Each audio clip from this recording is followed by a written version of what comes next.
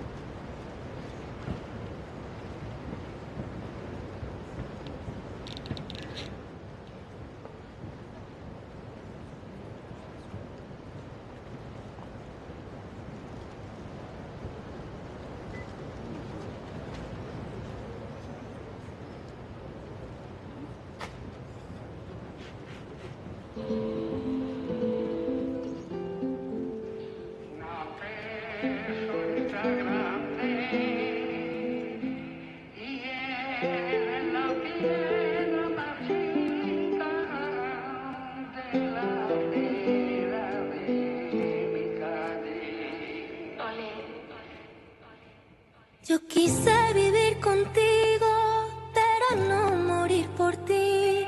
Yo quería reír contigo, pero no llorar por ti. Si pudiendo estar conmigo, estuviste contra mí. ¿Sabes cuál es tu destino? Que te vayas ya de aquí. Bien de amores, lo que quiero es bien de amores. Bien de amores, lo que quiero es bien de amores.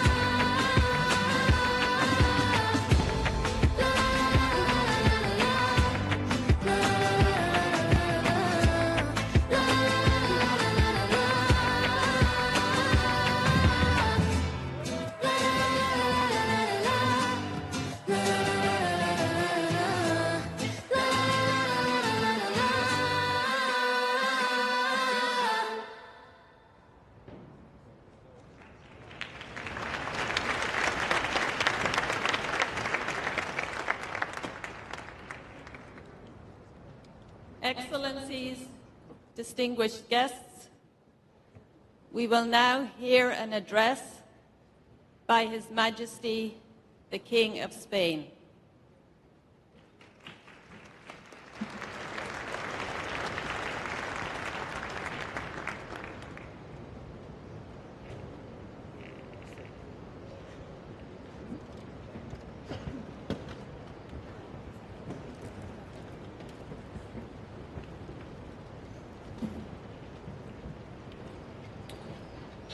Muy buenos días, Secretario General de Naciones Unidas, jefes de Estado, presidente del Gobierno, vicepresidentes, primeros ministros, representantes de organismos internacionales y multilaterales, autoridades, señoras y señores. La Reina y yo les damos la bienvenida a España, a Andalucía, a Sevilla, para esta cuarta Conferencia Internacional sobre Financiación al Desarrollo. Esta ciudad abierta al mundo, que es Mediterráneo, que es Atlántico, que es Europa y es Iberoamérica, les acoge con los brazos abiertos porque es consciente, como somos todos los españoles, de la trascendencia del mensaje que ha de salir de esta cumbre. Un impulso renovado y vigoroso de la Agenda para el Desarrollo Sostenible.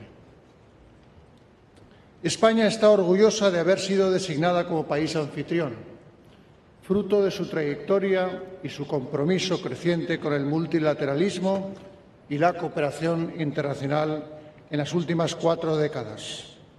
Sevilla, la primera ciudad europea que acoge esta cumbre, sucede a Monterrey, a Doha, a Addis Abeba, como punto de encuentro en torno a una pregunta esencial: ¿cómo reforzar el marco de financiación para el desarrollo en un tiempo de enorme complejidad?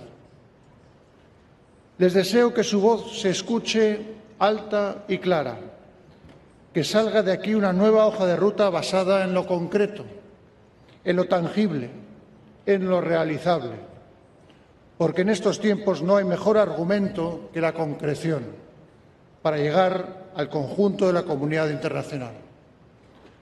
Señoras y señores delegados, esta conferencia debe ser un éxito porque la cooperación internacional es una de las vigas maestras del mundo multilateral, la plasmación máxima de los valores que lo alientan, sobre todo en la actual coyuntura histórica, cuando muchas certezas se disuelven y muchos miedos e incertidumbres toman cuerpo. Quiero por ello aprovechar esta tribuna para subrayar 3 ideas.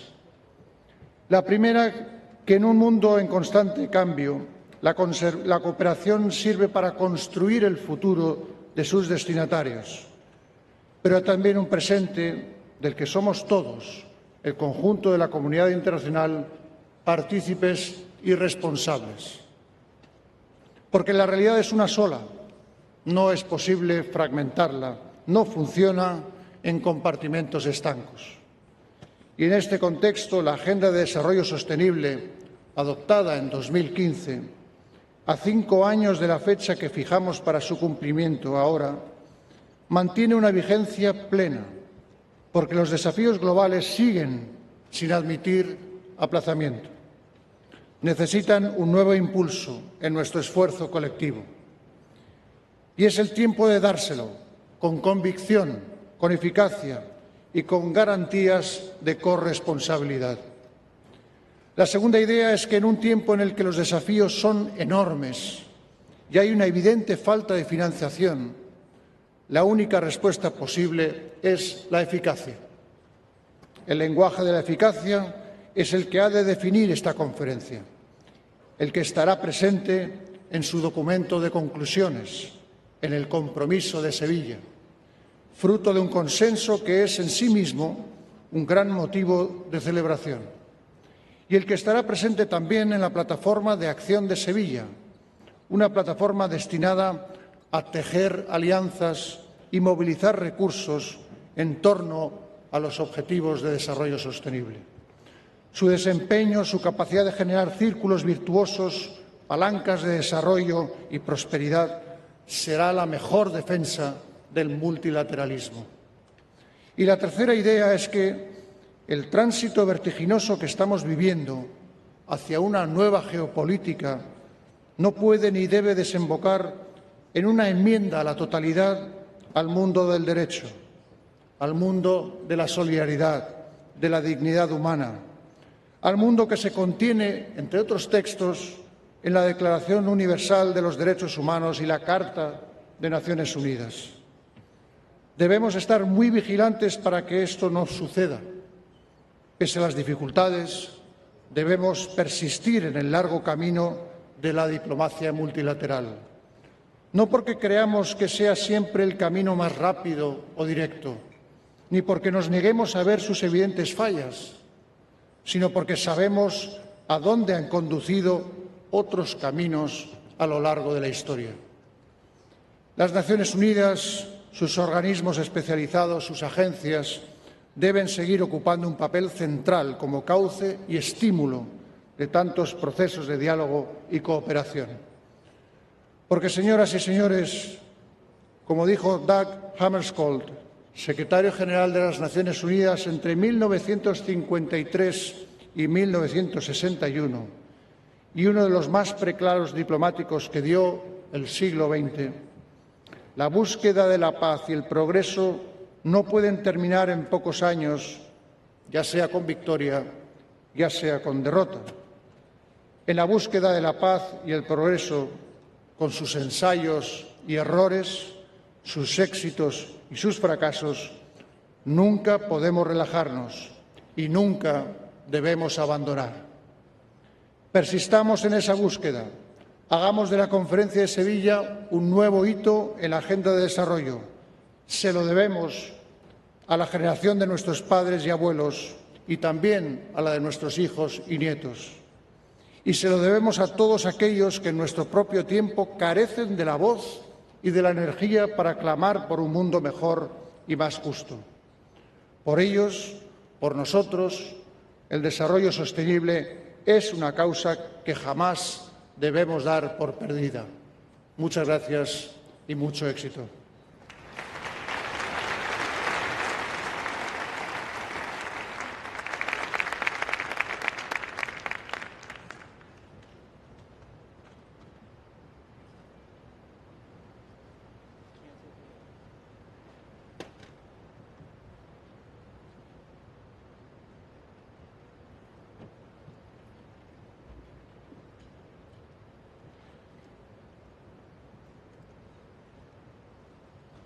In 2015, the global community came together to set a bold plan for people and planet. Yet today, the Sustainable Development Goals are off track, and the financing gap to meet the goals has soared. In Sevilla, our challenge is to renew commitment to financing the agenda so that countries are empowered to leverage resources to fund education, health, and other essential services for all, so that private capital is unlocked to invest in opportunities across all countries at scale. For international development cooperation that finances for maximum impact, crowds in other resources, and builds global solidarity. For international trade that spurs development, creating jobs and sharing knowledge.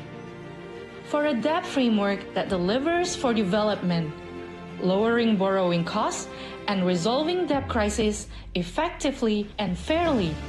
For a reformed international financial architecture that is inclusive and better protects countries from shocks and crises. And for a world where science, technology, and innovation work to solve our biggest challenges. This is the moment to renew the spirit and hope of the SDGs, to build unity, to turn commitments into action. For people, for the planet, and for generations to come.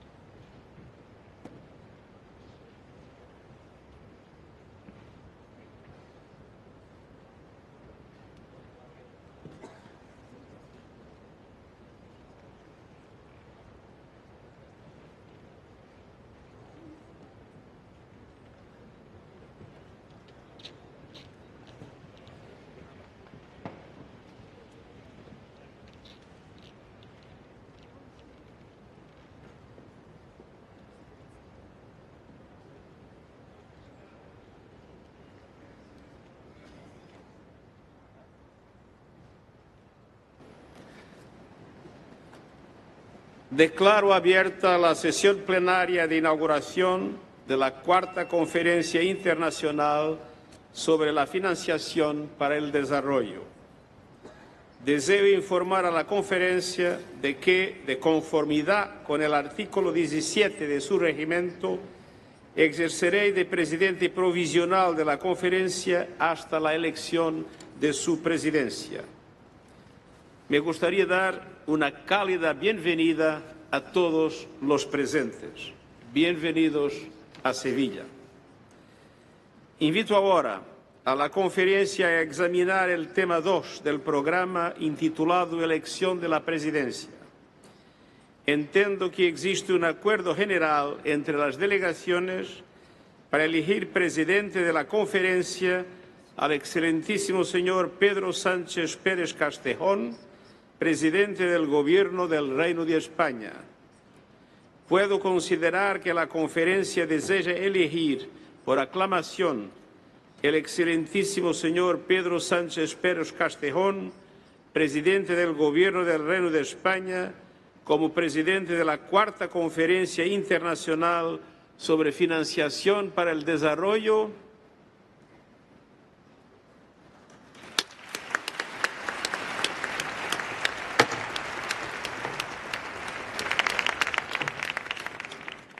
Así queda acordado.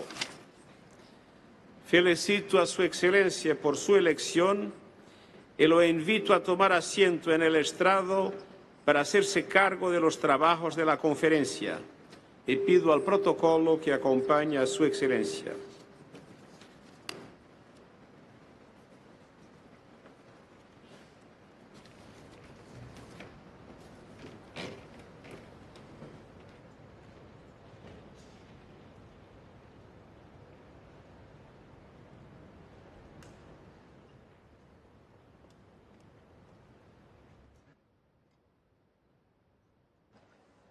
Distinguidas jefas y jefes de Estado y de Gobierno, Su Majestad el Rey de España, Su Majestad la Reina de España, Excelentísimo señor Antonio Guterres, Secretario General de Naciones Unidas, Excelentísimo señor Filemón Yang, Presidente del 79º Periodo de Sesiones de la Asamblea General, Excelentísimo señor Bob Rowe, Presidente del Consejo Económico y Social, ministros, ministras, excelencias, distinguidos participantes, es para mí un honor y un privilegio haber sido elegido presidente de la IV Conferencia Internacional sobre Financiación para el Desarrollo y permítame ahora decir unas palabras introductorias como presidente de la conferencia.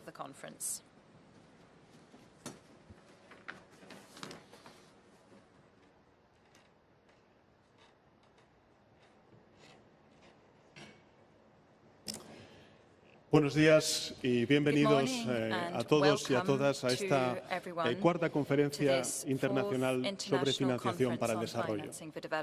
Querido Antonio, querido secretario general, gracias en primer lugar por tu labor y la labor de todos los trabajadores y trabajadoras de Naciones Unidas que han trabajado codo con codo junto con muchísimos trabajadores del Gobierno de España para que esta conferencia que hoy inauguramos sea un éxito. Quiero también extender esa felicitación y gratitud tanto a la Junta de Andalucía como a la Diputación de Sevilla y a la ciudad que nos acoge.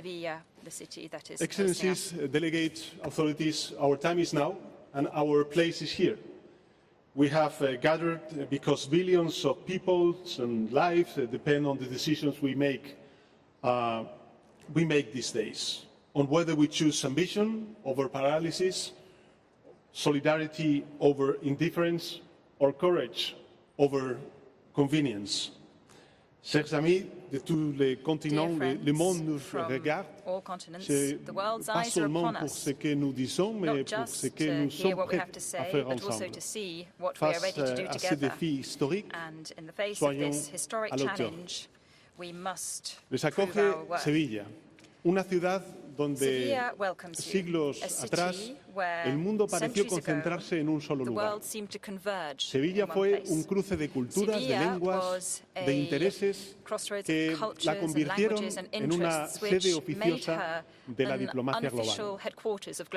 Si hoy buscáramos un símbolo temprano de lo que podrían ser las Naciones Unidas, lo encontraríamos aquí, en la Nueva York, si se me permite la comparación del siglo XVI, que entonces fue la magnífica ciudad de Sevilla, una cuna del globalismo. Y les acoge España, un país en el que Bartolomé de las Casas, Francisco de Vitoria, la escuela también de Salamanca, contribuyeron a sentar las bases del derecho de las gentes, un embrión del derecho internacional público, del derecho humanitario, que hoy nos convoca bajo el espíritu del multilateralismo. Sevilla toma el relevo de Addis Abeba. Y como hemos visto en el vídeo, hace una década, con la Agenda 2030 y la Agenda de Acción, trazamos juntos un mapa y un plan para no dejar a nadie atrás. Ha llegado, por tanto, la hora de rendir cuentas. Y no podemos caer en absoluto en la complacencia, porque la brecha de financiación para alcanzar los objetivos de desarrollo sostenible se estima nada más y nada menos que en $4 billones anuales. 4 billones de dólares anuales. Y según el último informe de progreso, solo un tercio de las metas evaluables está en camino de cumplirse. 2 de cada 5 familias viven en países que deben invertir más en pagar la deuda que en la educación o la salud de sus familiares, de sus hijos y de sus hijas. Esta no es en absoluto una senda de desarrollo sostenible, lo sabemos. Es una senda que nos lleva a la frustración y también es una senda de injusticia. Por eso, excelencias, creemos desde el Gobierno de España que esta cumbre es una oportunidad para corregir el rumbo, para alzar nuestra voz frente a los que intentan convencernos que la rivalidad y la competencia van a marcarle el paso a la humanidad y a su futuro. Y por eso les propongo que nos concentremos en 3 objetivos. El primero, convertir nuestras palabras en acciones. El compromiso de Sevilla debe renovar y profundizar el legado de Addis Abeba. Quienes quieran avanzar más rápido en la consecución del compromiso de Sevilla pueden y deben hacerlo. Y con ese objetivo lanzamos la plataforma de Sevilla para la Acción, un espacio para promover coaliciones, iniciativas más ambiciosas en los países, instituciones multilaterales, también la sociedad civil, el sector privado, todos los actores interesados que quieran aunar esfuerzos para causar el mayor impacto. Esta plataforma va a ser presentada esta misma tarde y con ella podremos traducir nuestros compromisos en acciones reales sobre el terreno. El segundo objetivo es afrontar con solidaridad los grandes debates del desarrollo, para no dejar a nadie atrás. En el mundo en el que la comunidad de donantes se reduce drásticamente y dramáticamente, es el momento de dar un paso adelante y no solo reafirmar nuestro compromiso, sino también redoblarlo.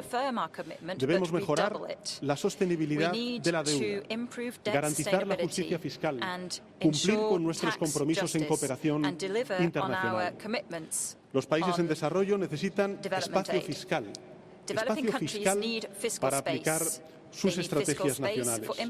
Y por tanto es esencial reformar la arquitectura financiera internacional para hacerla más representativa, más justa y sobre todo más eficaz. Finalmente, tenemos que reforzar la confianza, mantener viva la luz y creérnoslo. En un mundo cada vez más fragmentado, necesitamos más que nunca un multilateralismo inclusivo y reforzado, con Naciones Unidas en el centro. El diálogo desde el respeto, en pie de igualdad, debe guiar nuestras decisiones. No hay un norte y un sur, solo hay una humanidad que necesita soluciones compartidas a desafíos comunes. Y por eso hoy quiero reivindicar el valor de la empatía, un bien inherente al multilateralismo que nos permite entender el mundo poniéndonos en la piel del otro. Miremos, por tanto, más allá de esas cicatrices aleatorias de la historia llamadas fronteras, pensemos y actuemos porque no hay frontera, por más blindada que esté, ni muro, por más alto que sea, que puedan frenar el impacto de los desafíos a los que nos estamos enfrentando. Pero les aseguro que tampoco detendrá el impacto de nuestro compromiso con la humanidad y con el planeta. Antes de concluir, quiero agradecer sinceramente el trabajo de todas las delegaciones en este proceso, y en particular la excelente labor de las copresidencias de Portugal y de Burundi y de las cofacilitadores de Noruega, de México, de Zambia y de Nepal. A todos ellos, muchas gracias. Excelencias, termino. Sevilla nos ofrece una gran oportunidad. En este momento tan difícil, tan incierto, tan complejo, no hay muchas oportunidades. Por eso tenemos que aprovecharla para trabajar juntos, para que cuando miremos atrás tengamos la certeza de que hicimos lo que debíamos hacer, cuando había que hacerlo, como debíamos hacerlo. Alumbremos con la luz de esta bella ciudad de Sevilla el futuro de las generaciones que están por venir. Muchas gracias.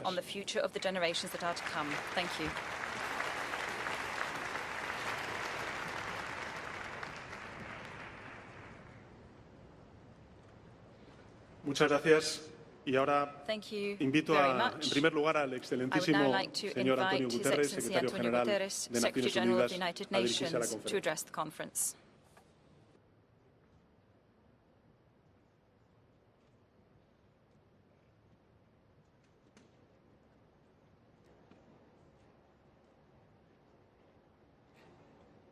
Majestades, excelencias, señoras y señores, agradezco al Gobierno y al pueblo de España por su cálida acogida en Sevilla para esta importante conferencia.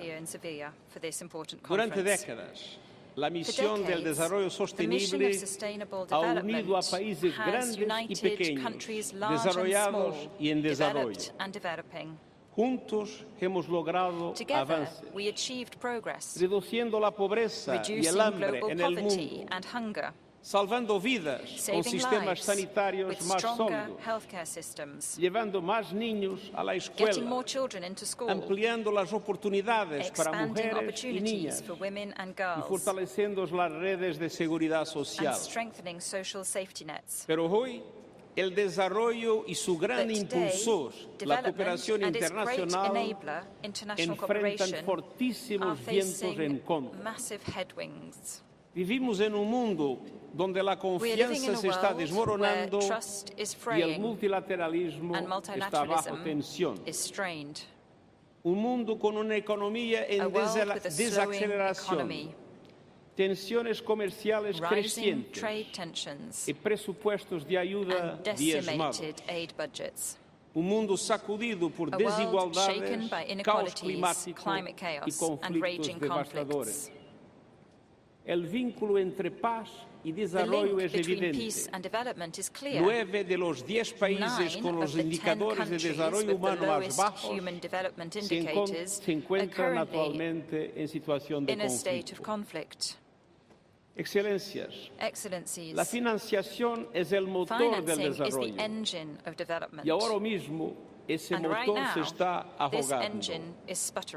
Mientras nos reunimos, la Agenda 2030 para el Desarrollo Sostenible, nuestra promesa global de transformar nuestro mundo para lograr un futuro mejor y más justo, está en peligro. 2/3 de las metas de los Objetivos de Desarrollo Sostenible están rezagadas. Alcanzarlos requiere una inversión de más de 4 requires an billones de investment of dólares more al than año. $4 trillion a year. Pero no se trata solo de una But this is crisis not de just a cifras, crisis of numbers. es una crisis de It's personas, a crisis of de people, familias que of pasan families hambre, going hungry, de niños que no of reciben children vacunas, going de unvaccinated, niñas obligadas a abandonar la of escuela. girls forced to drop out of school. Y estamos aquí en Sevilla And we are para here in cambiar Sevilla el rumbo, to change para course, reparar y poner en marcha el repair motor del and rev up desarrollo the engine of y development, acelerar la to inversión accelerate a la investment escala y at the velocidad scale necesaria and speed required, y restaurar and to equidad restore y a measure justicia of para fairness and todas justice y todos. for all. Excellencies, the Sevilla commitment is a global promise to fix how the world supports countries as they climb the development ladder. I see 3 areas of action. First, we must get resources flowing fast. Countries must lead by mobilizing domestic resources and investing in areas of greatest impact: schools, healthcare, social protection, decent work and renewable energy. Unlocking these investments requires strengthening tax systems and tackling illicit financial flows and tax evasion, and helping developing countries dedicate a greater share of their tax revenue to the systems people need. The Sevilla commitment calls on developed countries to double their aid dedicated to domestic resources mobilizations to support this. Multilateral and national development banks must unite to finance major investments. And this includes tripling the lending capacity of multilateral development banks and rechanneling special drawing rights that can unlock lending capacity and help developing countries boost investments. And we also need innovative funding solutions to unlock private capital. Solutions that mitigate currency risks, that combine public and private finance more effectively, and ensure the risks and rewards of development projects are shared by both the public and the private sectors. And that ensure financial regulations assess risk appropriately and support investments in frontier markets. Second, we must fix the global debt system, which is unsustainable, unfair and unaffordable. With annual debt service of $1.4 trillion, countries need and deserve a system that lowers borrowing costs, enables fair and timely debt restructuring, and prevents debt crises in the first place. And the Sevilla commitment lays the groundwork, with other aspects, by also creating a single debt registry for transparency and promoting responsible lending and borrowing, by lowering the cost of capital through debt swaps and debt management support, and through debt service pauses in times of emergency. And third, we must increase the participation of developing countries in the institutions of the global financial architecture. The present major shareholders have a role to play, recognizing the importance of correcting injustices and adapting to a changing world. A new borrowers' forum will give voice to borrowers for fairer debt resolution and fairer gap resolution, and to foster transparency, shared learning and coordinated debt action. And we need a fairer global tax system shaped by all, not just by a few. Excellences, Mesdames et Messieurs, cette conférence n'est pas une affaire de charité. Il s'agit de rétablir la justice et de permettre à chacun de vivre dans la dignité. Cette conférence n'est pas une affaire d'argent. Il s'agit d'investir dans l'avenir que nous voulons construire ensemble. Merci à toutes et à tous de participer à cet effort essentiel et ambitieux.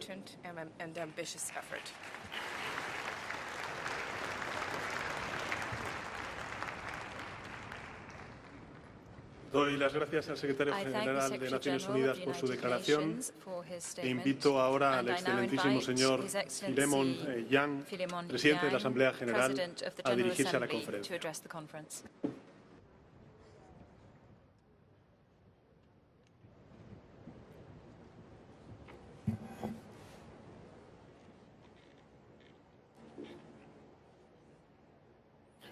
Your Majesty, the King of Spain, Your Excellency, President of the Government of Spain, esteemed heads of state and government, United Nations Secretary General Antonio Guterres, Excellencies, ladies and gentlemen, it is an honor to address the 4th International Conference on Financing for Development. I thank the government and people of Spain for hosting us in Seville. Despite the challenges the world faces, we meet today at a determining point in our history. Both the United Nations, now in its 80th year, and for the 2030 Agenda for Sustainable Development, which is central to achieving the United Nations' most foundational aims. We are at a unique moment to take the actions necessary to realize our aspirations. We have both challenges and opportunities.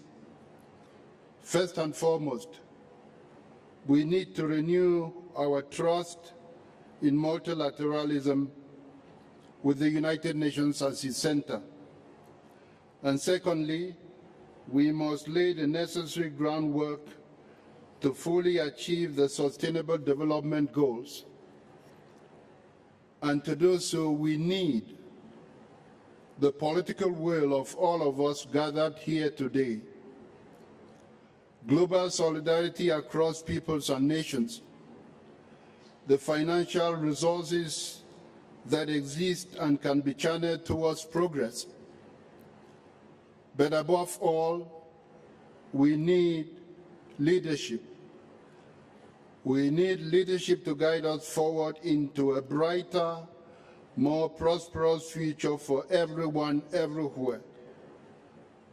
This is what this conference is about. Your Excellencies, we are now just 5 years away from the 2030 deadline to achieve the Sustainable Development Goals. Yet, the gap to finance them remains vast. Global financing needs have grown dramatically since 2015. This is especially true for developing countries which require $4.2 trillion annually to close the financing gap. These developing countries are walking a tightrope between defaulting on debts, defaulting on their efforts to achieve sustainable development, and defaulting on the promise to provide acceptable standards of living to their people. The consequences are serious. 3.3 billion people live in countries that spend more on debt service than on health or education. Without urgent action, our promise to leave no one behind will remain unfulfilled. Your Excellencies, we cannot afford to lower our ambitions. The Pact for the Future, adopted in September 2024 by heads of state, commits us to closing the financing gap in developing countries. In tandem, the Compromiso de Sevilla and the Sevilla Platform for Action set a framework for renewed global partnership for the decade to come. Going forward, we must focus on the debt burdens which are derailing countries from their future or from the future they deserve. Reform of the international financial architecture, as called for in the Pact for the Future and reinforced in the Compromiso, presents options for creating more sustainable debt environments. The creation of a 25th chair at the International Monetary Fund dedicated to sub-Saharan Africa is a very welcome step. But more must be done. We must strengthen the voice and representation of developing countries, not as beneficiaries, but as equal partners in shaping their destinies and in shaping our future. We must enhance fiscal space and lower the cost of capital. Expensive capital makes it very difficult for developing countries. And we must strengthen cooperation on international tax matters. These efforts must include the finalization of a United Nations Framework Convention on international tax cooperation. An important aspect of this convention is to tackle illicit financial flows which deprive developing countries of about $88 billion annually. Throughout our efforts, scaling up climate finance will be critical to our success. Climate funds must be additional to, rather than diverted from other development priorities. Projections show developing countries need more than $1 trillion annually to build resilience. Each member state has something to contribute, whether financing and partnerships, capacity building, or even best practices. To this end, I urge member states to follow through in providing 0.7% of national income as official development assistance. This target was exceeded by only 4 countries last year, namely Denmark, Luxembourg, Norway, and Sweden. I call on others to match this level of commitment. If fulfilled, these funds could translate into fewer people going hungry in a world of plenty, fewer people lacking access to education amid a revolution in online learning, and fewer people falling behind in the global pursuit of progress. Your Excellencies, it is time to keep our promises. Let us ensure that Seville is remembered for what was set in motion: collective action to provide additional, innovative, adequate, affordable, predictable, and accessible financing for development from all sources, including the private sector. In fact, we have no shortage of solutions. Let us leave this conference ready to act together with hope, with ambition, and with the leadership that this moment demands. Thank you.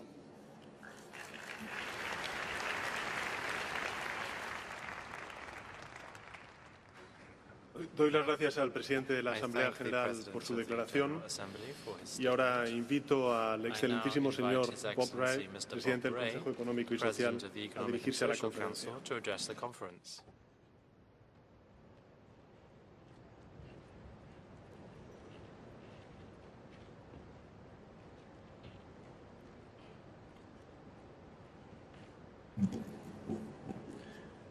Majestades, Excelencias, Your Majesties, distinguidos delegados, distinguished colegas, delegates, amigos, todos. colleagues, friends. Es un honor darles la It's an bienvenida a la honor Cuarta to Conferencia welcome you to the Internacional 4th International Conference sobre la on financiación financing para for el desarrollo. development. Nos reunimos en Sevilla en We are un meeting momento in crucial, Seville at a critical lleno de time, posibilidades, full of possibilities, pero también de but also responsabilidades. responsibilities. Alrededor del mundo, Around the las world, prioridades políticas political están priorities cambiando. are changing. Las barreras comerciales están creciendo Trade barriers y la are ayuda increasing, internacional and se está international aid reduciendo. is shrinking. En este contexto dinámico, In this dynamic nuestro context, compromiso our de shared Sevilla, commitment compartido con el to multilateralismo multilateralism y el desarrollo and sostenible sustainable development nunca ha sido tan has never been importante. so important. Por eso estamos aquí That is why reunidos we are gathered here today, para to reafirmar reaffirm nuestros our compromisos commitments y diseñar a and nuestro to set futuro out our colectivo, collective future, para superar las fracturas de to nuestro overcome sistema the financiero global, fractures within our para global equiparnos con financial las system, herramientas to y nos permitan equip responder ourselves with the mejor tools that will a allow los us retos better to de hoy respond to y the a las challenges of today necesidades de and mañana, to meet the needs y of para tomorrow, construir un nuevo camino and to build a que sea new path justo, that is inclusivo fair, y inclusive sostenible. and sustainable. Esta es nuestra oportunidad This única is a unique para opportunity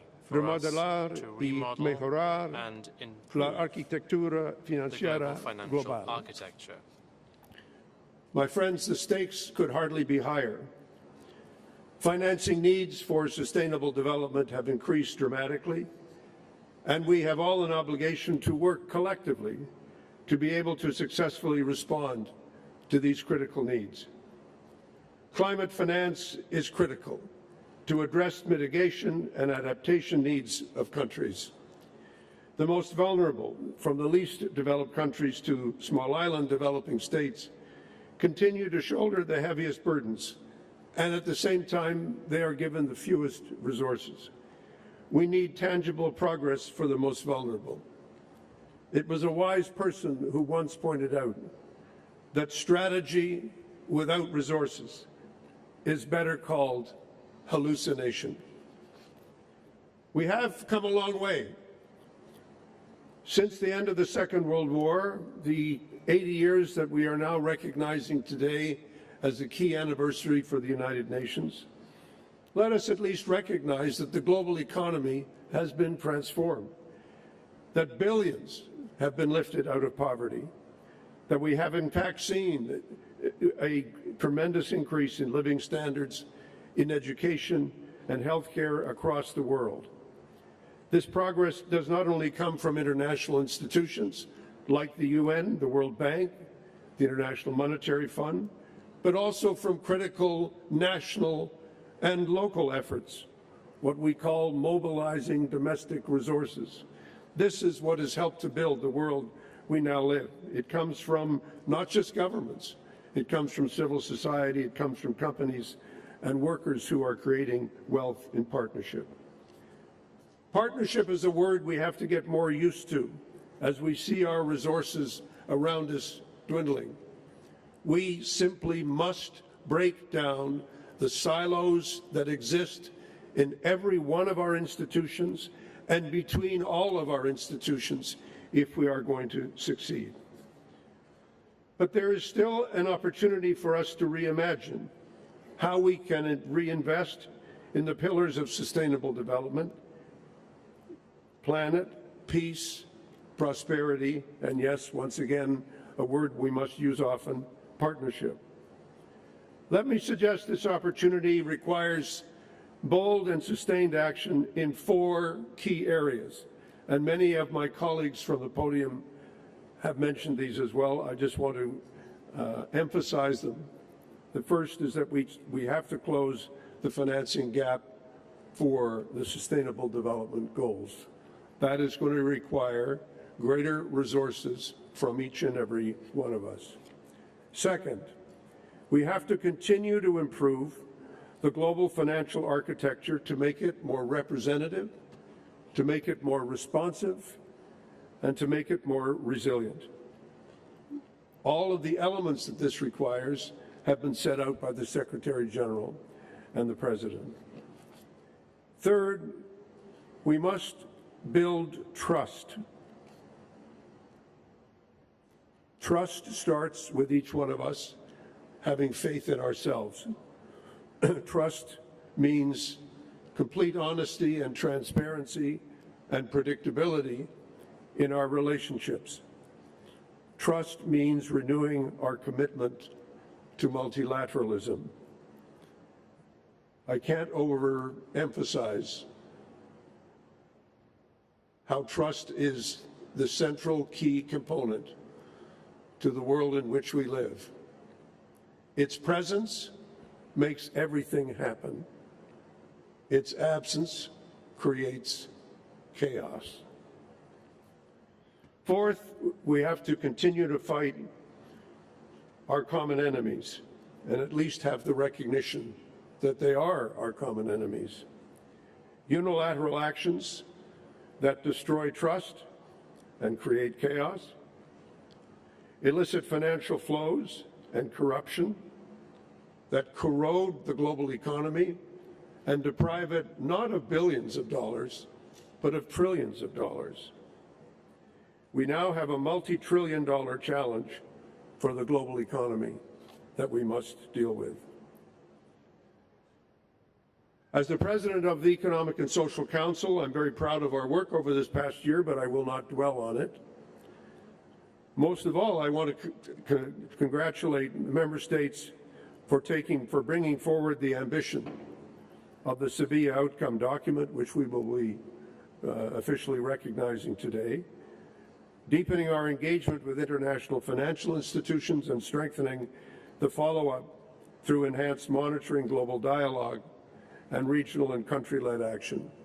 And in particular, I'd like to give a shout-out, as the President did as well, and it was very beautifully done, to my colleagues who were the co-facilitators of this process. We are here because of their determination and because of everyone's willingness to compromise. I like the fact that it's called El Compromiso de Sevilla. It is a compromise. It's not a perfect document, but it is a better document for all the work that we put into it. And let us remember that it is not just a compromise that is a static document. It is a document that is a call and a commitment to action. Chers amis, voici le moment de croire dans le possible. Now is the time to Que nous believe pouvons, in en what is effet, possible. construire un système financier That we can qui est plus ultimately juste, build qui est plus a vert financial system et, that is qui fair peut mener vers cet avenir. and that can bring about Nous pouvons réformer this nos institutions future. We can reform globales. these Nous pouvons global créer des institutions institutions qui reflètent so mieux that les réalités d'aujourd'hui. they truly reflect Et nous pouvons today's mobiliser realities. toutes les ressources de And la we finance can also pour mobilize un all développement sources of durable, finance for sustainable pour le development, climat for et pour la climate justice action sociale. and social justice. Effectivement, c'est le multilatéralisme qui doit livrer, comme on dit dans mon Multilateralism pays, must qui doit livrer deliver. la marchandise. Nous avons une obligation de montrer que nous pouvons faire notre travail. Multilateralism must come up with the We are goods here and in we must Seville show this. to build a financial system that serves humanity. It sounds like an impossible task, but in fact it can be done. But let me suggest a simple formula that the future is not inherited. Looking around this great city, we see what people built and have built over hundreds, indeed thousands of years. We inherit that, but we have to build other things. We have to build our own buildings, our new partnerships, our new political will. And if I may, I've done this before last week, so I have to ask the DG and the DSG to forgive me for repeating it, but I will because I think it's important to remember. It was a Canadian poet, Leonard Cohen, who pointed out that we should ring the bells that still can ring, but we should forget any notion of perfect offerings, because there is a crack. There is a crack in everything, and that's where the light gets in. We have to keep looking for this light. We have to bring the light into what it is that we do. And let us seize this moment. As we say in yet another language, not yet official at the United Nations, carpe diem. We have to seize the day, to pick the day, pick this time, to make this difference, to celebrate what we have done, but to recommit to the actions that are required. Thank you very much.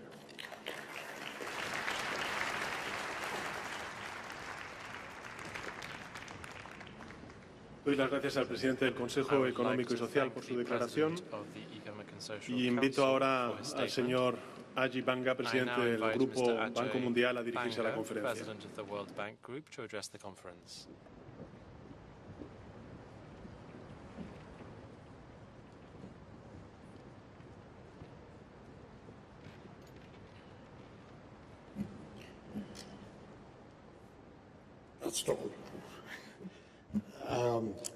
Your Majesties, President Sanchez, Secretary General Guterres, distinguished guests, I think we are at an inflection point for development.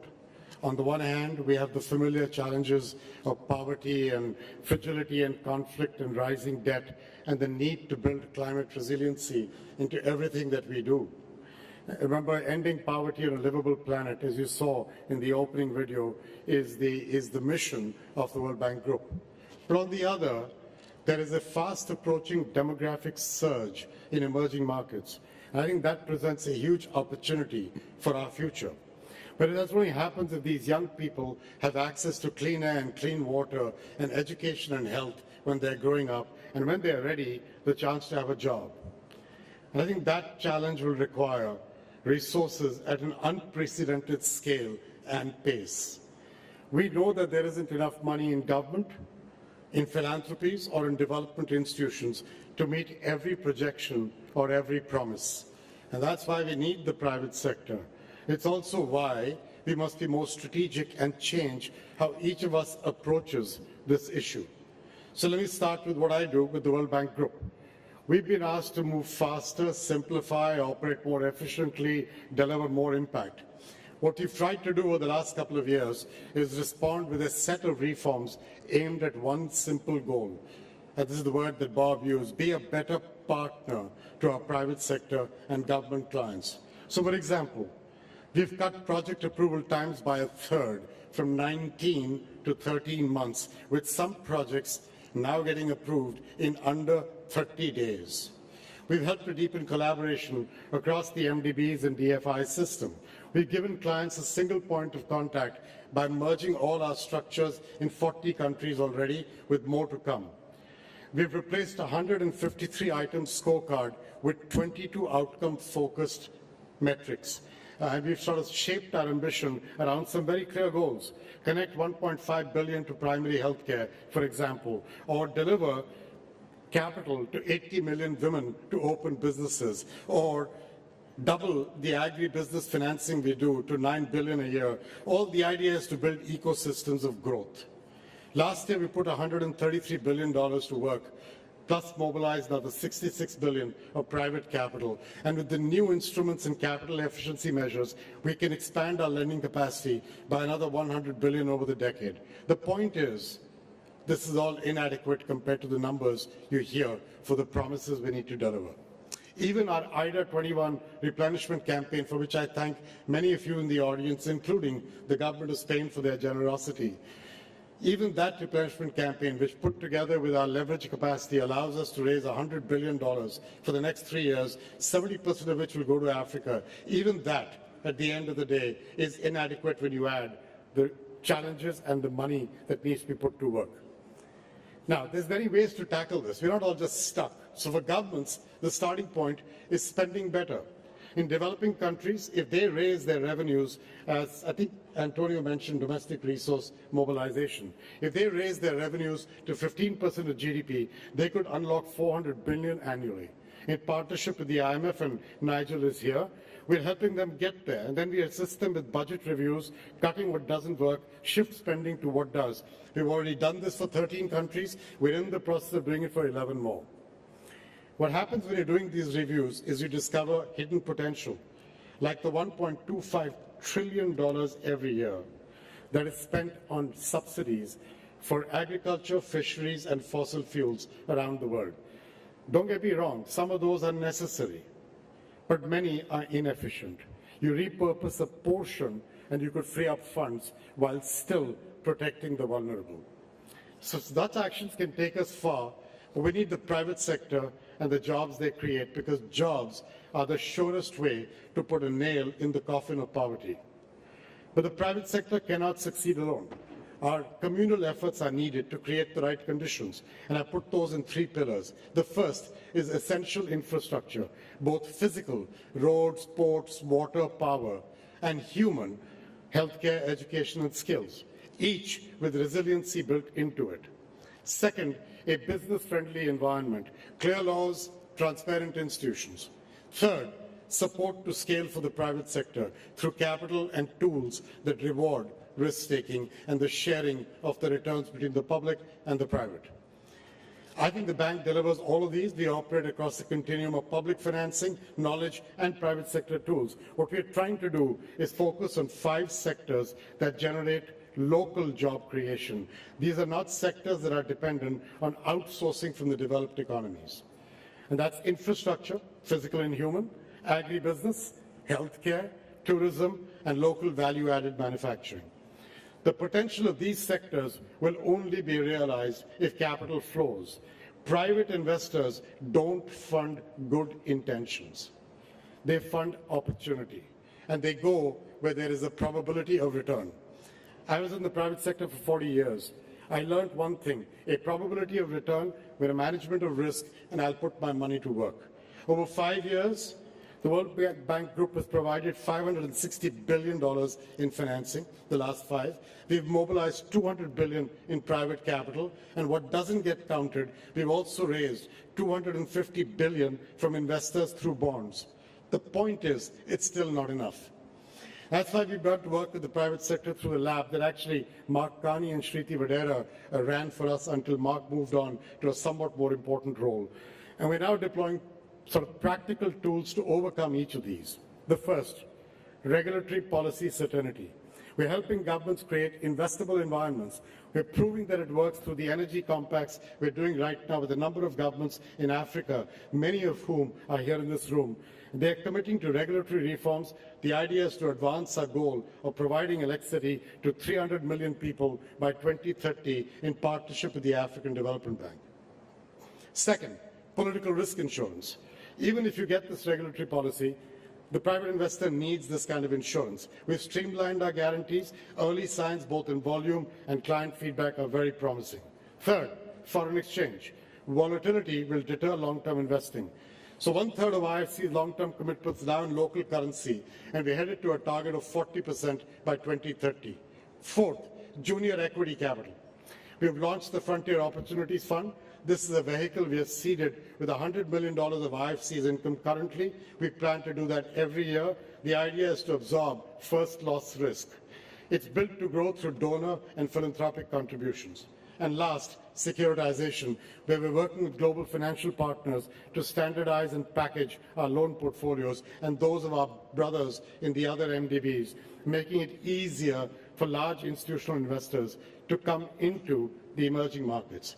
Each of these efforts, the purpose is lower barriers that keep capital on the sidelines. But the real measure of success is not capital. It's whether we make a difference in people's lives.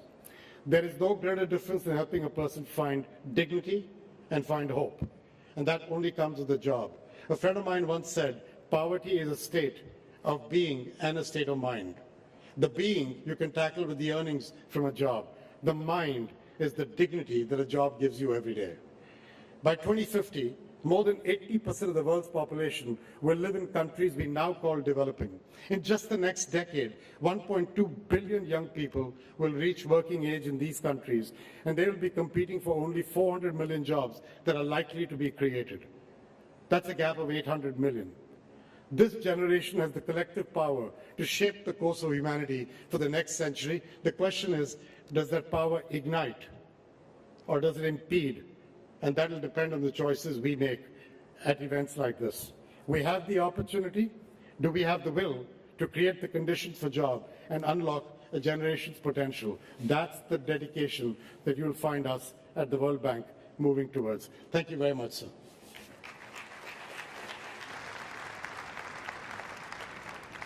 Doy las gracias al presidente del Grupo Banco Mundial e invito ahora a la señora Ngozi Okonjo-Iweala, directora general de la Organización Mundial del Comercio, a dirigirse a la conferencia.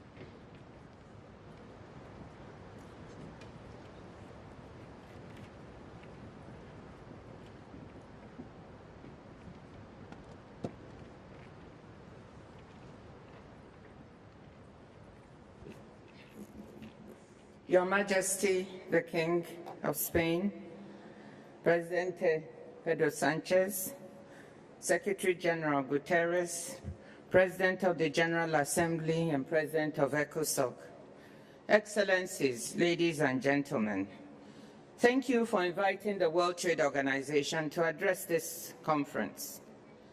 I don't think that a conference has ever gathered in such difficult times. Difficult for the world, for our shared development aspirations, and for the means to finance the attainment of these aspirations. After decades of positive contributions, which I must remind you, increased incomes in rich countries and lifted 1.5 billion people out of poverty in the developing world, the global trading system has now been severely disrupted. Developing countries that had been hoping to increase export revenues to help prevent deterioration in their balance of payments must now contend with disruptions so considerable that they are feeding into financial instability. Amid unilateral tariff measures and record levels of policy uncertainty, at the WTO we have sharply downgraded our forecasts for the year. Instead of growing by 2.7%, almost 3% in 2025, we currently estimate that global merchandise trade volumes will basically be flat, growing at only 0.1%. The introduction or reintroduction of further tariff barriers on July 9th would make the contraction worse. This is why we have argued that least developed countries as a group and Africa as a region should be exempted from these reciprocal tariffs, so we can better integrate them into the world trading system, not further exclude them, so that they can stand a better chance to earn the resources with which to deliver on the Sustainable Development Goals. So where do we go from here? The outcome document, Compromiso de Sevilla, rightly recognizes international trade as an engine for development. It is through trade that you can help earn your own domestic resources to finance your development. We therefore need to bolster stability and predictability in global trade. This involves action at multiple levels. First, we need to shore up the 74% of global goods trade that continues to cross borders on the basis of the WTO's most favored nation tariffs. And we need to ensure more countries can seize exciting opportunities to earn more resources to finance themselves through services, digital, green, and blue trade. Second, we believe that cooperative solutions to existing trade problems, not unilateral approaches, are the best way to go.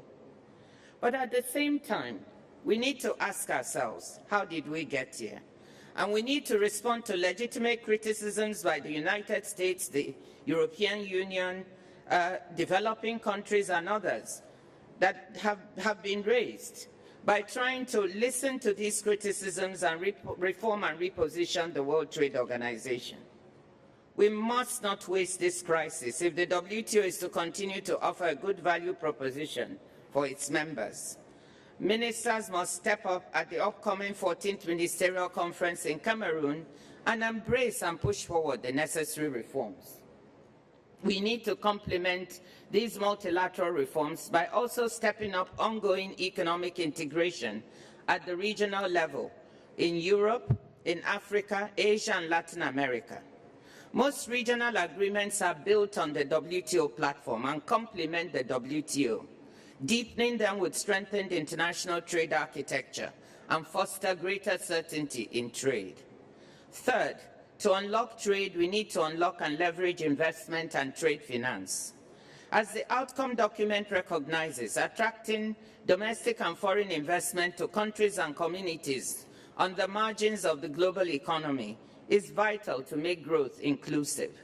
At the WTO, we are poised to contribute positively to this agenda with our new plurilateral instrument for investment facilitation for development, which will complement all the things that Ajay said they are doing at the World Bank. Fourth, we need to reduce trade finance gaps in developing countries. This would help accelerate trade and improve countries' fiscal positions. Our studies with the International Finance Corporation show that only 10 to 25% of goods trade is financed in many developing countries.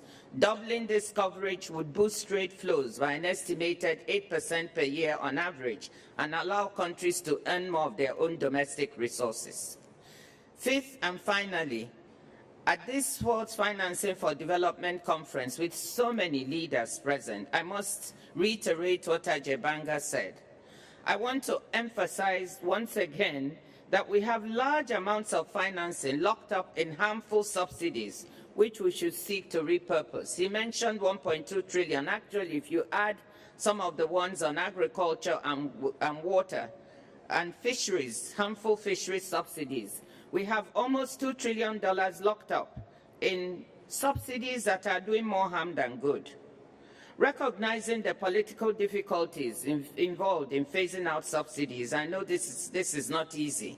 I would just point out that if we can repurpose 1/3 to 1/2 of this, we would have much of the resources we need to address the problems that we are talking about tackling for the Sustainable Development Goals. At the WTO, we have done our part. We have delivered on SDG 14.6 on phasing out $22 billion in harmful fisheries subsidies that lead to illegal, unregulated, and unreported fishing of our oceans. 102 countries have ratified this agreement so far. We need only 9 more for it to come into effect. So if your country has not ratified, please do so immediately so we can fully deliver on this SDG. In conclusion, Excellencies, yes, we are in difficult times and we face tough constraints, but we still have room to act at home and with each other to put sustainable development and financing back on track. A reformed multilateral trading system is certainly poised and willing to do its part. Thank you.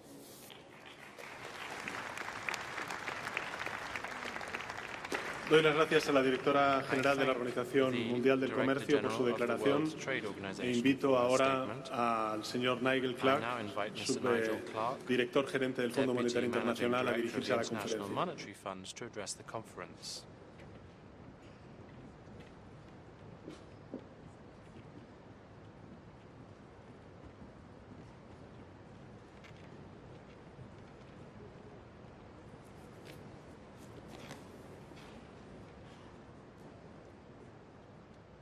Your Majesties, the King and Queen of Spain, President of the Conference, Prime Minister Sanchez, United Nations Secretary General Guterres, President of the General Assembly, President of ECOSOC, Excellencies and authorities, good morning.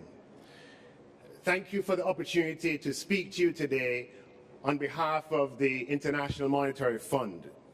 It's a great honor to join you at this, the 4th Financing for Development Conference. This conference comes at a particularly challenging time. Once again, the resilience of the world economy is being tested. Uncertainty is escalating as major policy shifts reshape countries' priorities. And despite progress that has been made on trade talks and the scaling back of some tariffs, trade policy uncertainty indicators are off the charts. This has major implications for developing countries for whom risks have grown. Risks to short-term and long-term growth, risks of tightened financing conditions, and, yes, risks to their development agenda, including due to cuts in overseas development assistance. This is why this conference is so important and so timely. It provides an opportunity to take decisive and necessary steps to accelerate development progress. And these steps must be taken both at the individual country level, but also at the international community level.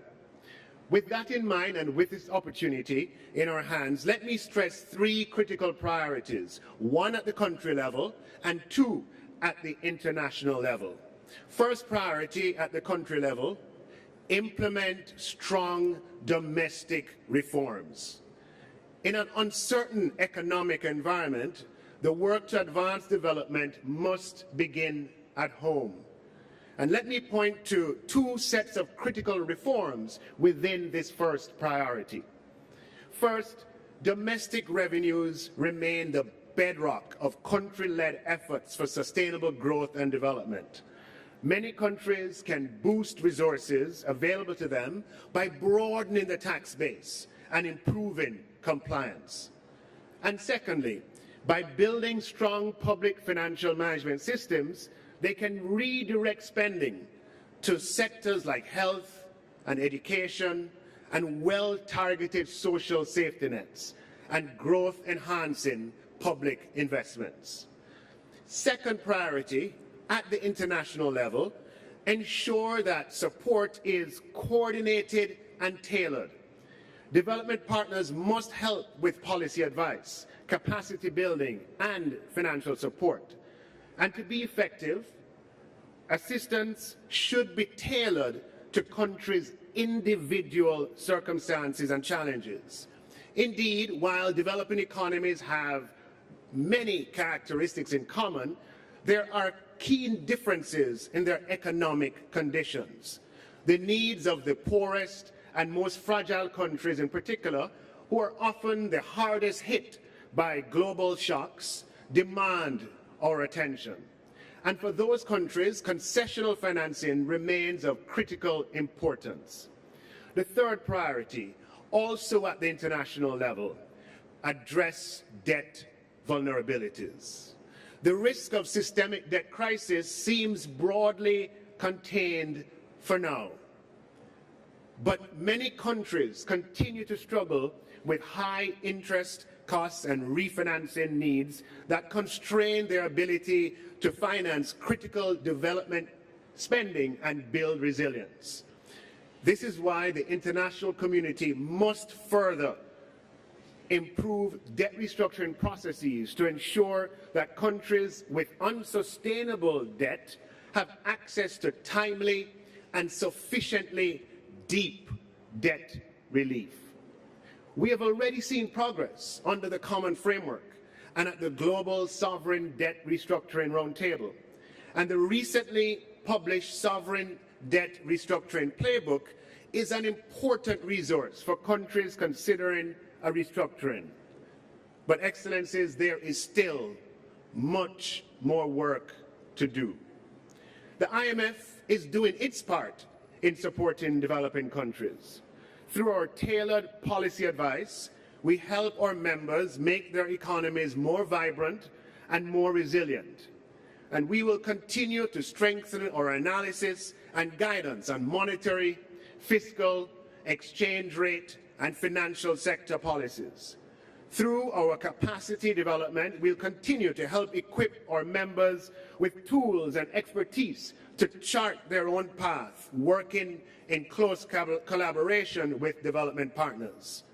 Through our lending instruments, we provide financial support to our members when they need it most.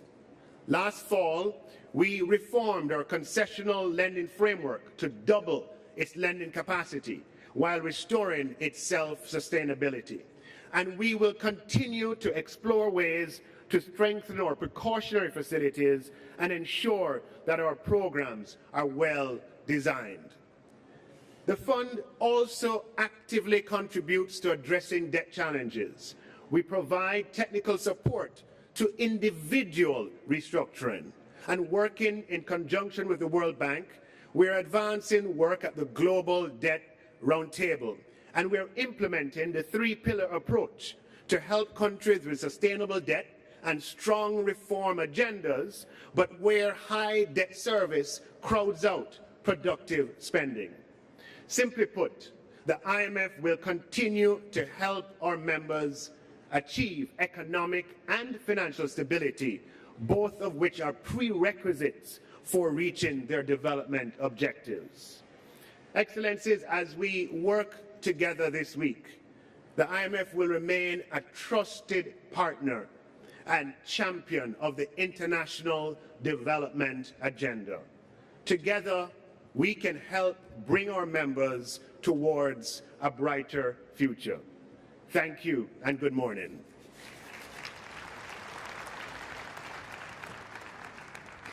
Doy las gracias al subdirector gerente del Fondo Monetario Internacional por su declaración e invito ahora al señor Lee Yunghua, secretario general de la conferencia, a formular su declaración.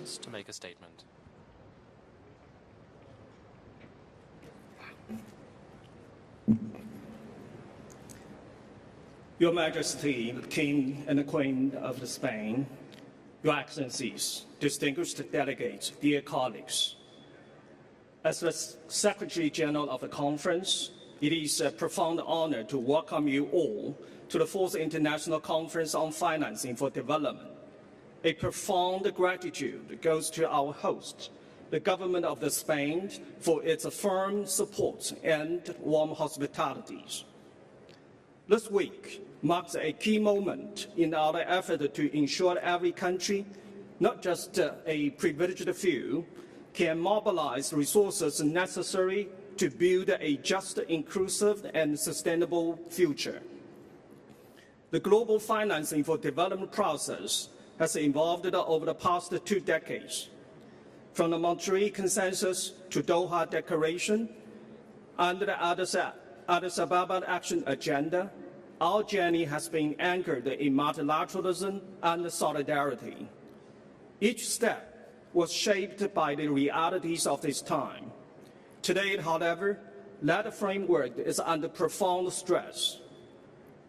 Global financing needs for developing countries to achieve the SDGs now exceed $4.2 trillion annually, yet official development assistance remained stagnant or declining. At the same time, external debt servicing now consumes over 20% of the public revenues in many lower-income countries. Climate finance commitment remained unfulfilled. In this fractured global landscape, marked by the ongoing wars, economic fragmentation, heightened trade tensions, and declining trust in global institutions, our foundational commitments are being tested like never before. Excellencies, FFD4 offers us a once-in-a-decade opportunity to shift the tide. The Sevilla commitment is more than an outcome document. It is a new framework and a renewed global promise to mobilize finance at scale, to reform the international financial architecture, and to put the people's need at the center of the development. This conference is the product of the sustained and inclusive efforts. The United Nations Department of Economic and Social Affairs, UNDESA, has been honored to work alongside member states, UN system, and stakeholders at every step of this journey. Through the months of negotiations, member states forged an impactful and action-oriented Sevilla commitment. As one minister put it during the negotiation, this is not about charity. This is about justice. Physical justice, climate justice, and generational justice. Through the genuine dialogue and exchange, we have strengthened the trust, broadened the consensus, and revived the spirit of the multilateralism. Excellencies, Sevilla is not an endpoint. It is a launchpad for a new era of the implementation, accountability, and solidarity. UNDESA is ready to support the member states in translating the Sevilla commitment into tangible actions. By tracking progress and ensuring transparency, by building national and institutional capacity and by fostering continuous dialogue among all partners. We believe that this is not just about raising capital. It is about rebuilding trust, expanding opportunity, and empowering every country to shape its own sustainable future. Let us rise to this moment with unity, ambition, and shared determination to finance a better world for all. Thank you. Doy las gracias al secretario general de la conferencia por su declaración. Majestades, distinguidas jefas y jefes de Estado y de Gobierno, ministros, ministras, excelencias, hemos escuchado al último orador de la sesión de apertura de la conferencia. La conferencia, por tanto, quedaría concluida el examen del tema 1 del programa y haríamos un brevísimo receso de unos segundos para despedir a sus majestades los reyes de España de esta sesión de inauguración. Gracias.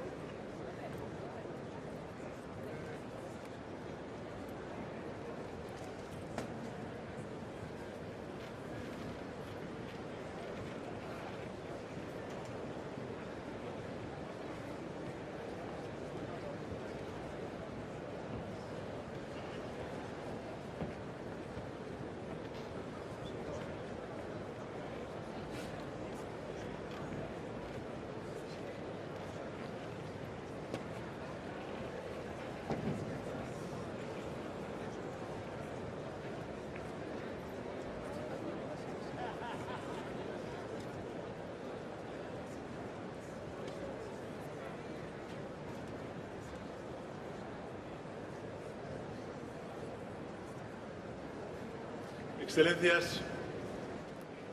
Your Excellencies.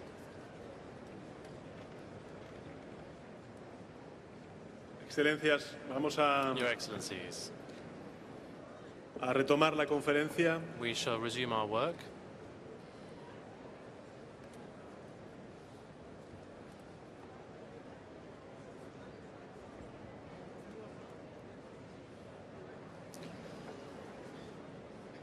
La conferencia examinará ahora el tema 3 del programa provisional, titulado Aprobación del Reglamento. La conferencia tiene ante sí una nota de la Secretaría publicada como documento A/Conf 227/2025/2, que contiene el reglamento provisional de la conferencia, recomendado por el comité preparatorio de la misma.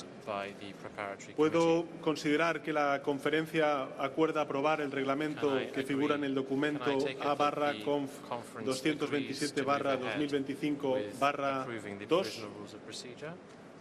Si no hay objeciones, así queda acordado. La conferencia ha concluido así el examen del tema 3 del programa y pasamos al tema 4. La conferencia examinará el programa provisional del tema 4 titulado Aprobación del programa. Quisiera señalar a la atención de las delegaciones el documento A/Conf 227/2025/1, que contiene el programa provisional de la conferencia recomendado por el comité preparatorio de esta. Puedo considerar que la conferencia desea aprobar el programa que figura en el documento A/Conf 227/2025/1. Pues si no hay objeciones, así queda acordado. La conferencia ha concluido así el examen del tema 4 del programa. De conformidad con la propuesta de organización de los trabajos, invito ahora a la conferencia a examinar el tema 5 del programa titulado Elección de los demás miembros de la mesa. Y de conformidad con el artículo 6 del reglamento, la conferencia elegirá a una vicepresidencia ex oficio procedente del país anfitrión, en este caso España. Puedo considerar que la conferencia desea elegir a España para ocupar la vicepresidencia ex oficio. Bueno, pues si no hay objeciones, así queda acordado. De conformidad con lo dispuesto en el artículo 6 del reglamento, entre quienes representen a los Estados participantes, la conferencia elegirá también 24 vicepresidencias, una de las cuales ejercerá la relatoría general. Y con respecto a la elección de las vicepresidencias, me han comunicado que se han recibido las siguientes candidaturas. Entre los estados de África, Camerún, Guinea, Mauricio, Marruecos y Sudáfrica. Entre los estados de Asia y el Pacífico, el estado de Palestina, Filipinas, República Islámica del Irán. Entre los estados de Europa Occidental, Armenia, Azerbaiyán, Croacia y Polonia. Entre los estados de América Latina y el Caribe, El Salvador, México y Surinam. Y entre los estados de Europa Occidental y otros estados, Austria, Alemania y Portugal. Puedo considerar que la conferencia desea elegir a Armenia, a Alemania, a Austria, a Azerbaiyán, Camerún, Croacia, El Salvador, Estado de Palestina, Filipinas, Guinea, Marruecos, Mauricio, México, Polonia, Portugal, República Islámica del Irán, Sudáfrica y Surinam por aclamación para ocupar las vicepresidencias. Si no hay objeciones, así queda acordado. En nombre de la conferencia felicito a los vicepresidentes y vicepresidentas por haber sido elegidos. La elección de la vicepresidencia y vicepresidencias, o vicepresidencias mejor dicho, restantes, tendrá lugar tan pronto como se hayan comunicado las candidaturas. Invito ahora a la conferencia a proceder a la designación de quien ejercerá la relatoría general de la conferencia. Y sobre la base de las candidaturas recibidas, propongo designar relatora general de la conferencia a la excelentísima señora Matu Joini, representante permanente de Sudáfrica ante las Naciones Unidas en Nueva York. ¿Puedo considerar que la conferencia desea proceder de este modo? Si no hay objeciones, así queda acordado. Y en nombre de la conferencia felicito a Su Excelencia Matu Yoini, representante permanente de Sudáfrica ante Naciones Unidas en Nueva York, por su designación como relatora general de la conferencia. La reunión, por tanto, ha concluido así esta etapa de su examen del tema 5 del programa y pasamos al tema 6, en el que la conferencia tendrá que examinar el tema 6 del programa titulado Organización de los trabajos y otras cuestiones de organización. Y a este respecto quisiera señalar a la atención de las delegaciones el documento titulado Propuesta de Organización de Trabajos, recomendado a la conferencia por el Comité Preparatorio y que figura en el documento A/Conf 227/2025/3. Y como verán, en el documento la conferencia constará de 8 sesiones plenarias, 6 mesas redondas de múltiples interesados que se celebrarán paralelamente a las sesiones plenarias. Cada una de las 6 mesas redondas de múltiples interesados estará presidida por 2 copresidentes y se organizará de conformidad con el programa de trabajo de la conferencia y las modalidades para las mesas redondas de múltiples interesados aprobadas por el Comité Preparatorio. Quisiera informar a la conferencia de que he nombrado a las siguientes personas para que ejerzan las copresidencias de las mesas redondas de múltiples interesados. En primer lugar, la mesa redonda de múltiples interesados 1, el excelentísimo señor Alar Karis, presidente de la República de Estonia, y al excelentísimo señor Mohamed Juldet Yalo, vicepresidente de la República de Sierra Leona. En la mesa redonda de múltiples interesados 2, el excelentísimo señor Mohamed Aurangzeb, ministro federal de Hacienda e Ingresos de Pakistán, y al excelentísimo señor Christopher McLennan, viceministro de Desarrollo Internacional y Asuntos Mundiales del Canadá. Para la mesa redonda de múltiples interesados 3, el excelentísimo señor K.P. Sharma Oli, primer ministro de Nepal, y la excelentísima señora Ana Isabel Xavier, secretaria de Estado para Asuntos Exteriores y Cooperación y viceministra de Estado y Asuntos Exteriores de Portugal. Para la mesa redonda de múltiples interesados 4, la excelentísima señora Nadi Feta, ministra de Economía y Finanzas de Marruecos, y la excelentísima señora Melita Gabric, mejor dicho, viceministra de Relaciones Exteriores y Asuntos Europeos y ministra de Desarrollo de Eslovenia. Para la mesa redonda de múltiples interesados 5, yo tendré el honor de ser uno de los copresidentes, junto con el excelentísimo señor Bassirou Diomaye Diakhar Faye, presidente de nuestra amiga la República del Senegal.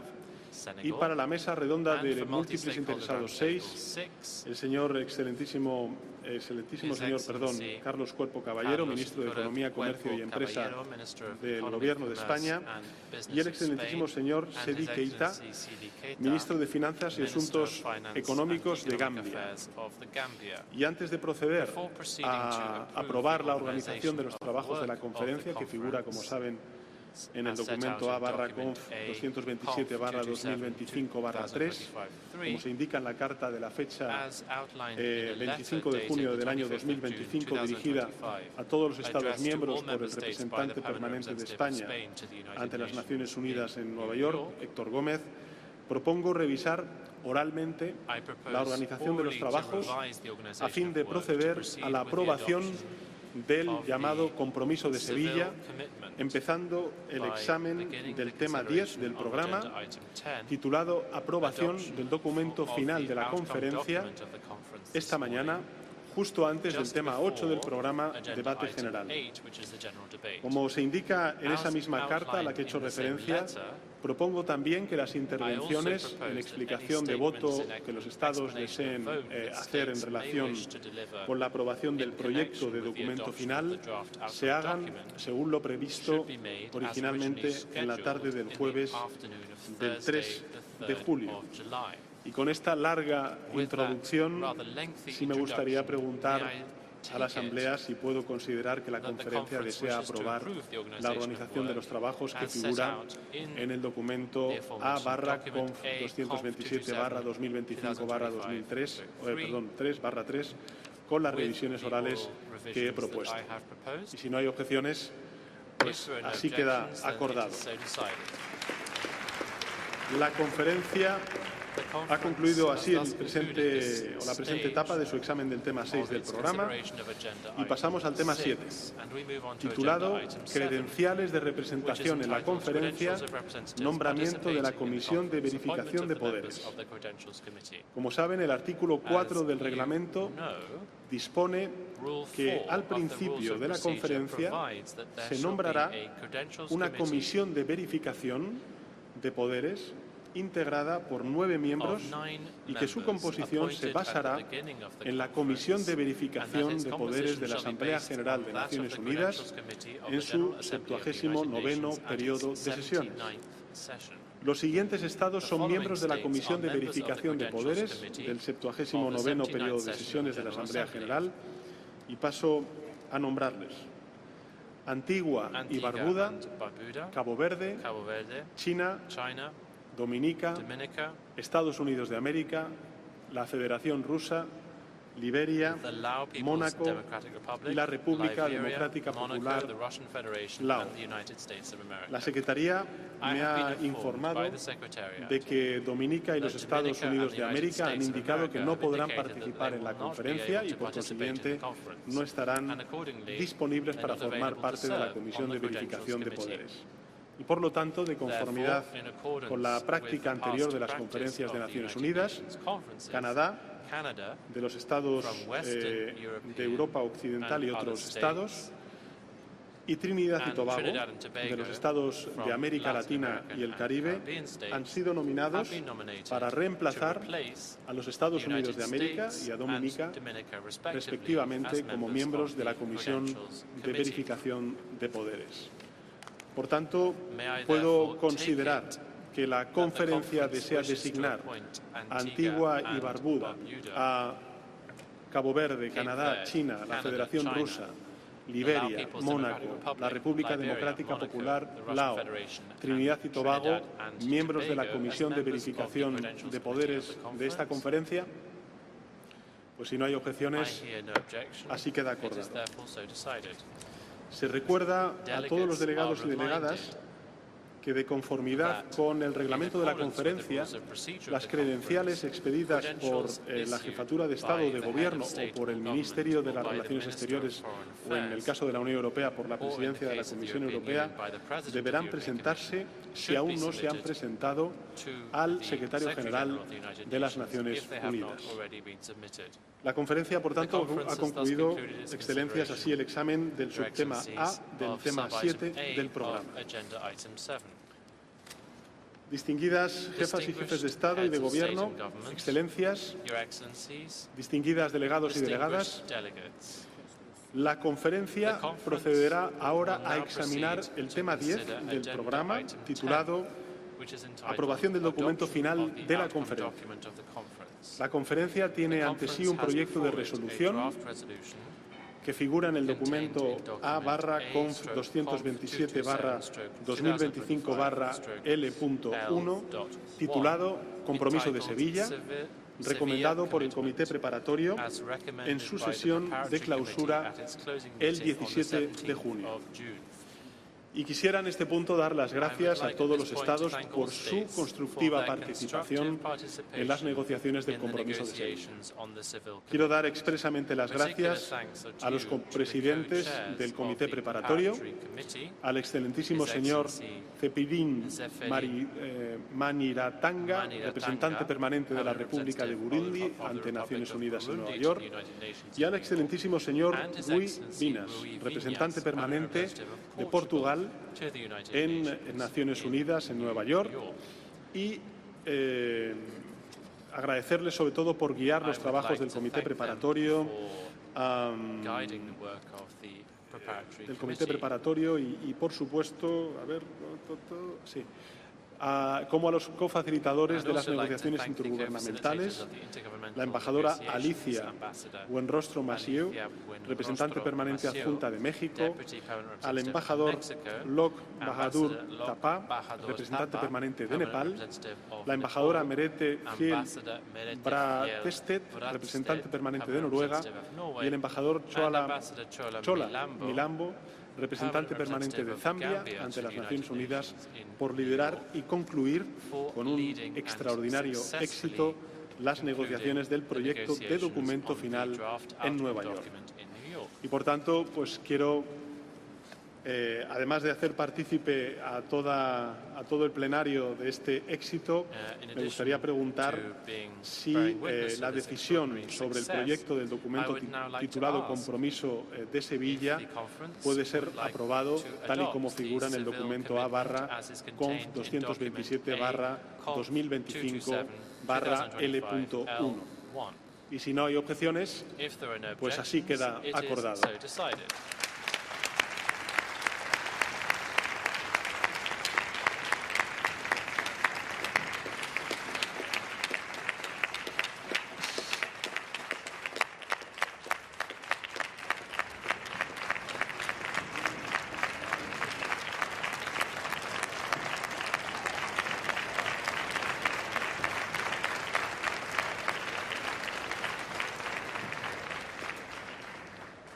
Y según lo acordado previamente, escucharemos las declaraciones en explicación de voto en la sesión de clausura el 3 de julio. La conferencia, por tanto, ha concluido así la presente etapa de su examen del tema 10 del programa.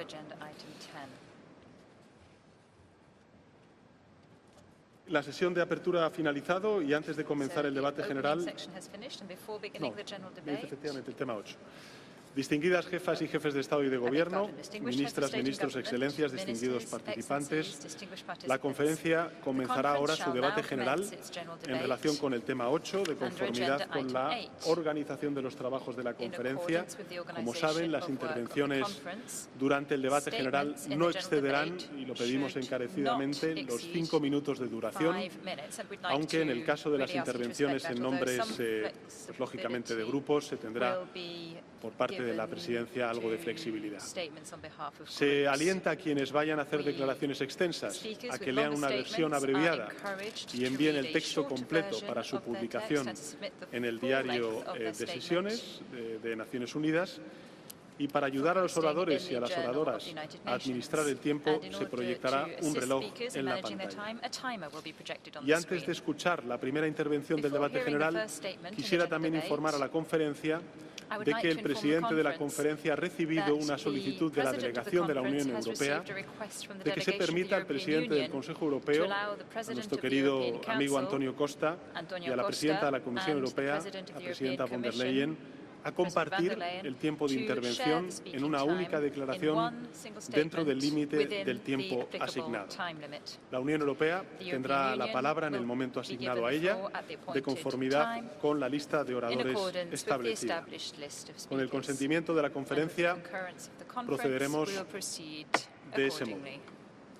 Y ahora tengo el honor de invitar al primer orador, al excelentísimo señor Abdulatif Jamal Rashid, presidente de la República de Irak.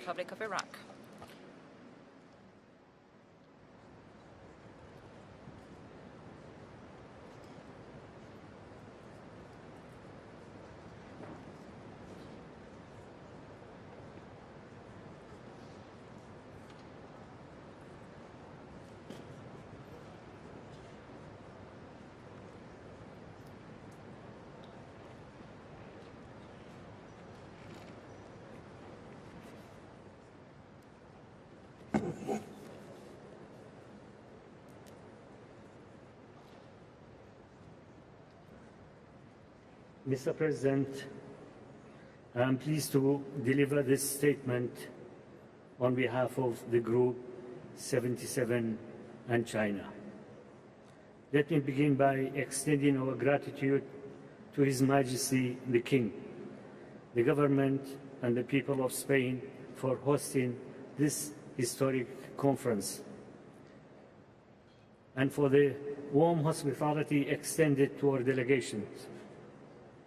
It is a privilege to gather here to reaffirm our commitment to multilateralism and global partnership on financing sustainable development.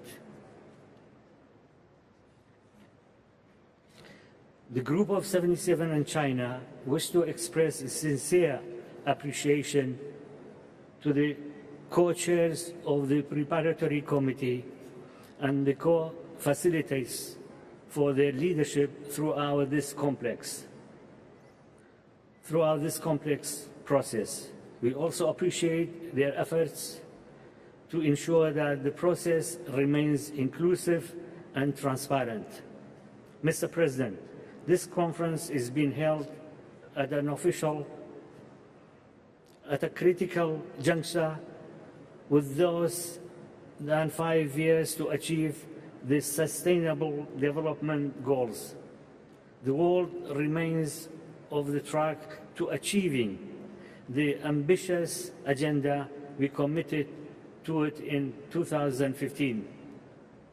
The financing gap continues to widen, and the challenges confronting the global South have become more urgent, demanded coordinated international action and renewed political will.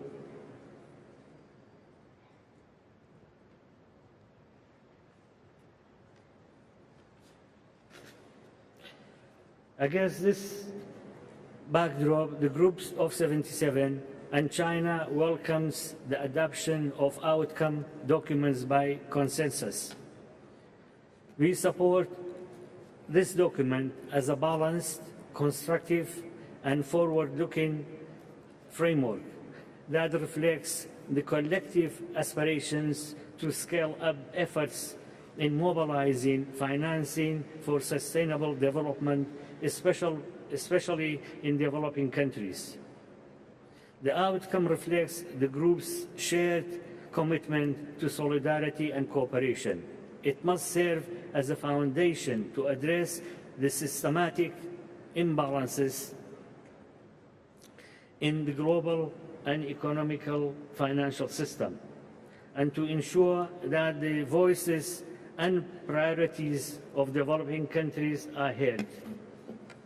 Mr. President, Group of 77 and China reiterates the centrality of North-South cooperation as the foundation of international development. We emphasize the importance of fulfilling all official development assistance commitments and of providing adequate finance to developing countries in the line with their national priorities. At the same time, we reaffirm the value of South and South cooperation as a complement to North-South cooperation, guided by the principle of mutual respect and non-conditionality. We believe in strengthening domestic resources, mobilizations of sustainable development. We must improve the international tax system, scale up foreign direct investments, lower remittance costs, challenge provide investment, reform the international financial architecture, ensure fair representations of developing countries in the international financial institutions, and eliminate all unilateral economic, financial, or trade measures against developing countries. We must also expand access to technology, capacity building, and long-term financing. The civil commitment can serve as a good basis for all to deliver the equality and quantity of the funding to accelerate sustainable development. We must continue to focus on those furthest behind and ensure that we live up to our commitment to leave no one or country behind. If one of us fails to achieve the agenda, we all fail. Moving forward, effective implementations of commitments is key. Let us also work to strengthen the role of the United Nations in the follow-up and review process in order to guarantee that financing for development agenda is fair and inclusive. Let us use this conference to renew our collective efforts to achieve sustainable development goals by 2030. Because the challenges we face transcend national borders. No single country can achieve the SDGs alone. It calls for a shared vision, unified action, and global cooperation. Promises should turn into action. Together we can help a global financial architecture that serves the interests of all, not the few. The Group of 77 in China stands ready to engage with all the partners to ensure that financing for development becomes a true engine for sustainable and equitable progress. I would now like to deliver a statement in my national capacity.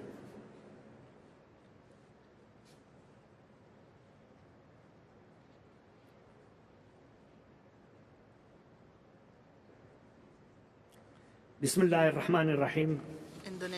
جلالة الملك، أصحاب الفخامة، رؤساء الدول والحكومات والمنظمات الدولية، السيدات والسادة، السلام عليكم.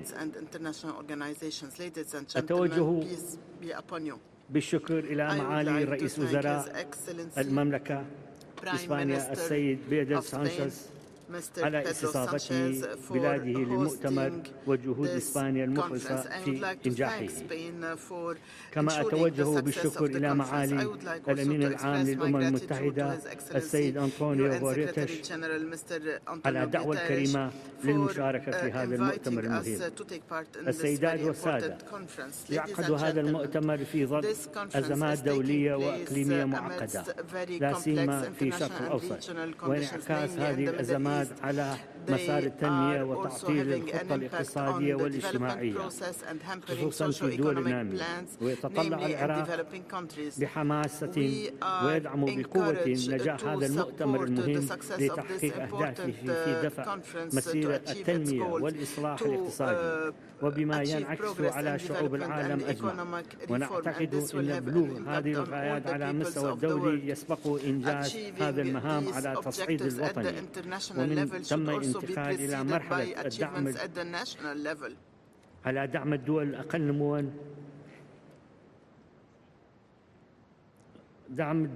نمواً من خلال بنوك التنمية المتعددة الأطراف. لقد واجه العراق ونتيجة للسياسات اللي مارستها النظم الدكتاتورية المتعاقبة وعلى مدى أكثر من نصف قرن من الزمان تحديات كبيرة تمثلت بحروب داخلية ودولية وحصار اقتصادي وسياسات اقتصادية ارتجالية غير مخطط لها أدت إلى تخلف الواقع الاقتصادي وتراجع عملية التنمية. ينهض العراق من جانبه الاقتصادي على تخطيط والاقتصاد الحر وانفتاح على اقتصاديات العالم ويؤسس لشركات اقتصادية دولية. شرع العراق بوضع الخطط التنموية القائمة على تنمية متوازنة للقطاعات المختلفة بعد أن تركت سياسات النظم الدكتاتورية واقعاً اقتصادياً متخلفاً متهاكماً. يشهد العراق اليوم استقراراً أمنياً وتقدماً اقتصادياً واضحاً على مختلف الصعاب، وهو بحاجة إلى تعاون مع المجتمع الدولي لمضي في خطط الأعمار وتحسين الأوضاع المعيشية والخدمية للعراقيين. وبعد تحرير العراق من تنظيم الداعش الإرهابي أطلقت الحكومة العراقية خطة تنموية خمسية 2024 إلى 28 ومن ربطها مع أهداف التنمية المستدامة بشكل مباشر. ونجحنا وللمرة الأولى منذ 37 عاما في إجراء تعداد السكان والمساكن في العام الماضي. كما باشرت الحكومة في تحسين البنية التحتية والخدمات العامة ونفذت مشاريع حيوية في مختلف القطاعات وعملت على تمكين مختلف الفئات في المجتمع وأطلقت برنامج لتمكين المرأة والشباب. أولى العراق موضوع البيئة والمناخ أهمية كبيرة من خلال الاعتماد السياسات المواجهة آثار التغيير المناخي أبرزها إدخال الطاقة المتجددة ضمن مشاريع البنية التحتية وتشجيع الزراعة الذكية وإطلاق مبادرات التشجير ومكافحة التصحر والجفاف. كما يواصل العراق إبرام مزيد من الشركات مع المنظمات الدولية والتعاون الواسع مع وكالات الأمم المتحدة لمختلف اختصاصاتها. وترأس العراق مؤخرا مجموعة 77 والصين في عام 24 ليؤكد عودته إلى قيامه بدوره الدولي والإقليمي البارز في التنسيق حول قضايا التنموية. لقد عمل الحكومة العراقية على تعزيز الحوكمة والإصلاح الإداري من خلال دعم مؤسسات الإحصائية وتفعيل نظام متابعة وتقييم لتنفيذ الأهداف، اعتمادا على مبادئ الشفافية والمساءلة في إدارة الموارد. السيدات والسادة، إن أمام العراق طريق طويل في سعي لتحقيق أهداف التنمية المستدامة ضمن رؤيتنا لعام 2030، وهناك عدد من التحديات في هذا الصدد، من الاعتماد الكبير على النفط كمصدر أساسي للدخل القومي، ما يجعل الاقتصاد العراقي يواجه صعوبات أمام تقلبات السوق العالمية وضعف قطاعات غير النفطية كالزراعة والصناعة والسياحة أمام قطاع النفط. كما يواجه العراق تحديات بيئية ومناخية خطيرة متمثلة بشح المياه نتيجة تقلبات الطقس وارتفاع درجات الحرارة إلى مستويات قياسية، وتناقص المياه الأمطار، وانخفاض الإيرادات المائية لنهري دجلة والفرات القادمة من دول المنبع، إلى جانب التصحر وازدياد العواصف الترابية وضعف البنية التحتية للري. وتشكل العوامل السكانية والاجتماعية ضغوطا إضافية على الملف الاقتصادي، حيث يواجه العراق نموا سكانيا سريعا يتطلب تقديم الخدمات والسكن ومكافحة الفقر وخفض معدلات البطالة لدى الشباب. ولمواجهة هذه التحديات أطلقت الحكومة مجموعة من الإصلاحات لتعزيز الفرص النجاح في تحقيق أهداف التنمية المستدامة، حيث تلتزم الحكومة بأجندة تنموية ل2030 وتضمينها في الخطط التنموية الوطنية كخطة الخمسية 2024 إلى 2028. ختاما، يتطلع العراق إلى دعم المجتمع الدولي والأمم المتحدة والمنظمات ذات العلاقة لتحقيق أهداف التنمية الاقتصادية، وهو اليوم بيئة استثمارية واعدة للدول والشركات الراغبة فيه. نأمل لهذا المؤتمر النجاح وتحقيق أهداف نبيلة خدمة لشعوب العالم أجمع. وأشكركم.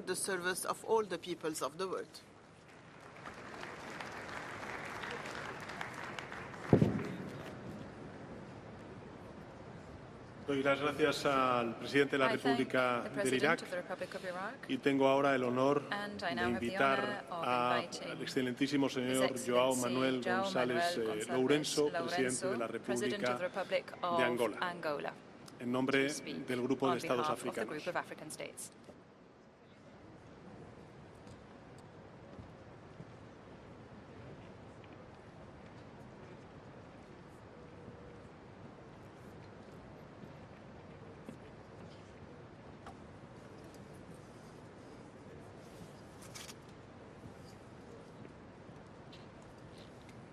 Sua Excelência Pedro Sánchez, Primeiro-Ministro do Reino de Espanha, Excelência Chefe de Estado e do Governo, Sua Excelência António Guterres, Secretário-Geral das Nações Unidas, excelentíssimos delegados, minhas senhoras, meus senhores. Constitui para mim uma grande honra poder estar neste evento, na qualidade de Presidente em exercício da União Africana, em que estão presentes ilustres figuras dos Estados-membros das Nações Unidas e do Reino de Espanha, as quais saúdo por ocasião desta IV Conferência Internacional para o Desenvolvimento, que considero uma oportunidade crucial para debatermos as fórmulas para ajudar de facto os países em vias de desenvolvimento a ultrapassarem as limitações e os condicionalismos que enfrentam para impulsionar o progresso e o desenvolvimento.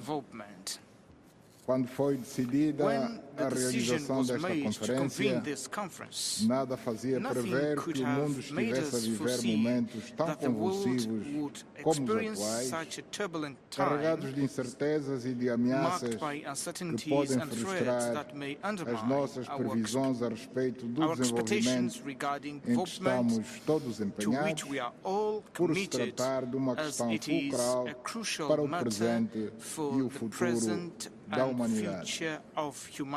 Perante este quadro tão preocupante, reassume um papel central nestas nossas discussões a questão da paz e da segurança mundial, sem as quais não conseguiremos dar nenhum passo em direção aos nossos objetivos fundamentais plasmados na Agenda 2030 das Nações Unidas e na Agenda 2063 da União Africana.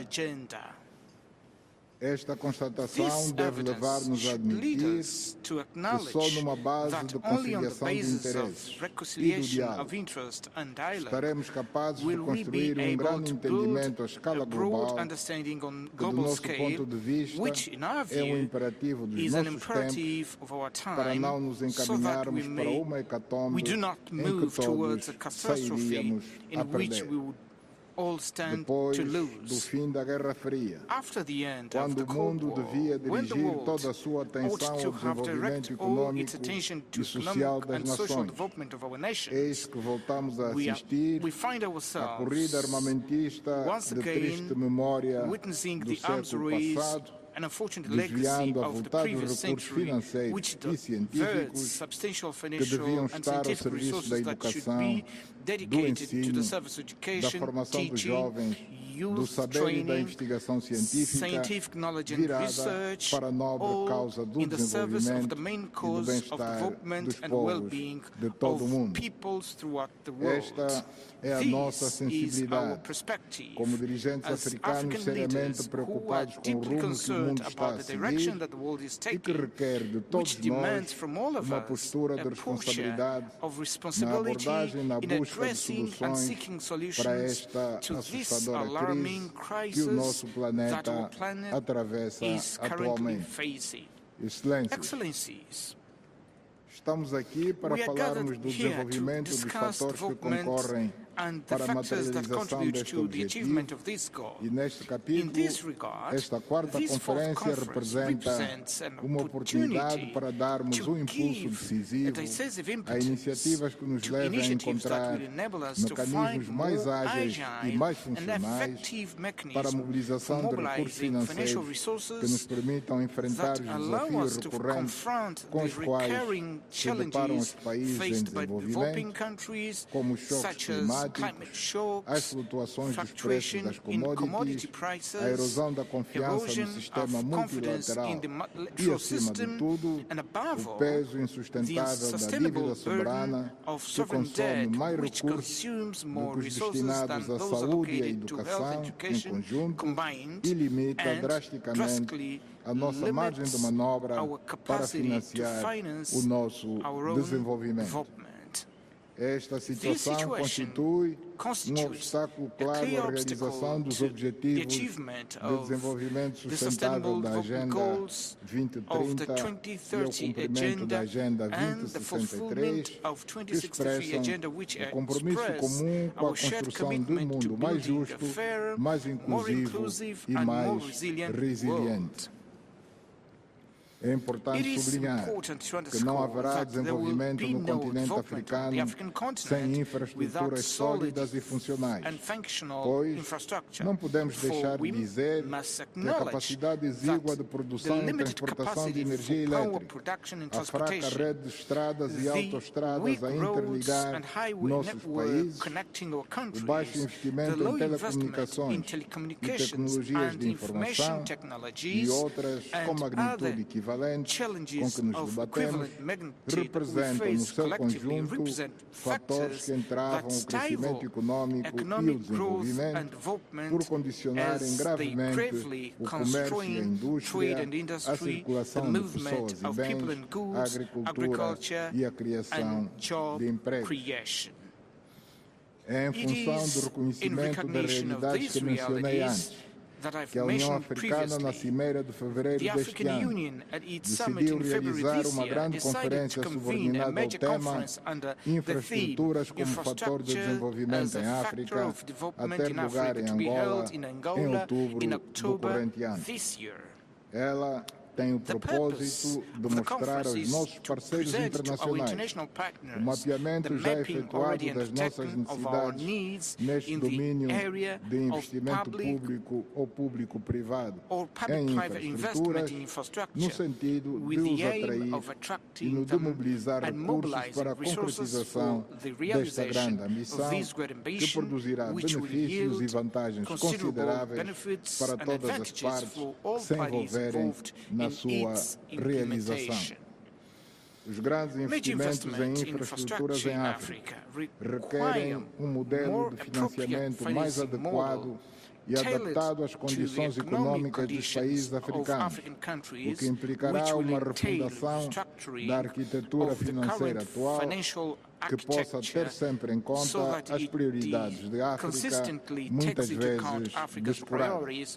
Em presença dos factos que referi, afigura-se-me fundamental e urgente para que se faça jus às preocupações sobre o apoio ao desenvolvimento de África, se vão repetindo ao nível dos vários fóruns em que se aborda este tema, que nos debrucemos profundamente sobre a questão das reformas que se impõem ao sistema financeiro internacional, no qual os mais necessitados devem ter um papel ativo e serem envolvidos nos processos de tomada de decisões. Só com estas condições asseguradas se conseguirá viabilizar os objetivos plasmados nas agendas de desenvolvimento mencionadas, de modo a evitar que os objetivos de desenvolvimento sustentável se tornem um mero enunciado de boas intenções.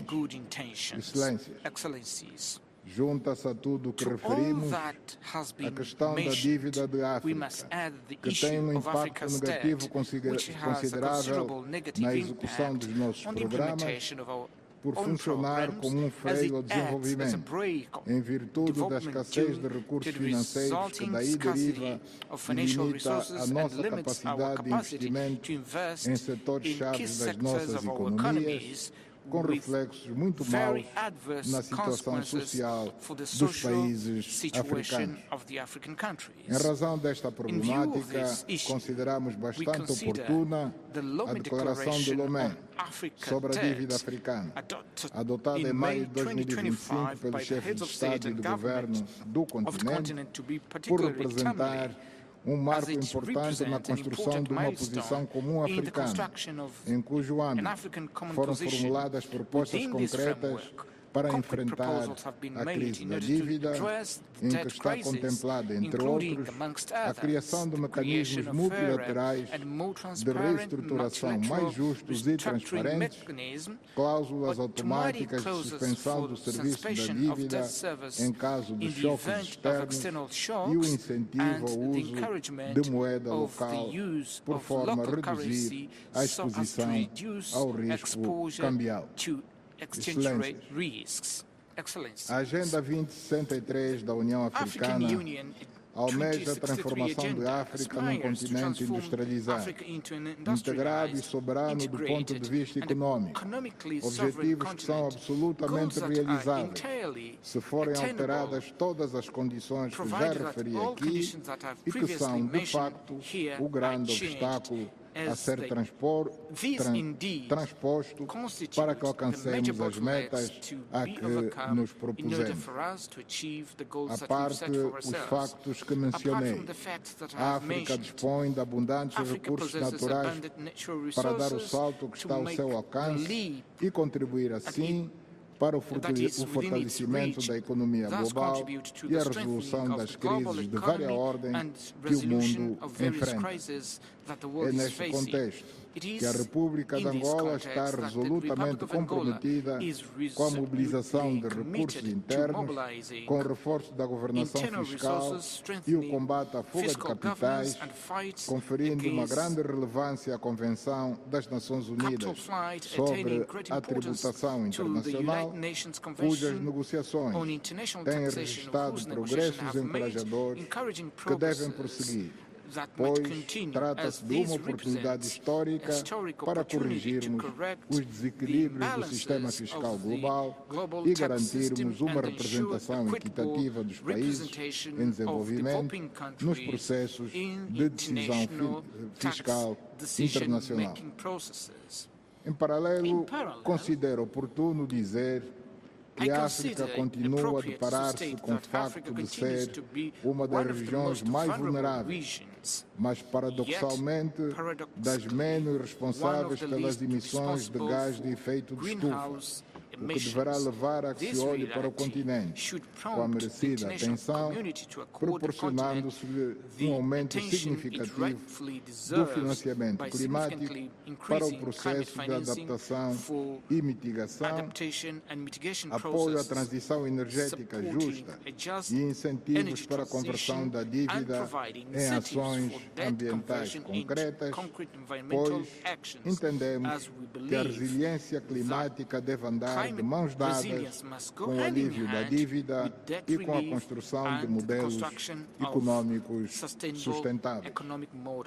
Excelências, minhas senhoras, meus senhores, a conferência que hoje decorre nesta bela cidade de Sevilha constitui um momento crucial para uma reflexão sobre os aspectos relativos ao desenvolvimento sustentável global e para a tomada de decisões que poderão impulsionar a concretização das ações constantes na Agenda 2063 da União Africana. A ideia de se considerar um novo modelo de financiamento baseado na justiça econômica e na inclusão torna esta conferência um marco importante na mudança de visão, na base da qual se poderá, a partir de agora, proporcionar à África os recursos e as condições necessárias para acelerar a sua transformação. Acredito que esta conferência tomará decisões e fará recomendações que permitirão aos países africanos terem um acesso mais simplificado aos investimentos sustentáveis e a operações financeiras que reduziriam os custos do endividamento e contribuiriam para o fortalecimento da influência na governação financeira global. Muito obrigado pela atenção dispensada.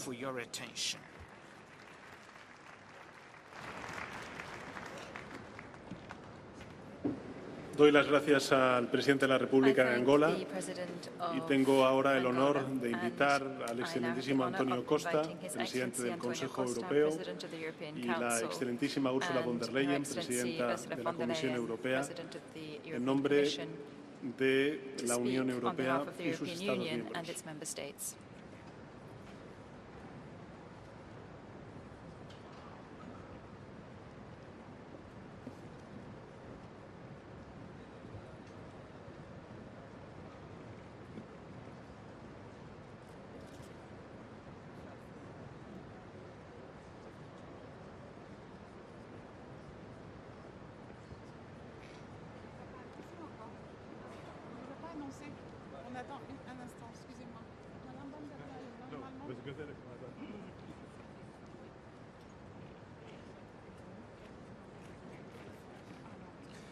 Señor presidente del Gobierno de España, querido Pedro, señor secretario general, caro Antonio, excelencias, distinguidos delegados, solo tendremos un mundo en paz si aseguramos un desarrollo sostenible.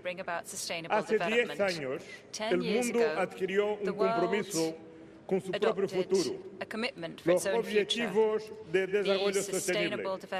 Una década más tarde, Seguimos 10 years aún on, lejos de la meta. we are still far from En gran achieving medida those goals, porque la financiación largely para el because desarrollo financing sigue for siendo development claramente insuficiente. continues to be Hoy, clearly desde insufficient. esta tribuna, Today, Ursula from von der this Leyen podium, y yo Ursula queremos von der Leyen enviar un and mensaje I wish alto to y claro. send La Unión a Europea loud and clear va a seguir message. luchando. The EU will Conjuntamente continue aportamos the struggle. 42% Together we provide de la ayuda global al 42% desarrollo, of global un official total de development aid, a total of 900 millones de euros en 2023. billion euros in Se estima que más de 2023. It 300 is believed that more millones de than dólares en 300 deuda han sido billion euros in reestructurados debt por have los been países de la Unión restructured thanks Europea to the que countries of the forman European parte Union del Club that are de part París. of the Paris Club. Nuestro compromiso es Our firme. commitment stands Primero, firm. con la reforma First of de all, we la are committed arquitectura to de reforming financiación the internacional, international que financial tiene que ser architecture, más which has inclusiva, to be more efectiva inclusive y and more representativa. effective and more representative. Segundo,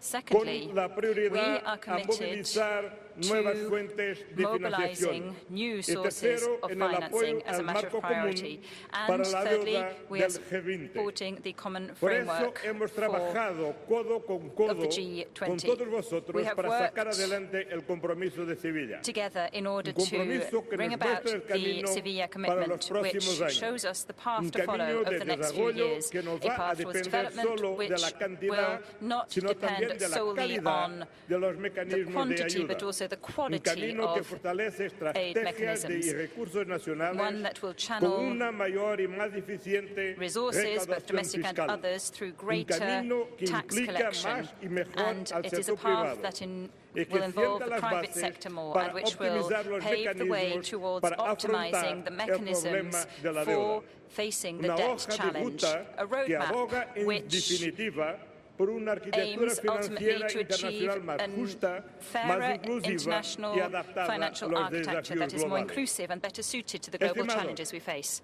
El multilateralismo no atraviesa su mejor Multilateralism momento. is Es not verdad. going through the best Pero of times. existe, That is está true. vivo. But Hoy aquí it lo is still estamos alive, demostrando. and today that Y is mientras proof of sigamos it. trabajando And while we juntos, continue seguirá working vivo. together, it will Porque solo en conjunto remain alive. podremos It is only enfrentar together el that we cambio will be climático, able to tackle la climate pobreza, change and las poverty, desigualdades, y inequalities, construir una paz and build duradera. a lasting La Unión peace. Europea The seguirá European Union comprometida will remain con vosotros, firmly committed by por your nuestro side futuro for y por our nuestro common planeta. future Todos and juntos our planet. seremos All más together, fuertes. we will be Muchas gracias. stronger. Thank you.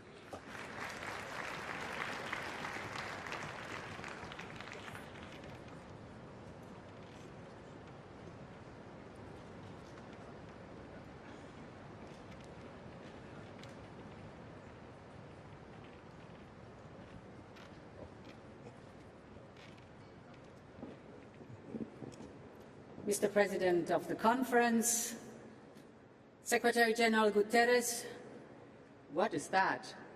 Can this lectern please go down again? So, thank you, that is good. Be patient with me. Fantastic. Secretary General Guterres, Presidents, Prime Ministers, Excellencies, ladies and gentlemen, let me start with a basic fact.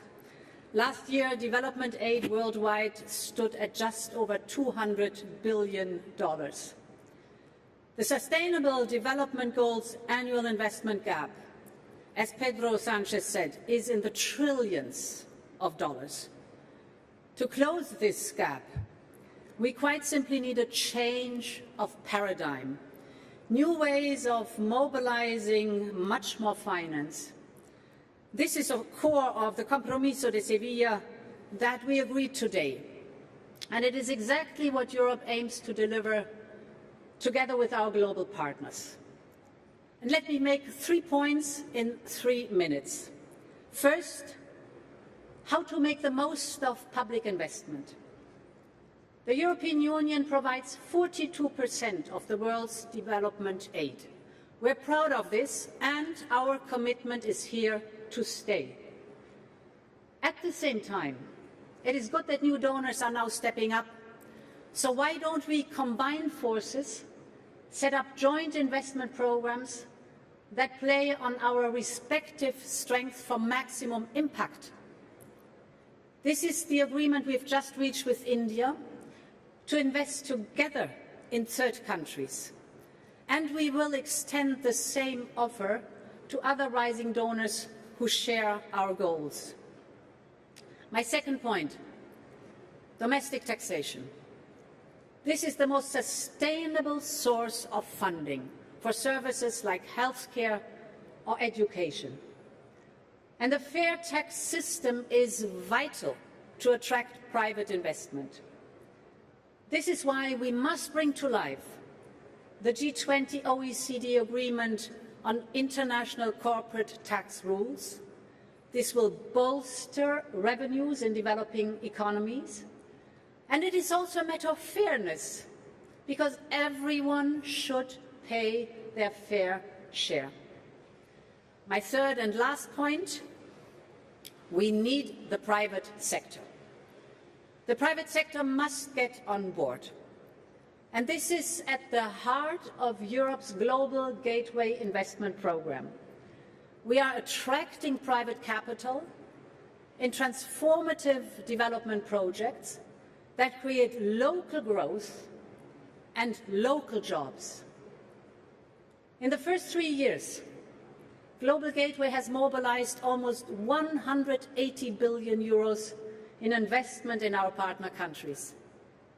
Now we are on track to overshoot our initial target of 300 billion in 7 years.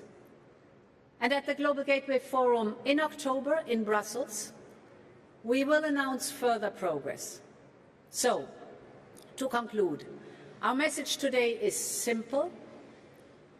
Europe is ready to invest and to innovate. In these times of global uncertainty, you can count on us to support multilateralism. And to my good friend Ngozi, I listen very carefully to you. You have my full support to reform WTO. Thank you very much, and I wish us a successful conference.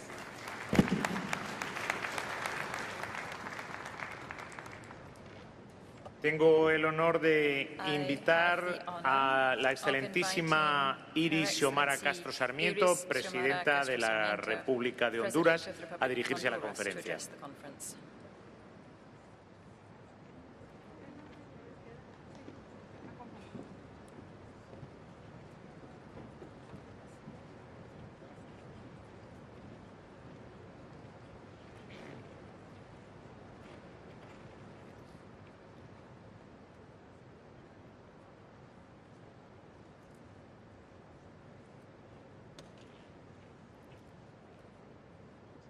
Buenos días, señores jefes de Estado, jefes de gobierno, representantes de Naciones Unidas, amigos y amigos. Soy la primera mujer en la historia de Honduras y estoy convencida de que no puede hablarse de desarrollo si no colocamos en el centro la igualdad financiera, el acceso al crédito y la equidad de género como pilares de una justicia verdaderamente global. Hablo en nombre de un pueblo valiente, perteneciente a una de las regiones más golpeadas en la historia. Rupturas democráticas, inestabilidad política y la imposición de un modelo privatizador dictado por organismos internacionales de crédito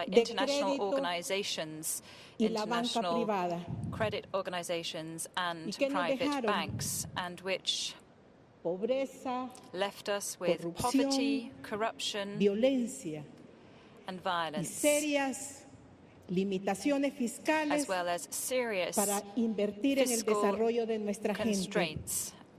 Which hamper our investment in our development. The president of the previous regime, Mr. Hernandez, condenado en Nueva who York today has been a sentenced 40 in años New de York prisión to 40 years of durante 12 imprisonment. años y 7 For meses de 12 years and narcodictadura, 7 months, con el apoyo de he presided actores over a externos, narco-dictatorship with the desmanteló la assistance base of foreign productiva del país, actors, and he dismantled the entregó productive base privilegios of our country. a los grandes He granted empresarios privileges to y major exoneró de impuestos corporations, a los and más he poderosos, exempted the most powerful from paying their mientras taxes. abandonaba por completo la At the same micro, time, he pequeña turned away y completely mediana from empresa. micro, small, and medium-sized enterprises. Hoy en Honduras, Today in las Honduras, MIPYMES generan 8 de cada micro, 10 small, empleos, and medium-sized pero su enterprises acceso al crédito provide 8 out of 10 es jobs, yet their prácticamente access to nulo, credit is y cuando lo almost obtienen, non-existent, and when they pagan do tasas secure access elevadas to e credit, they have to injustas. pay unfair,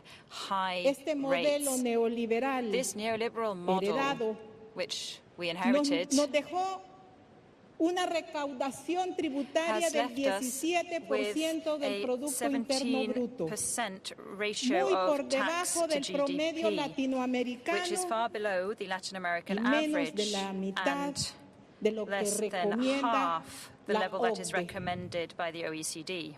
La desigualdad es Inequality profunda. runs deep.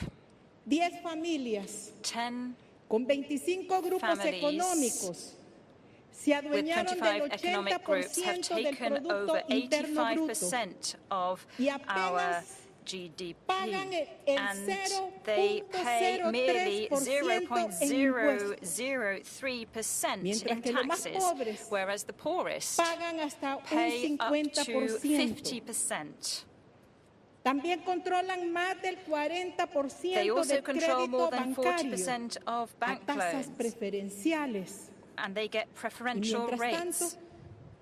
la pequeña Meanwhile, small empresa companies apenas accede al can barely access 0.4% del crédito 0.04% y lo of hace pagando credit, a and tasas de intereses they do caras. so at very high interest En rates. estos 3 años y medio de mi Over the gobierno, last 3.5 years since I hemos took up empezado office, a we have desmantelar este started to sistema perverso. dismantle this perverse system. Eliminamos We los are corruptos fideicomisos eliminating de la banca the privada, corrupt frenamos la private venta banking de systems, grandes and extensiones we del territorio nacional have a capital especulativo, released vast swathes of our territory from montado desde el golpe de speculative Estado del capital, which 2009. had been established prior Hace to 2 años the coup d'etat. presenté al Congreso la Ley de Justicia 2 years Tributaria ago, I submitted a bill to para Congress on establecer tax el justice to principio de try renta and mundial establish the y principle obligar a los of más poderosos global a pagar income and to impuestos. try and force the most powerful Pero among los us to pay their diputados taxes. But de the los members partidos of parliament from tradicionales the al traditional servicio de la parties oligarquía who financiera serve the financial se han oligarchy negado refused rotundamente a categorically aprobarla. to approve the bill. Y a pesar de todo And esto, despite all this, hemos logrado we hasta have ahora achieved iniciar la reactivación de la olvidada something. por We have años managed to banca agrícola, reactivate the agricultural con bank, which créditos had justos been a pequeños inactive for productores, years. It is now providing casi fair 1 millón de loans to small campesinos producers. Almost 1 million reciben peasants now fertilizantes y receive semillas fertilizers and mejoradas improved y seeds. más de 60,000 And more than familias 66,000 tienen families have acceso a access crédito to con tasas bajas loans at para low producción y interest vivienda. rates for housing and Hoy, for their production.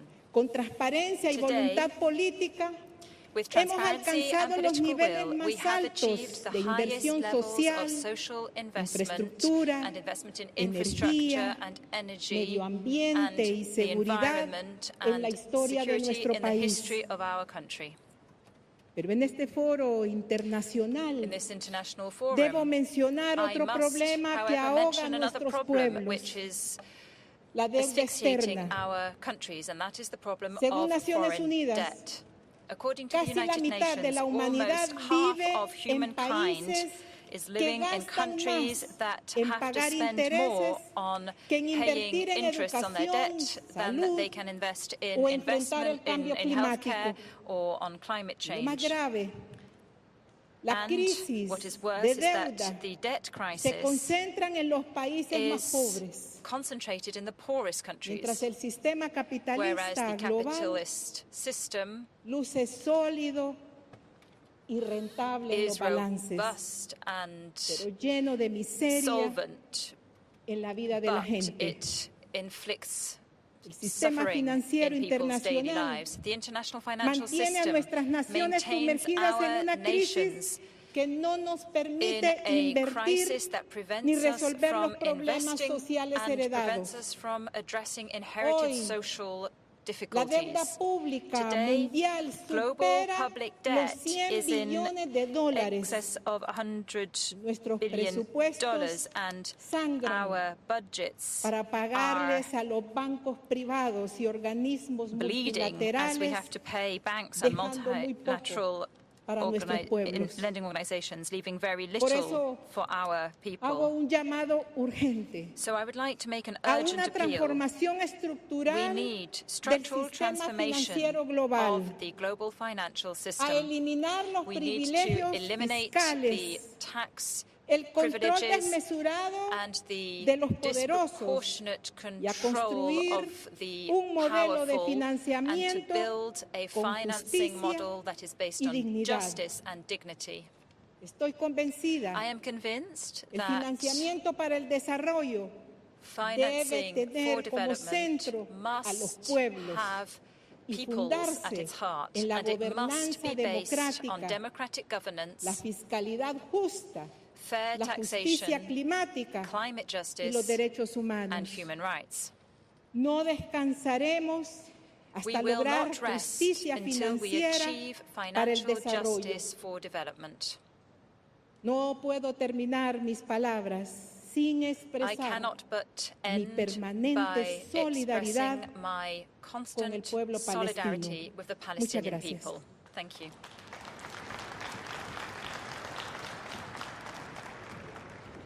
Doy las gracias a la presidenta I would de la like to República thank de the Honduras. President of the Tengo Republic el of honor Honduras, de and I invitar now have al the honor of excelentísimo inviting His señor Excellency Mohamed Mohammed Sheikh Sheikh El Ghazouani, Ghazouani, presidente de la President República of the Islámica de Islamic Republic of Mauritania, a dirigirse a la Mauritania, to address the conferencia. conference.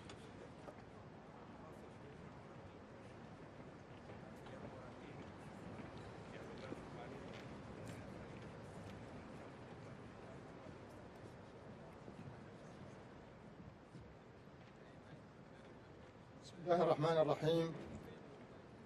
صلى الله على النبي الكريم. السيد رئيس الحكومة الإسبانية، رئيس المؤتمر، أصحاب الفخامة، أصحاب المعالي، السيد الأمين العام للأمم المتحدة، السيدات والسادة الحضور.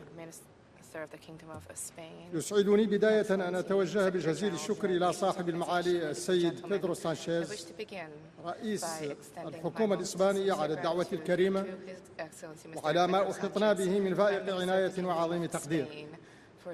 كما يطيب لي الإعراب عن تثميننا العالي للجهود المقدرة التي يبذلها صاحب المعالي أنطونيو غوتيريش وكافة الوكالات المتخصصة للأمم المتحدة في سبيل تنفيذ خطة عمل أديس أبابا 2015 والتزامات ميثاق المستقبل 2024، لا سيما ما يتعلق منها بترقية روح الشراكة والتضامن وتعزيز التعاون متعدد الأطراف لتهيئة بيئة مواتية للتنمية المستدامة وإصلاح نظام الحكامة المالية الدولية لإيجاد أنجع السبل إلى تمويل التنمية بنحو يكون أكثر فعالية وإنصافا واستدامة.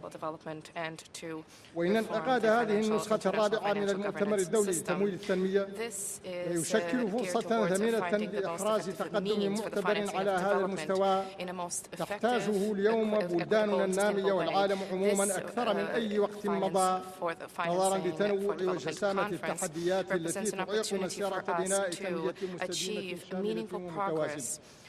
progress which our developing أصحاب الفخامة countries and the والمعالي entire أيها السادة world والسيدات، need إنما now more than ever يعيشه before عالمنا in the خاصة light البلدان of the النامية magnitude منه of the challenges obstructing the من development انتشار process للفقر of والهشاشة a وضعف البنى comprehensive global التحتية balanced ونقص sustainable النفاذ إلى development. الخدمات Ladies and الأساسية gentlemen, poverty and the vulnerabilities buffeting our world, specifically developing countries, and the weakness of institutions, lack of access to basic services, heightened violence and terrorism, the proliferation of hotbeds of tension and war, and the deterioration of the environment throughout the planet are all clear signs of a lack of hope when it comes to the achievement of SDGs within the established timeline. If the current approach is maintained, in order to achieve the SDGs, there's a need to mobilize tremendous resources. There's a need to provide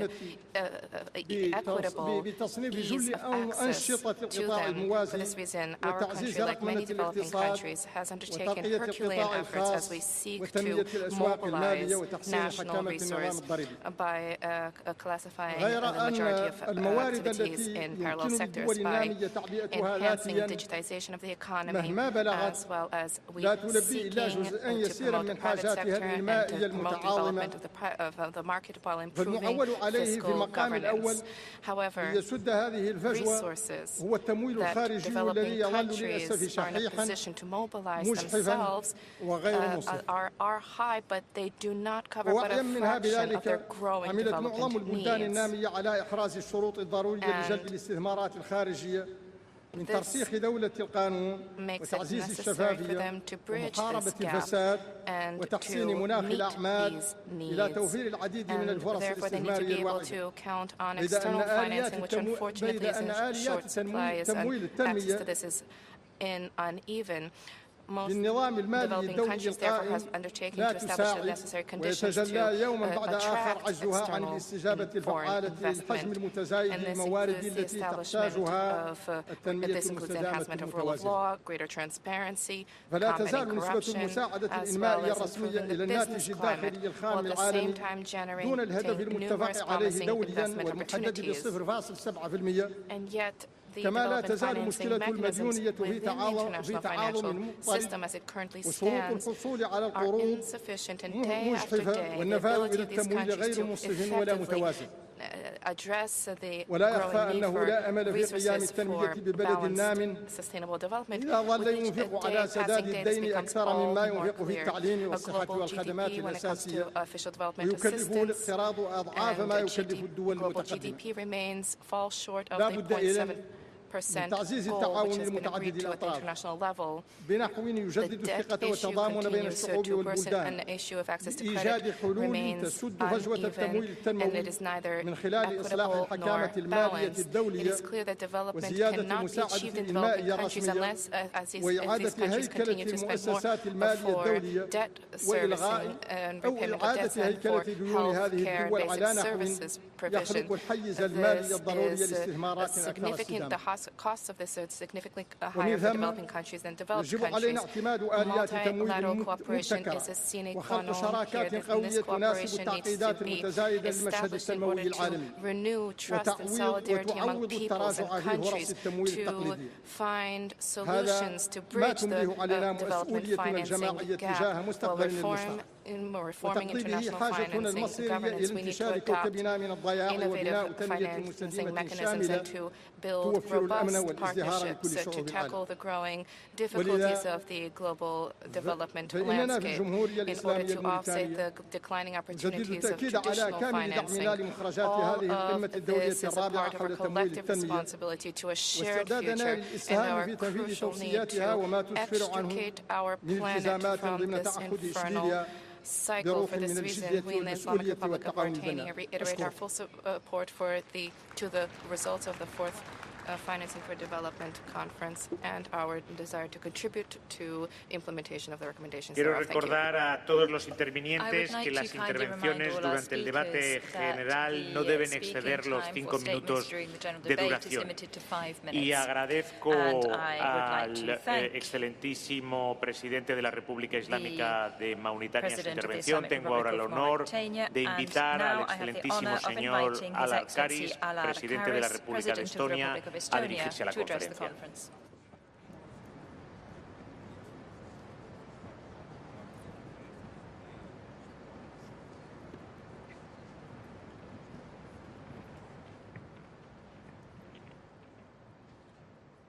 Honorably UN Secretary General Guterres, President of the Conference, esteemed organizers, dear colleagues. In the 10 years following the Addis Ababa Action Agenda, the development landscape has changed a lot. We are facing a growing number of challenges which are reducing the resource available for development financing.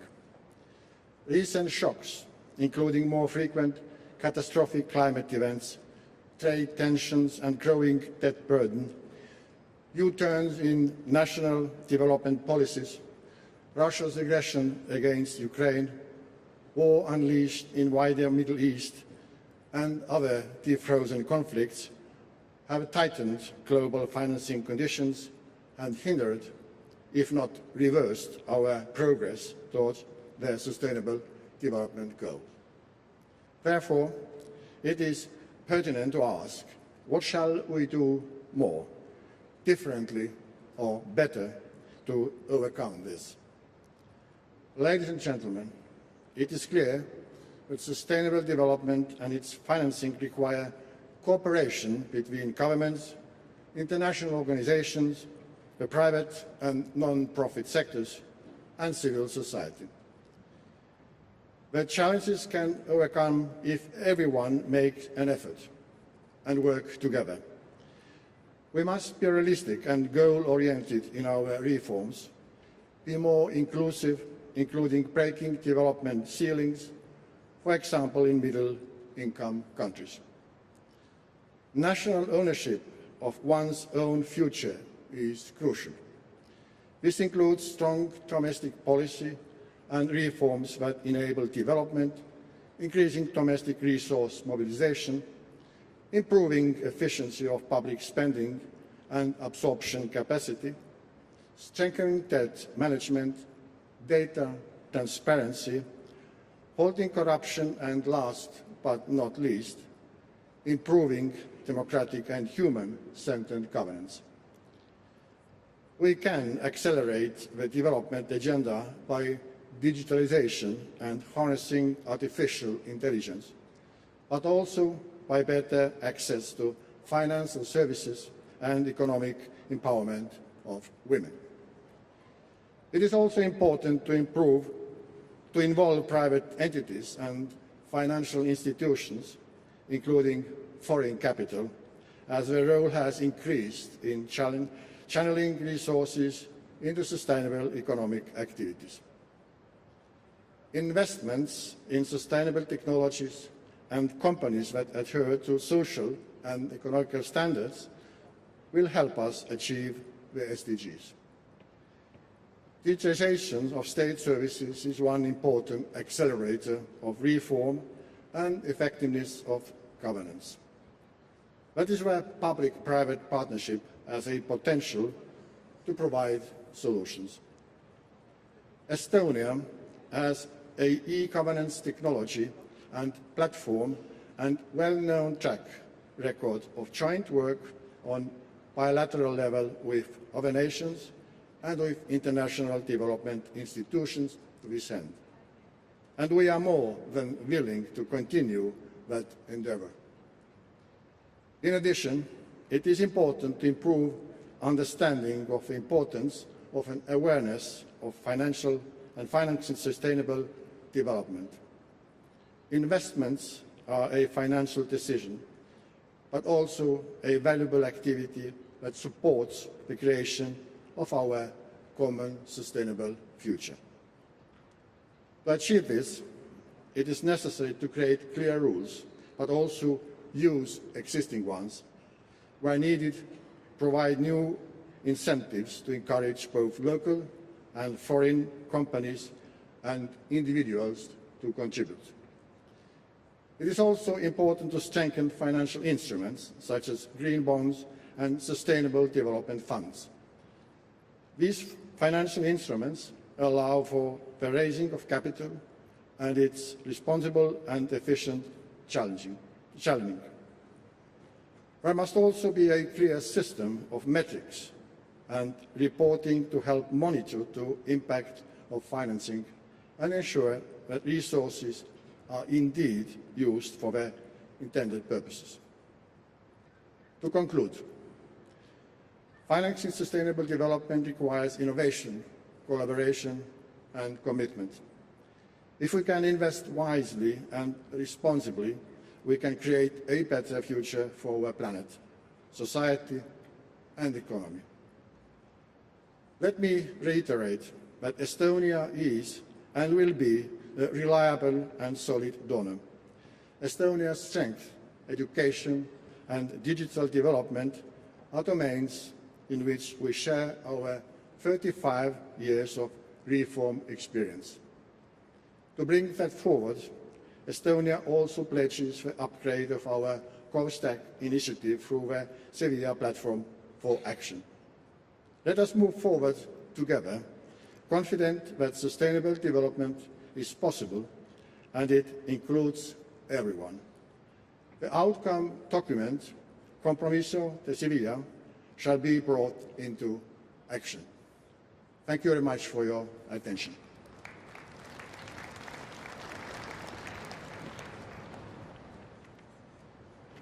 Doy las gracias al presidente de la República de Estonia y ahora tengo el honor de invitar a Daniel Francisco Chapo, presidente de la República de Mozambique.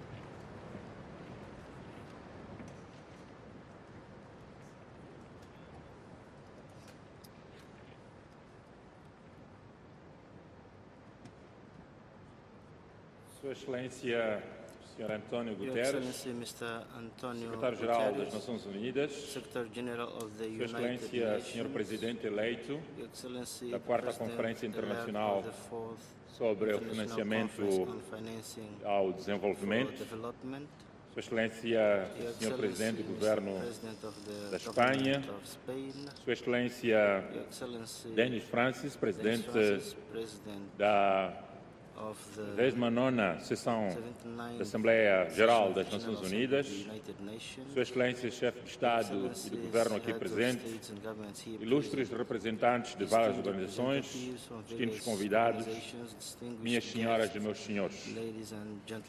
É com grande honra e um profundo senso de responsabilidade que Moçambique marca a presença nesta conferência global, aqui em Sevilha, dedicada ao financiamento ao desenvolvimento.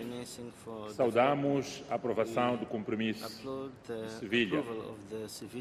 Este encontro oferece uma oportunidade estratégica para refletirmos sobre soluções concretas, inovadoras, sustentáveis para os desafios financeiros que hoje enfrentamos os países em desenvolvimento e reafirmamos o valor da cooperação multilateral no cumprimento da Agenda 2030 das Nações Unidas. Moçambique tem registrado um percurso de crescimento econômico assinalável ao longo das últimas 2 décadas. No entanto, choques internos e externos recentes, como o terrorismo no norte do país, especialmente em alguns distritos da província de Cabo Delgado, eventos climáticos extremos, como cheias, inundações, ciclones, dada a nossa localização geográfica, têm provocado instabilidade social, tem vindo a contribuir à desaceleração da economia, afetando o emprego, principalmente para a juventude, a segurança alimentar e a capacidade do Estado de financiar setores essenciais como a saúde, a educação e as infraestruturas. Neste cenário exigente, temos reforçado o nosso compromisso com reformas estruturantes e com uma visão clara de transformação econômica expressa na nossa Estratégia Nacional de Desenvolvimento 2025-2044. Assente em 5 pilares interligados, que é a boa governação, infraestruturas estratégicas, industrialização, capital humano e sustentabilidade ambiental. Esta visão encontra ressonância com os princípios centrais desta conferência global. e a necessidade de uma arquitetura financeira global mais inclusiva, com melhor acesso ao financiamento e maior equidade nas oportunidades para o país em desenvolvimento. No plano doméstico do país, temos priorizado a expressão, ou melhor, a expansão da base tributária e a modernização do sistema fiscal, com destaque para a tributação digital, a revisão dos benefícios fiscais e o controle das exportações de recursos naturais que o país dispõe. Estamos também a implementar uma estratégia nacional de financiamento climático para fazer de Moçambique um exemplo regional em finanças verdes até 2035. Saudamos a ênfase desta conferência em instrumentos inovadores, como o financiamento misto, e sublinhamos a necessidade urgente de fortalecer bancos nacionais de desenvolvimento com plataformas catalisadoras para o investimento em industrialização, incluindo as pequenas e médias empresas que dinamizam a economia e a agricultura como a base de desenvolvimento. Minhas senhoras e meus senhores, com base nesta visão, Moçambique apresenta um conjunto conciso de propostas estratégicas alinhadas com os resultados esperados desta conferência. A notar, nova parceria global para o financiamento climático baseado em resultados, com foco em países altamente vulneráveis, baixa emissão de carbono e projetos de adaptação. Criação de bancos de desenvolvimento nacionais e regionais, voltados para o financiamento da industrialização rural, das pequenas e médias empresas e da economia verde. Plataforma continental de inclusão financeira digital, com enfoque em jovens e mulheres, promovendo o acesso a microinvestimentos via fitness africanos. Mecanismos multilaterais para a gestão sustentável da dívida, com a inclusão de transparência e incentivos ao investimento. Compacto global de formação a capital humano, com centros regionais de excelência. Por isso, para terminar, queremos propor um novo modelo de cooperação que coloca o financiamento climático, a industrialização inclusiva e a capacitação estratégica no centro de prioridades mundiais. Estamos confiantes de que com a colaboração da comunidade internacional e de boas práticas podemos construir um futuro mais justo, resiliente e sustentável para todos. Moçambique reafirma o seu compromisso de não deixar ninguém para trás e apela à construção de uma nova arquitetura financeira internacional e veja os desafios africanos não como limitações, mas como oportunidades de transformação partilhada a nível global. Muito obrigado pela atenção dispensada e vamos juntos trabalhar. Muito obrigado.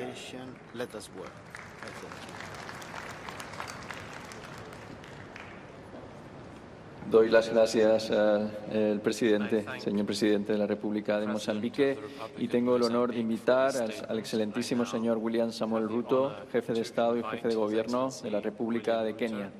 Head of State and Government of the Republic of Kenya, to address the conference.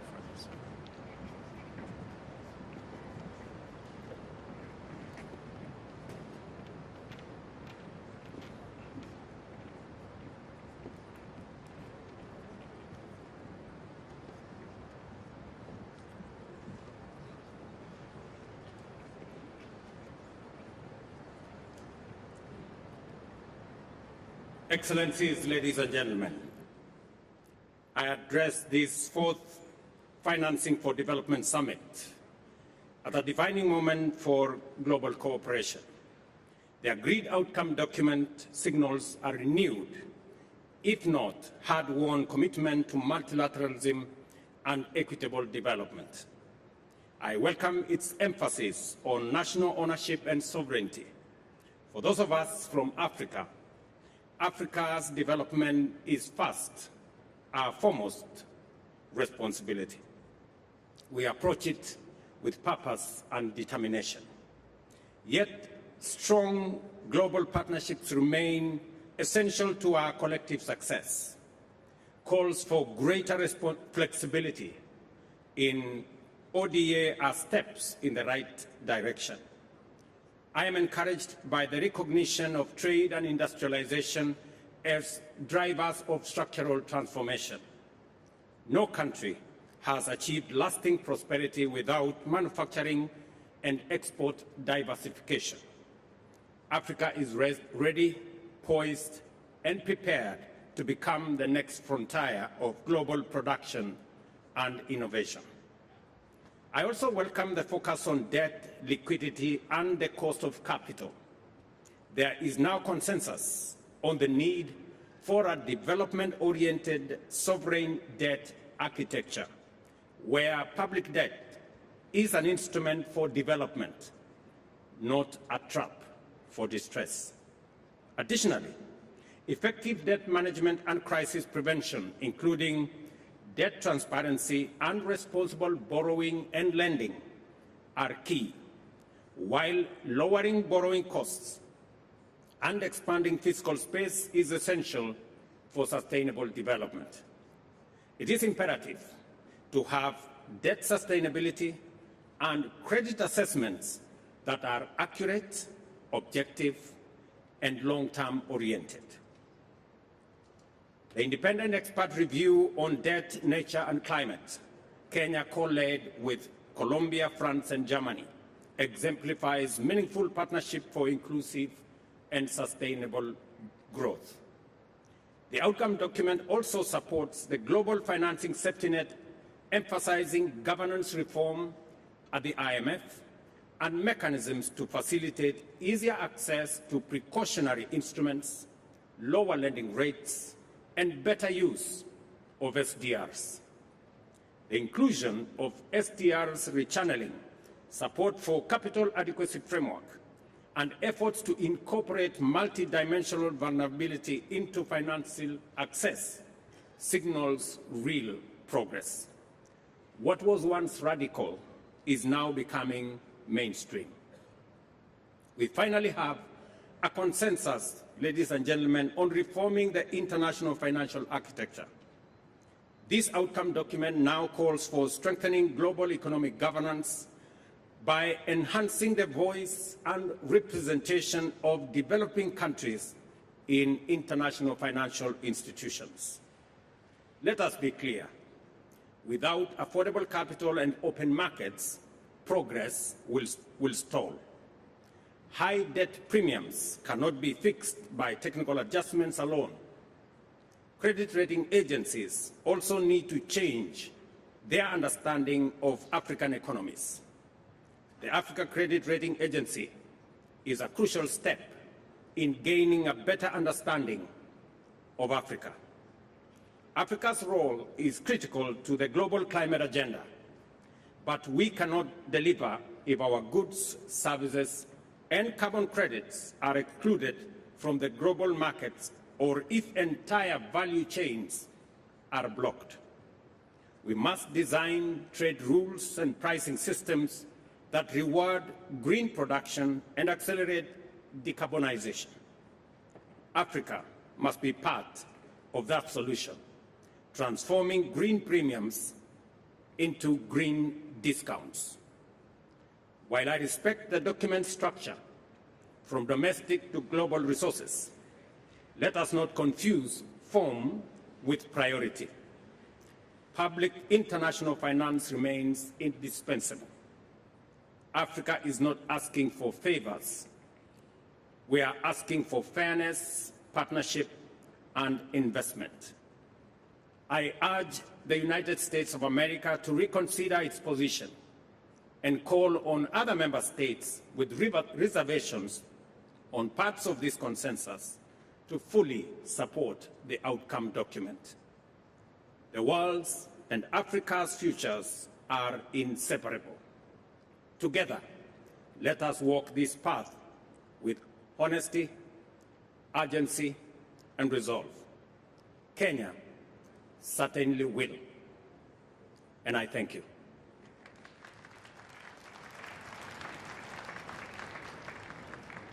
Doy las gracias al señor jefe de Estado y jefe de Gobierno de la República de Kenia y tengo el honor de invitar al excelentísimo señor José María Pereira Neves, presidente de la República de Cabo Verde, a dirigirse a la conferencia.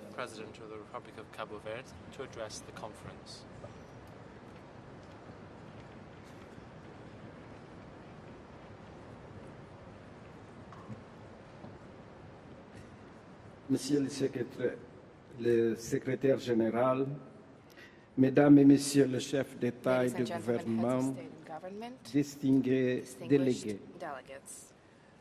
je salue l'adoption de l'engagement de Séville qui pourrait devenir un instrument opérationnel de transformation à condition qu'il soit soutenu par des engagements fermes, mesurables et convenablement financés. Nous vivons une époque d'exigence historique. Les défis annuels de 4 000 milliards de dollars dans le financement des ODS n'est pas qu'un chiffre. C'est un signal d'alarme mondiale.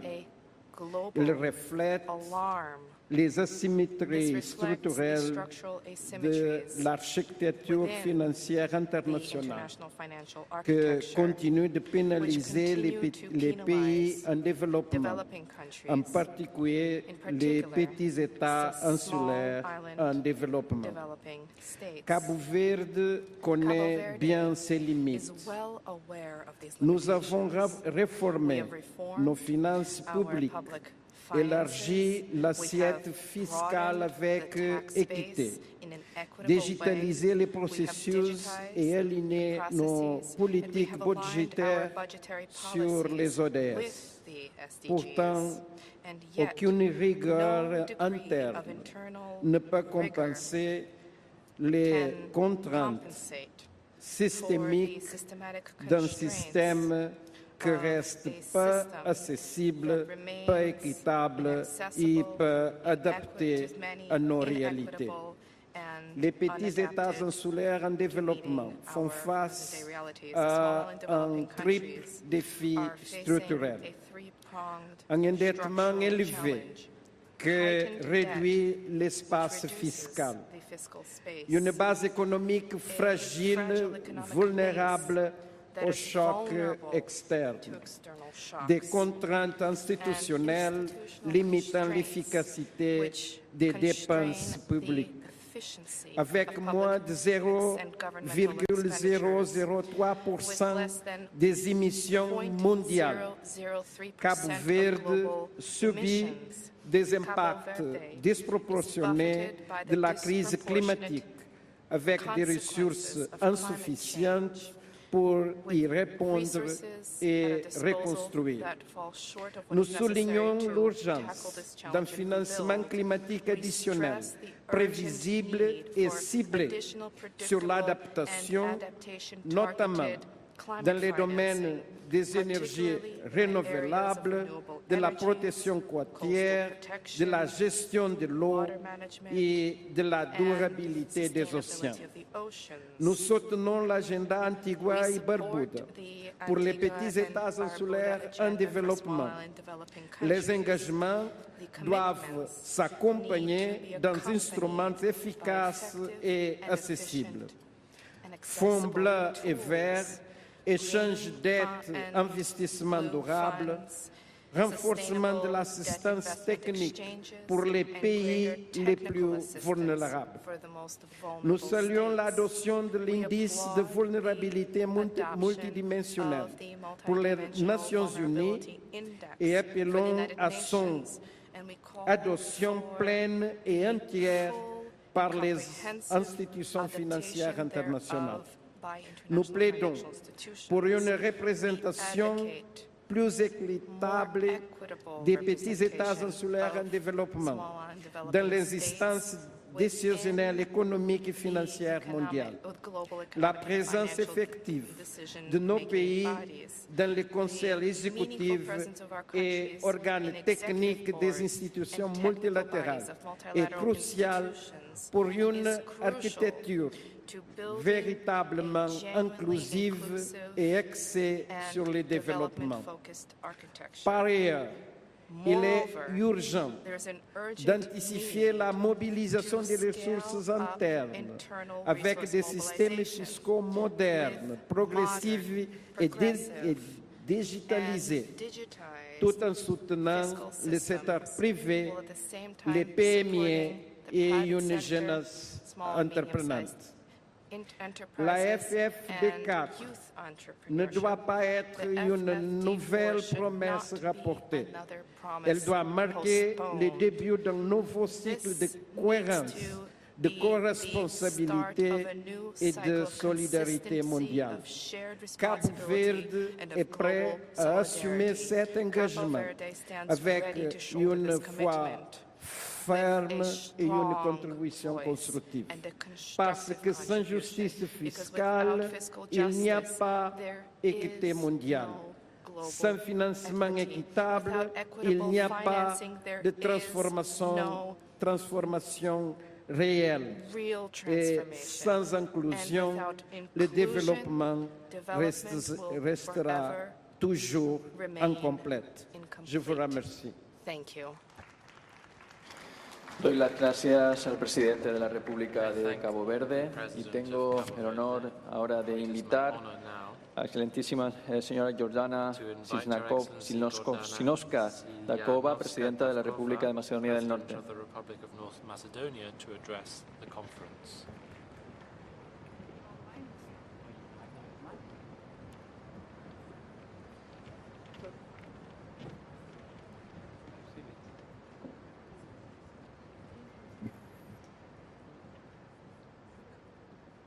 Your Excellencies, ladies and gentlemen, I wish to extend my heartfelt gratitude to our Spanish hosts for organizing this 4th International Conference on Financing for Development in Seville.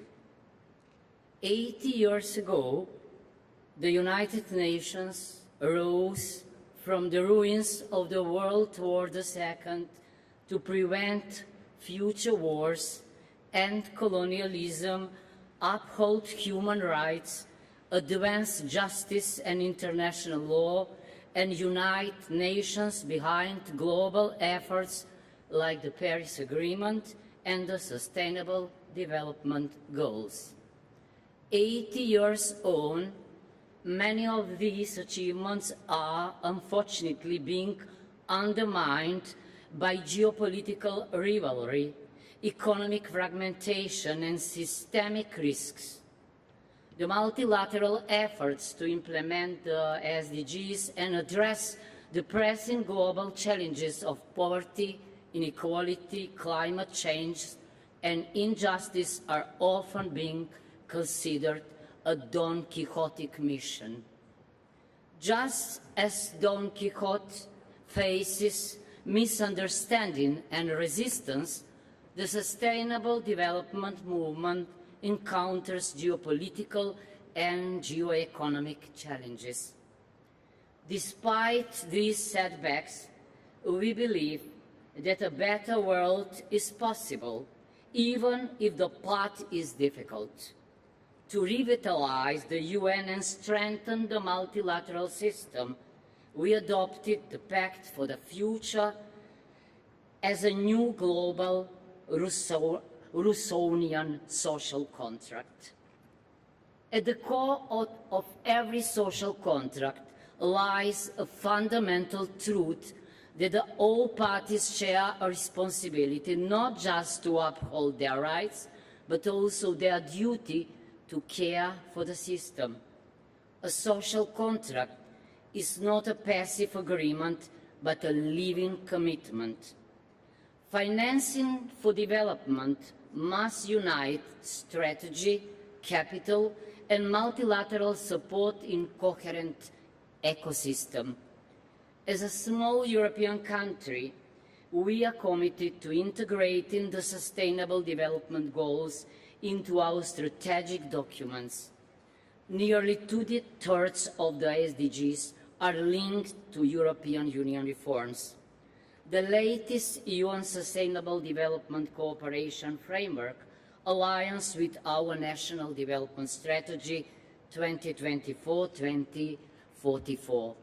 To bridge the gap between ambition and reality, we need access to fair finance and cooperative partnerships. On our journey toward a better future, trusted partners like UN agencies and the development agencies of countries like Austria, Germany, Japan, Slovakia, Sweden, Switzerland, Turkey, UK, and others work with us. They bring experience, resources, and support to strengthen our communities by helping ensure that every project truly reaches the people. At the same time, investment banks are helping us turn ideas into tangible progress. Through the Green Finance Facility, the European Bank for Reconstruction and Development promotes just energy transition and supports us address air pollution and climate change. The World Bank focuses on poverty reduction, healthcare and education. The European Investment Bank invests in sustainable infrastructure and climate initiatives contributing to innovation and climate action goals. The Western Balkans Investment Facility coordinates investments from the EU, financial institutions, donors and beneficiaries. Together, these partners help align Macedonian development with global sustainability targets, boosting resilience, economic growth, and environmental protection. There is another reason why these partnerships are so important. When money rules, we tend to remember the price of things and forget the value of things, and that is dangerous. Investment banks, development institutions, and international donors remind our national institutions of the value behind every loan and donation. Ladies and gentlemen, it might seem that we are fighting the windmills of our times, but despite the obstacles, we must continue on our quest for a better, more sustainable world. Being a responsible party of the global social contract, we support the Sevilla commitment on financing for development. As the second Secretary General of the United Nations, Dag Hammarskjöld, once said, the pursuit of peace and progress cannot end in a few years in either victory or defeat. The pursuit of peace and progress, with its trials and its errors, its successes and its setbacks, can never be relaxed and never abandoned. Thank you. Doy las gracias a la Presidenta de la República de Macedonia del Norte y tengo el honor ahora de invitar al excelentísimo señor Andrzej Duda, Presidente de la República de Polonia, a dirigirse a la conferencia.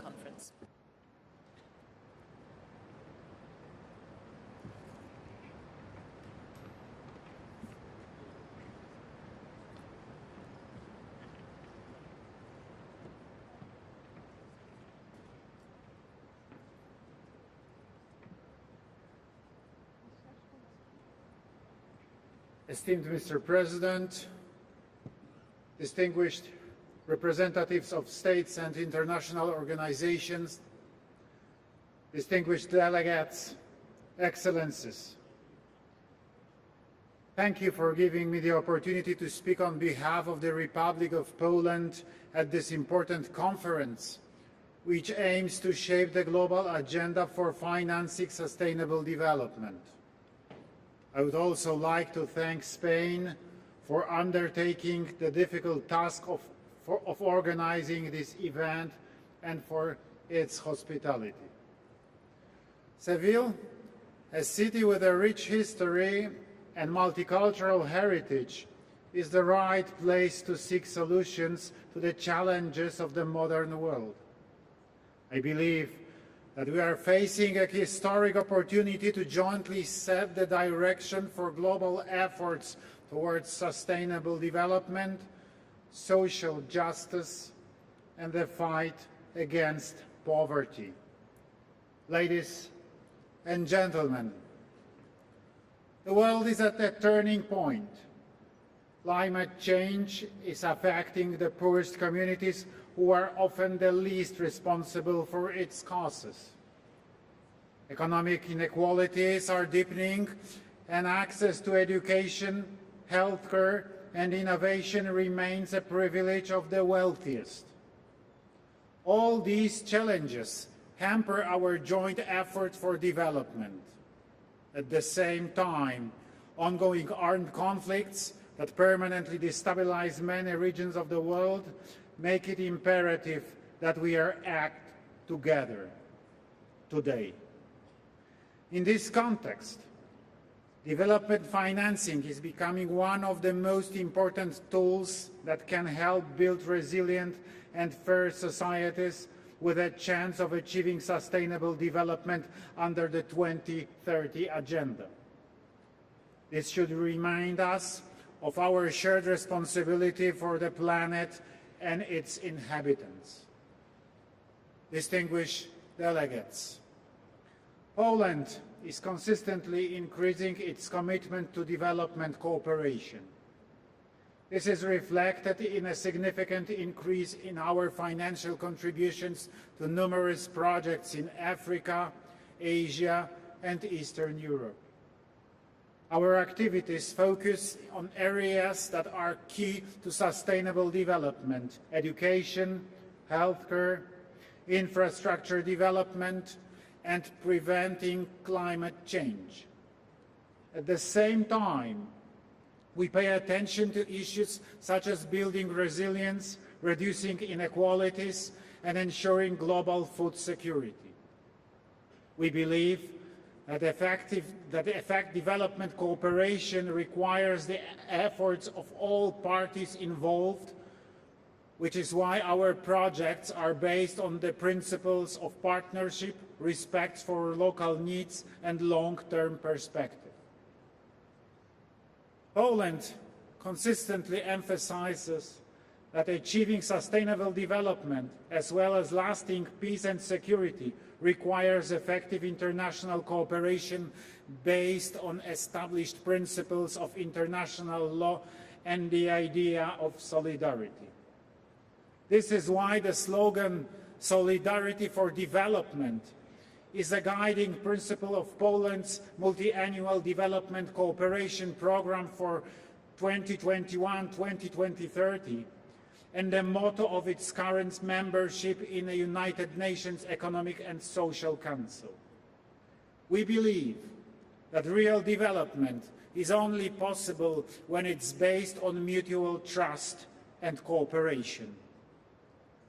Excellencies, Poland believes that the foundation of the effective development financing is the building of strong and transparent public institutions that will guarantee the creation of an appropriate legal framework and a favorable business environment. Only such institutions will guarantee the effective mobilization of national public funds and their rational use. They will also contribute to the fight against illegal financial flows, corruption, money laundering, and the elimination of tax havens. On the other hand, we also need mechanisms that will attract private capital for development purposes. The aforementioned creation of an appropriate business environment by strong and transparent public institutions is one of the solutions that will attract private funds to finance investments and development needs. In addition, Poland supports the creation of conditions for the development of public-private partnerships and promotes the use of financial instruments such as credit guarantees and mixed funds, which increase the scale and scope of aid activities. In our development efforts, we must remember the strong interdependence between different socio-economic areas and the key role of the implementation and respect of human rights in ensuring the stability of societies, lasting peace, and a good standard of living for citizens.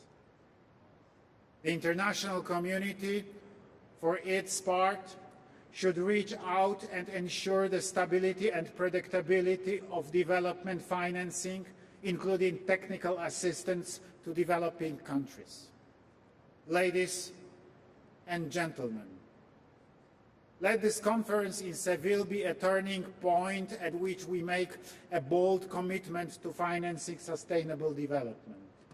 Poland will continue its current efforts in development cooperation and will share its experience with every interested partner. I believe that together we can build a world where no one is left behind. Thank you for your attention.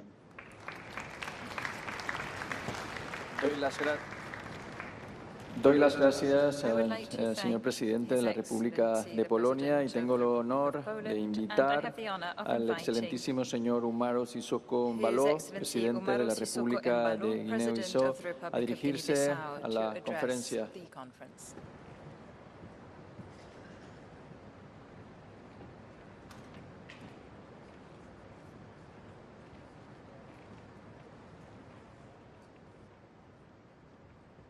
Señor Presidente del Gobierno de España, Pedro Sánchez, el Secretario General de Naciones Unidas, Antonio Guterres, ilustres jefes de Estado y de Gobierno, representantes de instituciones financieras internacionales, además participantes, dignísimos convidados, minhas senhoras e meus senhores.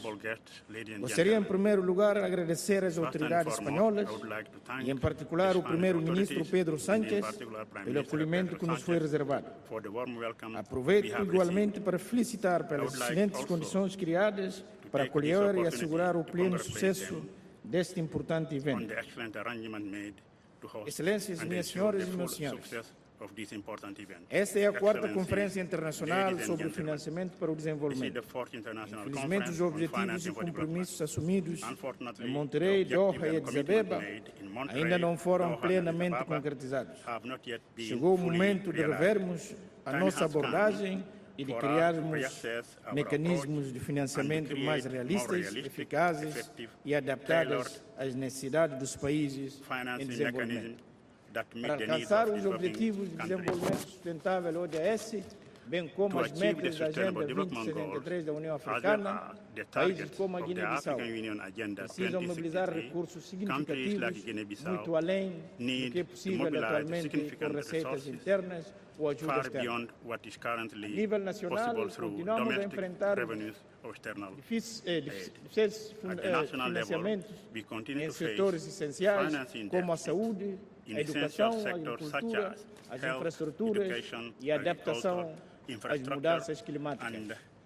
Esses déficits são agravados por fatores externos como a instabilidade dos mercados internacionais, o difícil acesso ao crédito devido às elevadas taxas de juros, os efeitos das alterações climáticas, assim como pelo impacto econômico imprevisíveis dos conflitos armados e crises geopolíticas globais. O peso da dívida externa torna mais difícil o investimento em prol do desenvolvimento sustentável para os países do Sul. Precisamos de mais flexibilidade e um tratamento mais equilibrado no sistema financeiro internacional. A este respeito, a Guiné-Bissau defende uma reforma profunda da arquitetura financeira internacional para que esta se torne mais justa, equitativa e acessível aos países mais vulneráveis. Países como o nosso precisam de financiamentos previsíveis, flexíveis e ajustados às nossas realidades socioeconômicas e alinhados com o nosso Plano Nacional de Desenvolvimento. Gostaria de aproveitar esta tribuna para expressar a nossa gratidão aos parceiros bilaterais e multilaterais pelo apoio valioso que têm prestado à realização dos nossos objetivos de desenvolvimento e pelo seu empenho na melhoria das condições de vida das nossas populações. Minhas senhoras e meus senhores, queremos sair de Sevilha com resultados positivos. Nossos povos esperam decisões concretas capazes de mobilizar toda a comunidade internacional capable of mobilizing the entire international community in favor of development and dedication of worldwide. This year marks the 80th anniversary of the founding of the United Nations. Today, more than ever, the world needs global and lasting peace, strengthen the multilateralism, and renewed international cooperation to face the great challenge of our time. Devemos agir coletivamente e de forma concertada para defender os valores humanos e os princípios universais consagrados na Carta das Nações Unidas em qualquer parte do mundo. Muito obrigado e muitas gracias. Doy las gracias al señor presidente de la República de Guinea-Bissau. Tengo el honor ahora de invitar al excelentísimo señor Abdel Fattah Abderrahman al-Burhan, presidente del Consejo Soberano de Transición de la República del Sudán, a dirigirse a la conferencia.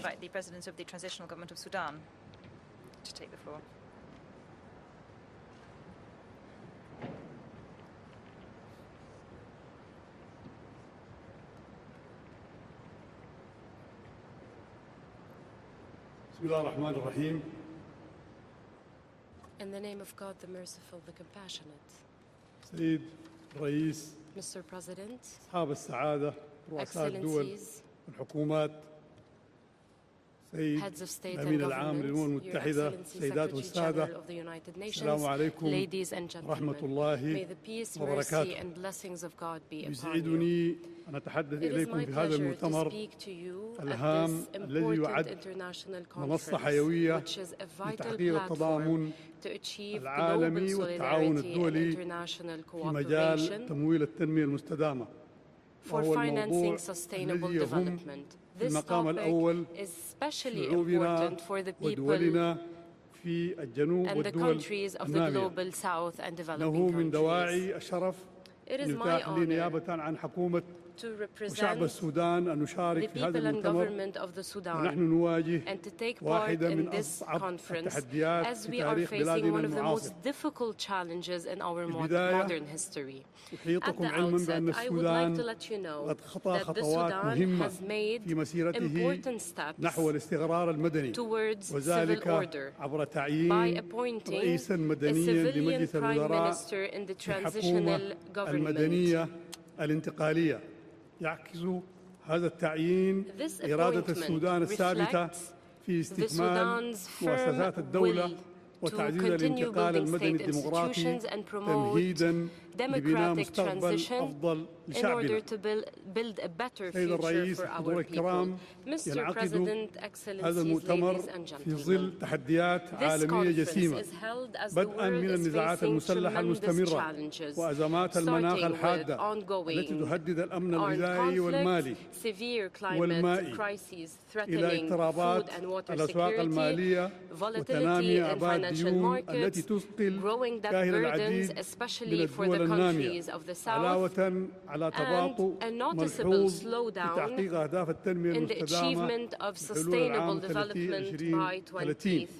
في هذا الإطار الدولي الصعب يمر السودان ظرف استثنائي إذ يعاني من تداعيات حرب عدوانية مدمرة منذ أبريل 2023 إثر تمرد ميليشيا خارجة عن القانون وعلى مؤسسات الدولة مما أدى إلى تدمير واسع للبنية التحتية الأساسية وأزمات إنسانية حادة. سيد الرئيس، رغم هذه المحن الجسيمة فإن شعب السودان لا يزال متمسكا بالأمل راغبا في الانخراط البناء مع المجتمع الدولي لإعادة بناء وطنه المنكوب وتحقيق تطلعات التنمية والسلام وهزيمة كل مخططات التآمر والاستهداف.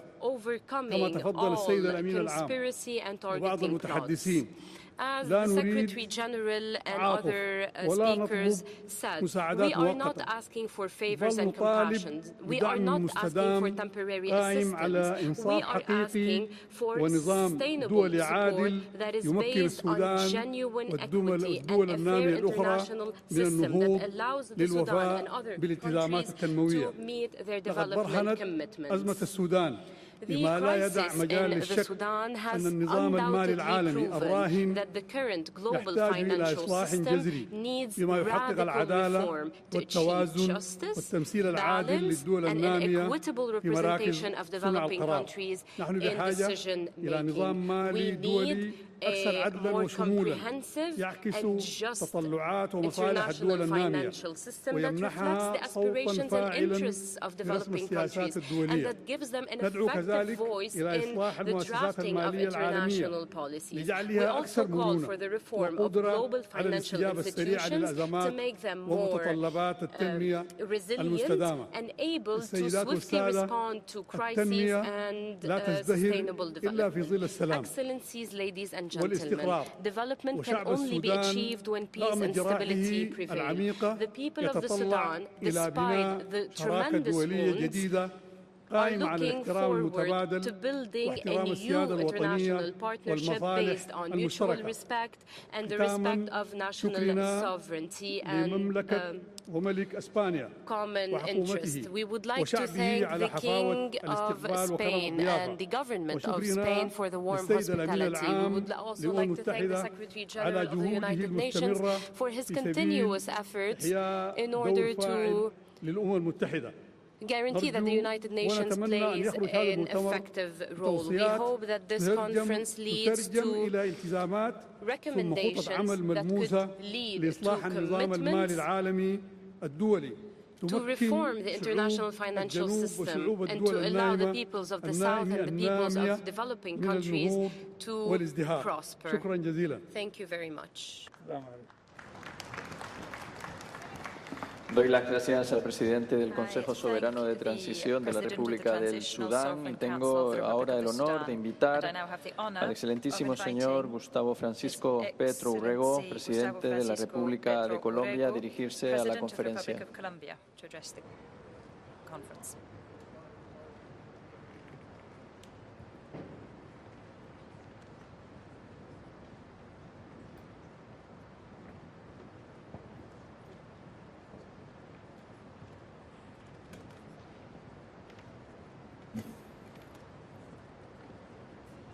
Gracias.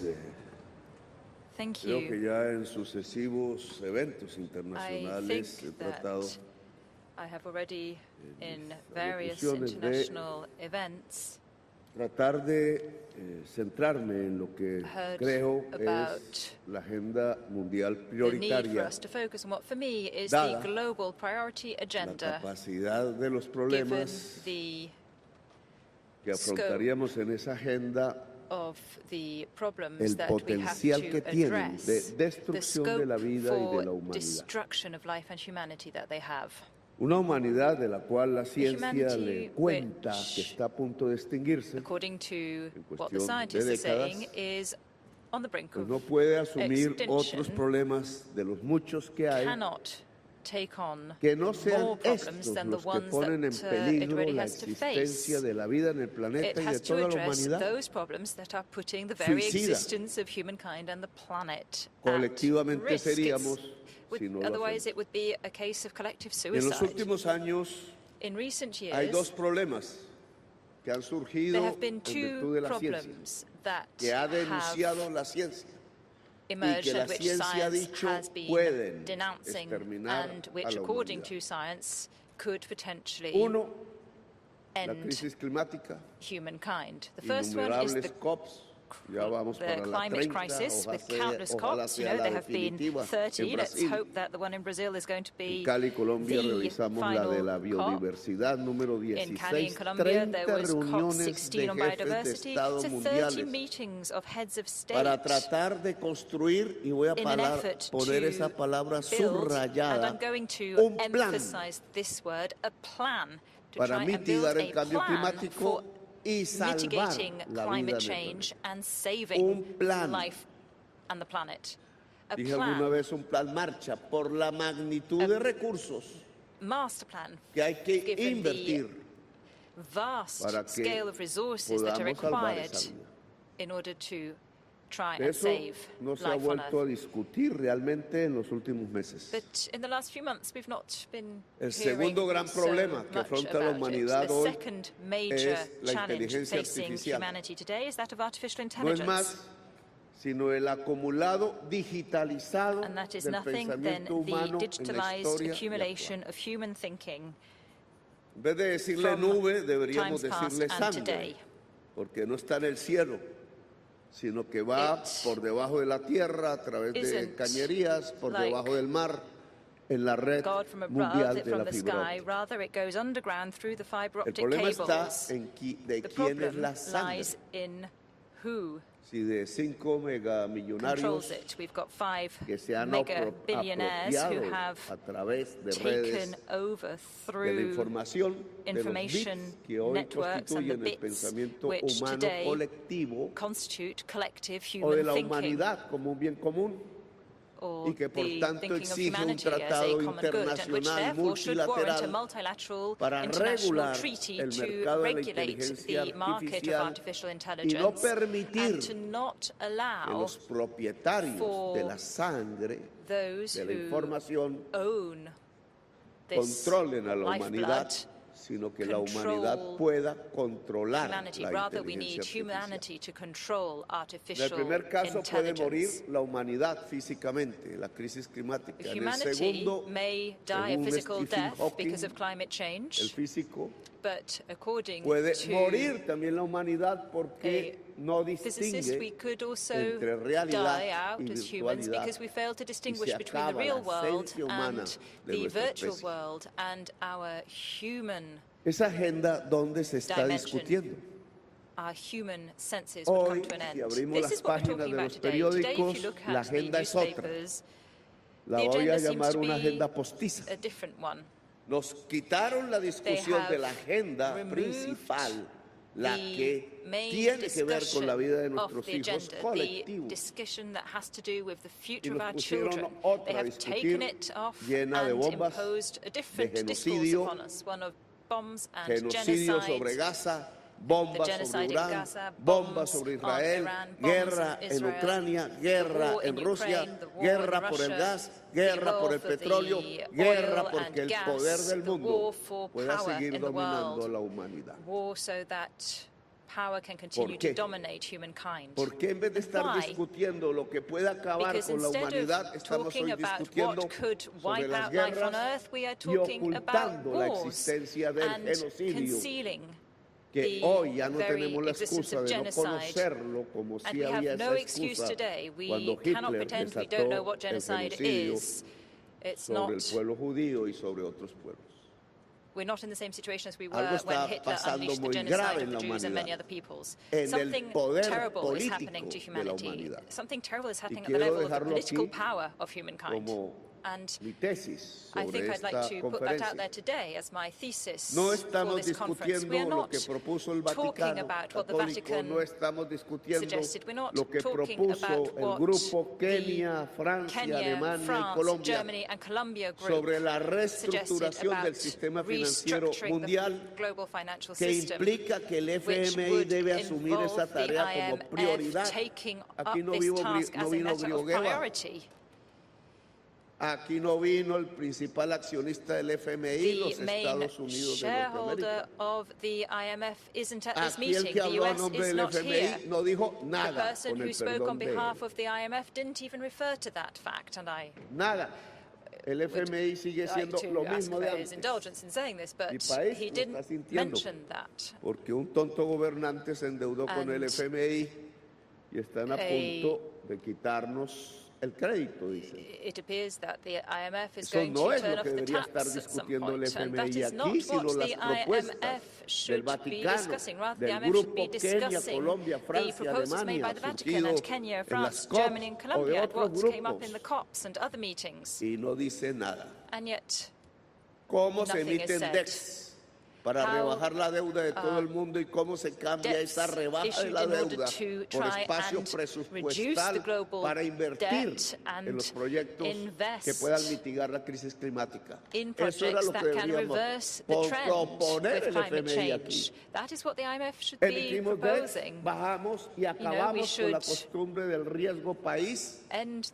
¿Cómo es que es más riesgoso Brasil, que tiene la selva amazónica y es pulmón de la humanidad, que Estados Unidos, que es la chimenea de la contaminación del planeta y que nos tiene al borde de la extinción con China? Si el FMI sigue en esa posición, nosotros, el pueblo, la humanidad, tenemos que dar una respuesta. Si el FMI no es capaz de reestructurarse ya frente a los principales problemas de la humanidad, porque su accionista principal está divertido tirando bombas y asociado a un genocida, pues el FMI se tiene que liquidar como institución multilateral. Y habría que construir otra. O si no perece la especie humana. Y creo la discusión que tenemos que empezar y rápidamente, porque no tenemos tiempo, a dar en las sesiones de las Naciones Unidas. ¿Por qué hay una agenda postiza? Porque da votos. Y voy a terminar con estas palabras. En los países poderosos de Europa y los Estados Unidos de Norteamérica, el voto electoral mayoritario es ario, blanco, les decimos nosotros. Y antes de llevar a ese voto ario compuesto de trabajadores, trabajadoras, granjeros, gente de clase media y gobernantes y ricos, a la discusión central de los problemas de la humanidad, que implicarían la descarbonización económica del mundo y por tanto la pérdida del poder del capital del petróleo, del carbón y de las ramas que giran alrededor de los combustibles fósiles. Antes de asumir esa discusión que la ciencia nos demanda, se prefiere subordinar a unos intereses petroleros, de productores, subjugate everything to the interests of oil producers and major tech companies and markets surrounding fossil fuel markets. Fossil capital is how I call it. Y entonces hay que llevar al electorado a creer un fetiche, una mentira. Bring the electorate to believe a lie. Culpable de la posibilidad de que su salario caiga o sea despedido. The reason why they might be dismissed or their volvimos al racismo.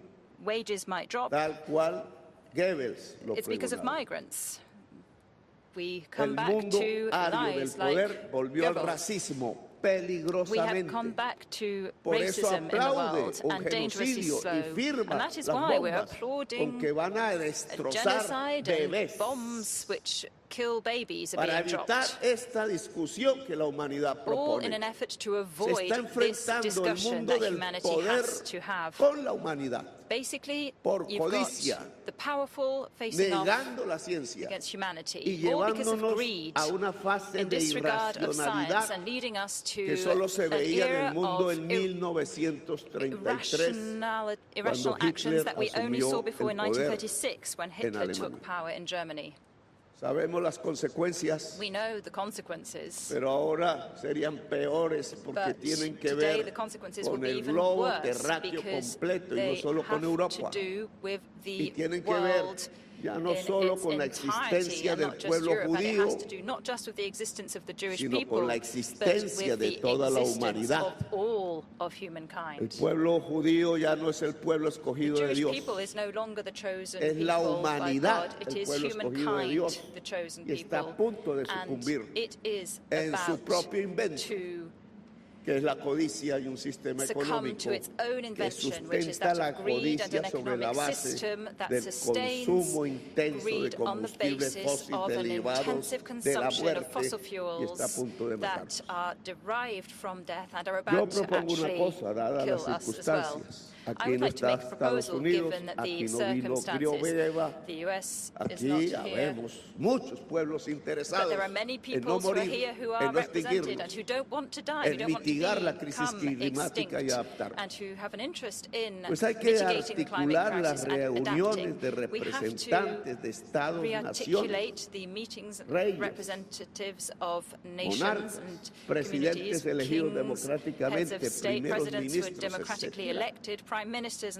Con reuniones que convoquen a las fuerzas sociales vitales de la humanidad. Encuentro entre pueblos, no solo entre estados. Encuentro entre obreros, no solo entre estados. Encuentro de campesinos, no solo de estados. Encuentro de mujeres por continentes, no solo de estados. Encuentro de jóvenes, no solo de estados. De tal manera que se empiece a construir un nuevo sujeto histórico, la humanidad. Los Estados-naciones estamos a punto de perecer en el intento de ser eficaces asumiendo la verdadera agenda mundial de la humanidad. La humanidad puede ser más eficaz. Es la hora de los pueblos, es la hora de las calles, es la hora de poner la transformación económica y social de cara a la vida y de cara a la humanidad. Gracias, muy amable. Doy las gracias al presidente de la República de Colombia y tengo ahora el honor, en la última intervención de esta mañana, de invitar al excelentísimo señor Bassirou Diomaye Diakhar Faye, presidente de la República del Senegal, a dirigirse a la conferencia, y me gustaría además agradecer la estancia, el permanecer de los intérpretes más tiempo del inicialmente previsto de finalización, que era la 1:30. Muchas gracias.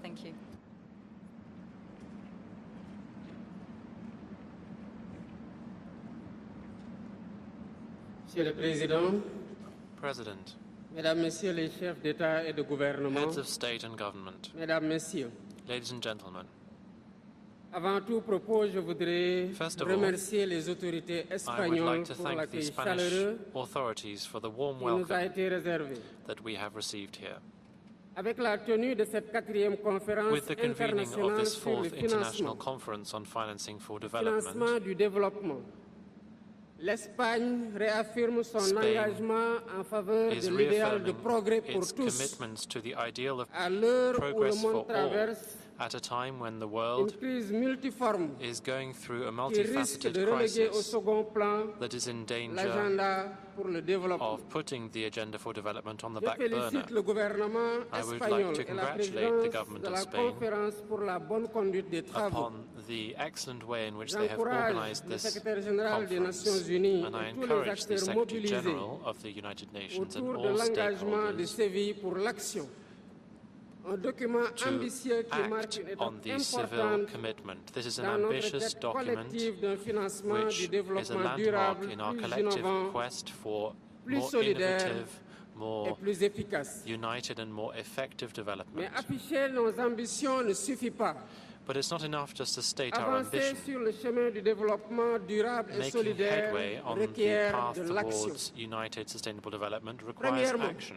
First, la réforme de la gouvernance économique the et financière reform mondiale of afin de global corriger les economic déséquilibres governance systémiques to hérités du correct passé the systemic et qui inequalities that continuent exist. d'entraver nos efforts internes These de continue développement. to hamper our domestic C'est pourquoi le Sénégal attempts soutient to l'appel du achieve document final de development. Séville And that is pour une why we gouvernance support the économique civil outcome document mondiale calling plus for a inclusive more inclusive, et plus équitable, more equitable y global compris economic par une governance. participation plus conséquente des This pays du Sud includes dans le processus greater décisionnel participation of countries des of the South institutions de in Bretton decision-making notamment in les the FMI Bretton Woods et la Banque institutions, mondiale. notably the World Bank and the IMF. Deuxièmement, Secondly, il est impératif de poursuivre le it is travail de réforme critical de la that we fiscalité internationale continue reforming international taxation so that we can more effectively combat tax evasion and illicit financial flows. We need to strengthen transparency and ensure that wealth is taxed where it is created, that is to say, where companies do business. In this regard, we support the negotiations that are ongoing to achieve an international framework convention on international tax cooperation. Thirdly, the issue of debt warrants particular attention. For us, it is of absolute priority as it has a massive impact on our overall economy. Senegal calls for a review of the criteria used by the credit rating agencies to bear in mind the effects on countries' ability to access credit. We need to have a fairer, more inclusive, more predictable system with automatic suspension clauses should shocks occur. What is laid out in the Seville outcome document sends a positive sign, and we need to work on this to help us to mobilize financing for development. Fourth, financing programs need to meet the specific needs of the most vulnerable countries, notably in Africa. And this also includes LDCs, SIDS, and middle-income countries as well. We support the call for a strengthening of financing mechanisms by looking at innovative sources of funding so that we can avoid any greenwashing and guarantee a genuine impact to achieve the sustainable development goals. African countries also need to have access to significant blended and concessional financing to finance sectors that are critical for their development, and this includes special drawing rights. This system should be improved so as to be more equitable. Ladies and gentlemen, the new global order that we are all calling for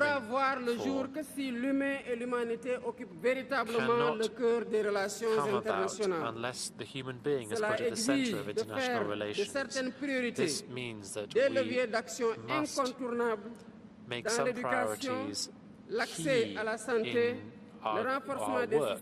This includes health, education, social protection systems, a just, equitable climate transition, and the empowerment of women and girls. We can do all of this if we commit to building together a development financing system that is based on solidarity, inclusion, and resilience. With this clear, ambitious roadmap in mind, the Seville commitment offers us this opportunity, and we must therefore seize it and make sure it is fully implemented with consistency, determination, and responsibility. I thank you. Doy las gracias al presidente de Senegal. Hemos escuchado la última intervención en el debate general de esta sesión. El debate general continuará por la tarde a partir de las 15 horas en este salón. Se levanta la sesión. The meeting stands adjourned.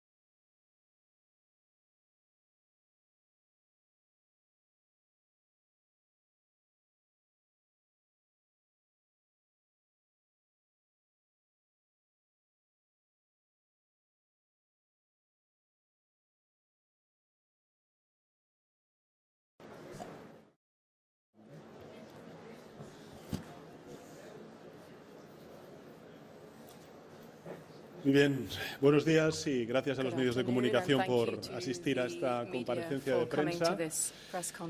Como he dicho en el plenario, hoy inauguramos en Sevilla la cuarta conferencia de financiación para el desarrollo, una de las mayores citas globales del sistema de Naciones Unidas. La conferencia, como saben, anterior se celebró en Etiopía, allá por el año 2015, un año que acabó convirtiéndose en un hito histórico para el multilateralismo. En aquel año se aprobó la Agenda 2030, se firmó el Acuerdo de París, se selló el Pacto de Contención Nuclear entre Irán y 6 potencias internacionales y se alcanzó un consenso claro en el marco de la OCDE para combatir la evasión tributaria de las grandes multinacionales y por tanto avanzar hacia una fiscalidad más justa. En 2015 la mayoría de los países del mundo aún recordaban las miserias sufridas durante la primera mitad del siglo XX. Aún sentían los ecos del hambre, la pérdida, la desigualdad causadas por las guerras, las pandemias, las crisis económicas que marcaron las vidas de nuestros padres, de nuestras madres, de nuestros abuelos y abuelas. Y aún creían que por muy grandes que fuesen esas diferencias, la mejor forma de relacionarse entre ellos era dialogar, cooperar a través de un sistema multilateral basado en unos principios de igualdad, de solidaridad, de reglas pactadas que todos los países, incluso los más poderosos, debían respetar. Han pasado solo una década de todo aquello, un parpadeo, si me permite la expresión en términos históricos, pero lo cierto es que el mundo ha cambiado mucho y se ha olvidado más, y con ello se está debilitando desgraciadamente el orden multilateral. Hoy nos reunimos en Sevilla, en España, los representantes nada más y nada menos que de 170 países y 60 organismos internacionales para evitar esa debilidad, para alejar de la humanidad, o a la humanidad, mejor dicho, de los errores del pasado, para renovar nuestro pacto con la diplomacia y con la solidaridad. Y para mirar también al futuro con ambición y con esperanza, y hacerlo juntos, porque estamos convencidos de que los mejores momentos, sin duda alguna, están por llegar. En esta cumbre de Sevilla, y agradezco además al secretario general de Naciones Unidas y a todo el personal de Naciones Unidas desplegado su trabajo, su compromiso con la celebración de esta cumbre. En esta cumbre de Sevilla, como decía, participaremos más de 200 delegaciones oficiales, 60 líderes, que debatiremos y trabajaremos codo con codo en mesas redondas, reuniones bilaterales y 400 eventos. Será, por tanto, la mayor reunión internacional jamás organizada en nuestro país, en España. Y será también, espero, un hito en las crónicas del multilateralismo. El compromiso de Sevilla, que es así como se ha llamado al acuerdo que se ha logrado, fue aprobado por consenso en las reuniones preparatorias y ha sido rubricado hace unos minutos y es, por tanto, ya un éxito notable que servirá para movilizar más financiación y hacerla, además, más justa, eficiente y transformadora.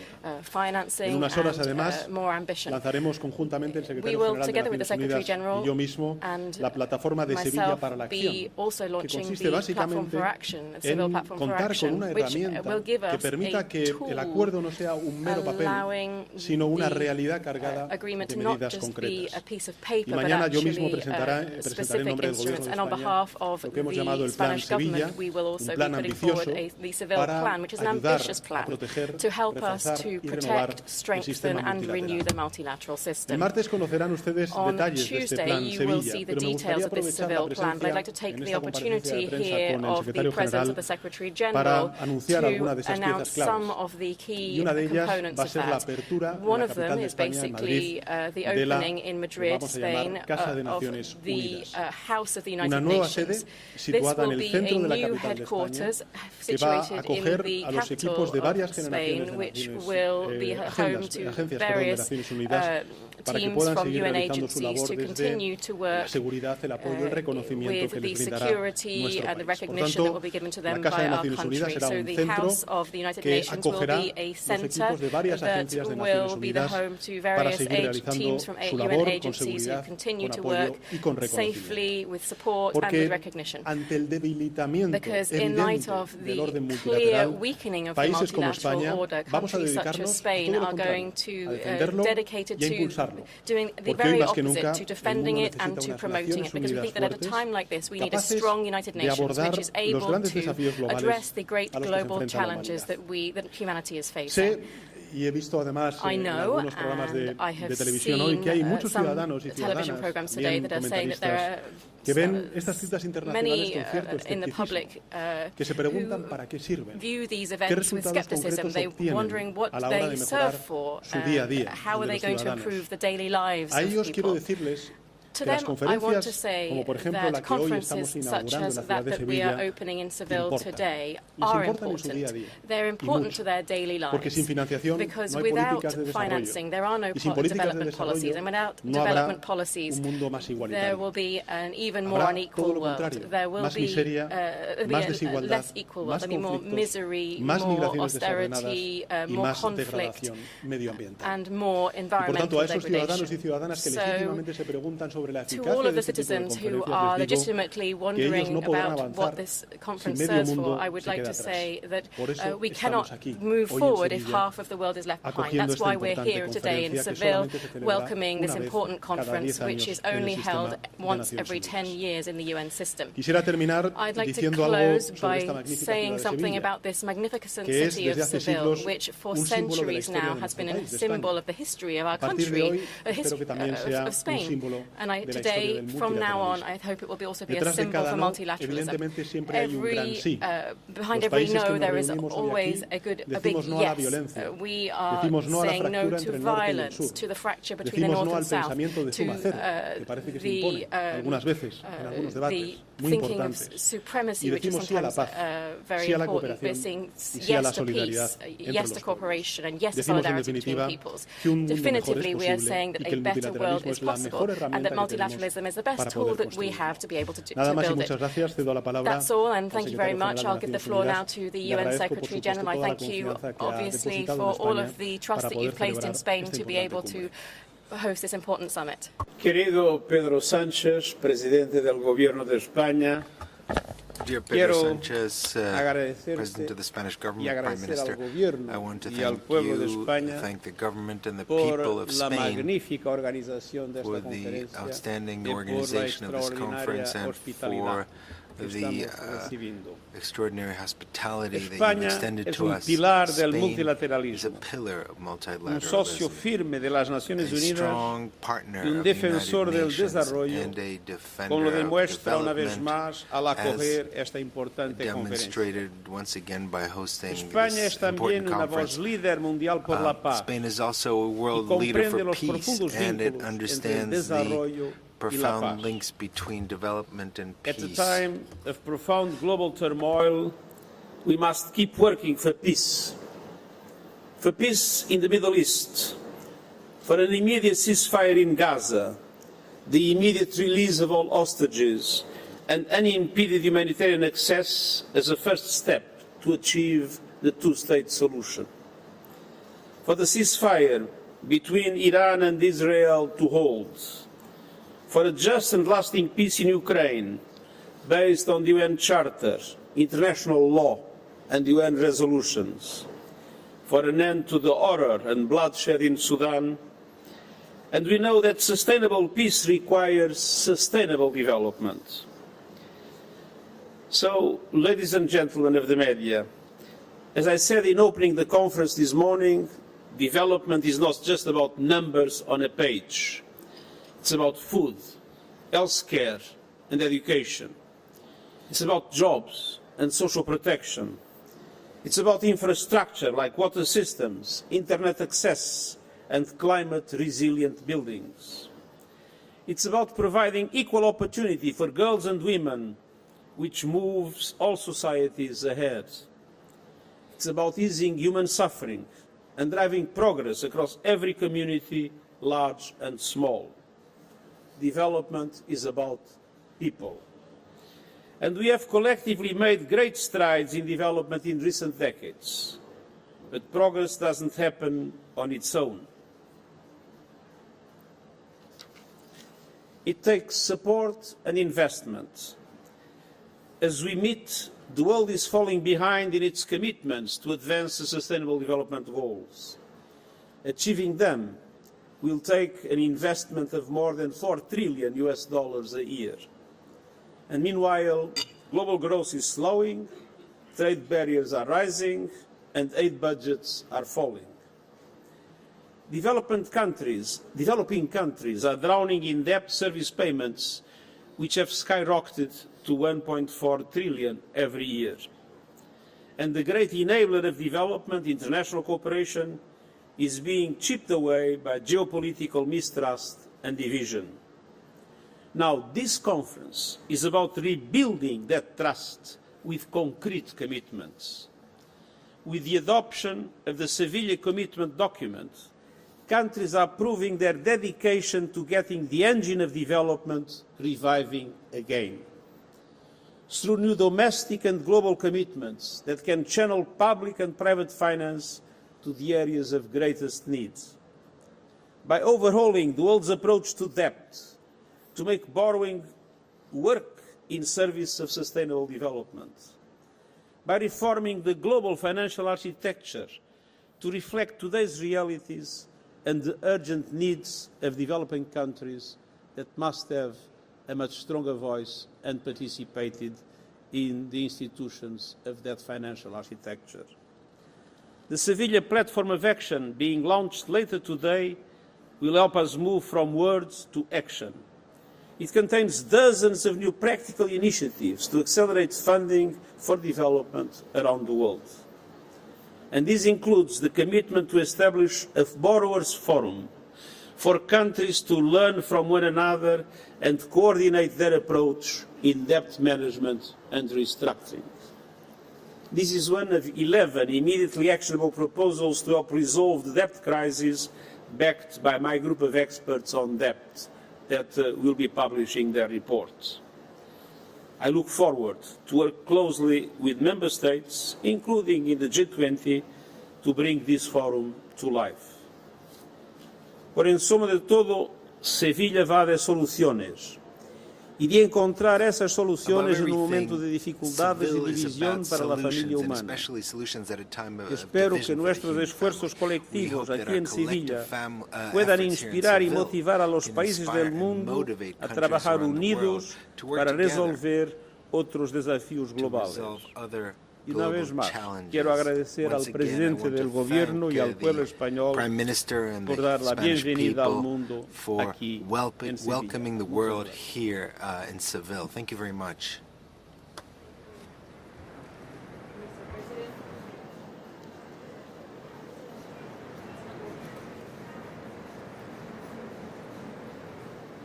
Vamos a empezar la rueda de prensa. We're going to start the press conference. Secretary General, we are now taking some questions.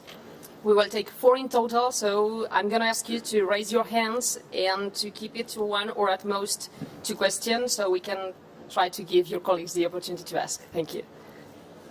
So let's start. AFP.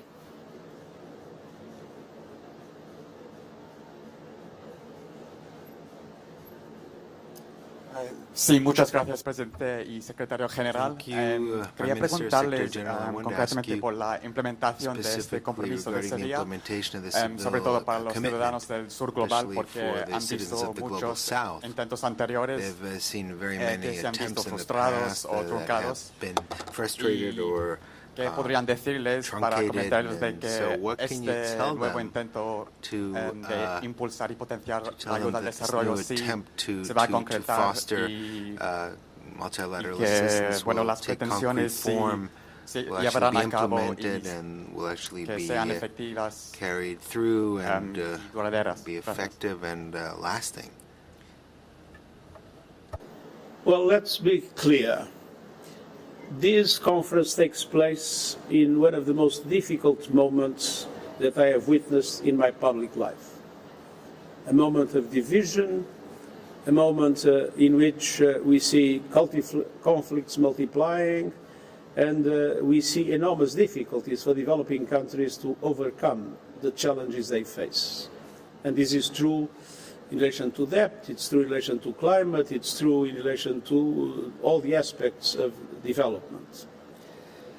And what is remarkable is that in this moment that is so difficult, and where countries are so divided, it was possible to approve a Sevilla compromise, a Sevilla commitment that represents one step ahead both of the Addis Ababa Development Conference and, more important than that, one step ahead in relation to the Summit of the Future just 1 year and a half ago.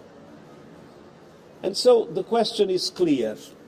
There is a solid will of the bulk of the international community to change the system in order to allow for developing countries to benefit with the progress and development. And we know that there are resistances. We know that this is essentially a question of power. But I have a clear message to the powerful. It is better for them to lead the reform of the system now than to wait and eventually suffer the resistance later when power relations change. And I believe that the reforms that are proposed in Sevilla, in line with the work that was done in the Summit of the Future, are reforms that are absolutely needed both for developing and developed countries. And I would like to add to what Secretary General said, that besides the Compromiso de Sevilla, we have this platform that we will launch this afternoon, and I think it's another commitment not only from the public sector, governments, but also civil society and enterprises, where we're going to translate this, let's say, contents, words into actions. And we were quietly and positively surprised by the fact that there were more than 100 ideas, projects that will take concrete steps across the world, I would say, not only in Africa, but across the world. And this also means, as Secretary General has said, that there's a solid will among nations, not only from the public sector, but also the private sector, the regional developing banks, and so on and so forth, to move forward. So I think these are good news, especially during these very uncertain times that we live in. And this is a positive message of strengthening our multilateral system and the UN system as a whole.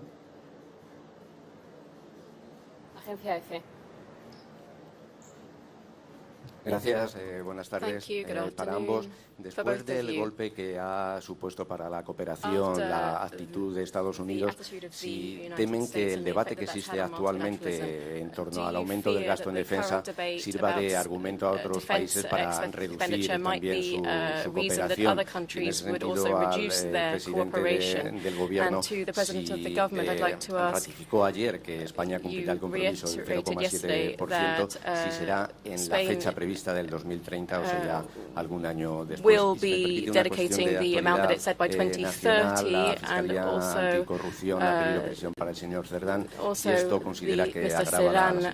issue. Will this change the situation, and will you change the response? Thank you very much. Muchas gracias. Thank you, Antonio. Sobre lo primero, decir que efectivamente hay un debate por parte de algunos Estados miembros pertenecientes a la Unión Europea y a la Alianza Atlántica sobre la cuestión del gasto militar. Saben cuál es la posición del Gobierno de España, la hemos mantenido. Nosotros creemos que ahora mismo el mensaje que hay que trasladar es un mensaje de fortaleza en el multilateralismo, de que todos los Estados miembros, singularmente la Unión Europea, se involucre activamente en los debates in multilateral debate on gender equality, the climate challenge, inequality in poverty, in Y orderly todos esos migration. debates exigen And presencia, all of these exigen, debates por mean that supuesto, we la need to celebración de be cumbres tan present, importantes we como need to esta, hold y very algo important también summits muy like this, relevante, y and es another very la voluntad relevant issue, política y which los recursos is económicos. Desde luego, el military Gobierno de España mantiene su hoja de ruta del 0,7% we en el continue año with our roadmap 2030. of Esta misma semana en 0.7%. Bruselas, This en week un acto in Brussels, importante an important vinculado con event related el to COVID-19 COVID-19 y la iniciativa Gavi, and España the Gavi manifestó su voluntad de initiative. Spain aumentar said en más that de it wanted 130 to millones increase de by euros more durante el than próximo periodo su aportación 130 para billion euros its las vacunas y, por contribution tanto, la to anticipación ante vaccines enfermedades que and puedan to sufrir, sobre preventing todo niños y niñas. diseases Y, that desde luego, children might el face. compromiso del Gobierno de España es total y rotundo con el And multilateralismo. we are also Saben fully ustedes committed que, to lo acabo de multilateralism. anunciar, As I've just mañana announced, presentaré el tomorrow Plan I'll be Sevilla, que es un presenting the compromiso Seville del Gobierno de plan, España, which is a del conjunto de la commitment sociedad by the española, Spanish con government el to multilateralismo, y multilateralism. ofreceremos, And we además will de be recursos, offering, además de otras in cuestiones, addition to un lugar físico, un resources and other espacio en la issues, capital a de España physical space para que in the aquellos capital of equipos Spain de for agencias those que quieran teams from localizarse en agencies España that wish to be cuenten located con in el Spain to respeto, be el able to respaldo have y también la respect, capacidad de support, poder and realizar also the su ability to be importante able to labor carry out para their todo el sistema important de work Naciones for the Unidas. Con lo whole cual, UN system. desde ese punto de vista, nuestros compromisos from that continúan siendo perspective, los our mismos. commitments Y remain the respecto a la same. segunda de And las on the cuestiones, second mire, question, desde el punto de vista político, look, tomamos from a las political decisiones que position, we tomamos, take the necessary actuamos con decisions, we contundencia, act y ahora es momento de la firmly, justicia. and now Es la it's time for justicia quien tiene justice. que dirimir cuáles son las Justice will have responsabilidades to que pueda tener, en decide este caso, which Santos Cerdán. responsibilities Santos Cerdán will have to take in this regard. No comprendo la obligación que tengo por decisión de la cumbre del futuro. Yo voy a plantear dentro de muy poco tiempo un informe sobre el impacto de la corrida armamentista y sus gastos sobre el desarrollo sostenible. Pero hay una observación que me gustaría hacer. Cabe a cada país determinar sus necesidades en materia de defensa. Pero se habló mucho en esta conferencia, sobre todo en relación con los países en desarrollo, de la necesidad de movilizar los recursos propios. Y yo pienso que lo que es natural es que un país considera que tiene de incrementar su gasto de defensa, debe utilizar sus recursos propios para eso y no financiar el incremento del gasto de defensa con la reducción de la ayuda humanitaria a los pueblos más desprotegidos del mundo. Seguimos con Reuters. Let's continue with Reuters. My question is for Secretary General Guterres. So in the event that the United States were to pull out from some of the major multilateral development banks, who do you believe would be able to step in to try and fill that investment gap? And how can the United Nations help the MDB system cope in such a scenario? Thank you. Well, there is one thing that is clearly evident for me. This is a moment in which we cannot expect increases in official development assistance. But there are ways to multiply the resources available. And one of the things that we have approved here in Sevilla is to triple the lending capacity of multilateral development banks. And the logic is very simple. You have less ODA. Okay. If you use your ODA financing project by project, $1 or €1 has the value of $1 or €1. If you use that dollar or that euro to increase the capital of a multilateral development bank, it allows the bank to go to the market to find more 6 or 7 or 8 and to increase the funds available to support developing countries. It's a question of political will. There are ways to multiply resources. The same with the special drawing rights. The special drawing rights are created from nothing, let us say. And if you distribute special drawing rights through the IMF, $1 is $1. €1 is €1. If you do it through multilateral development banks, again you multiply the resources.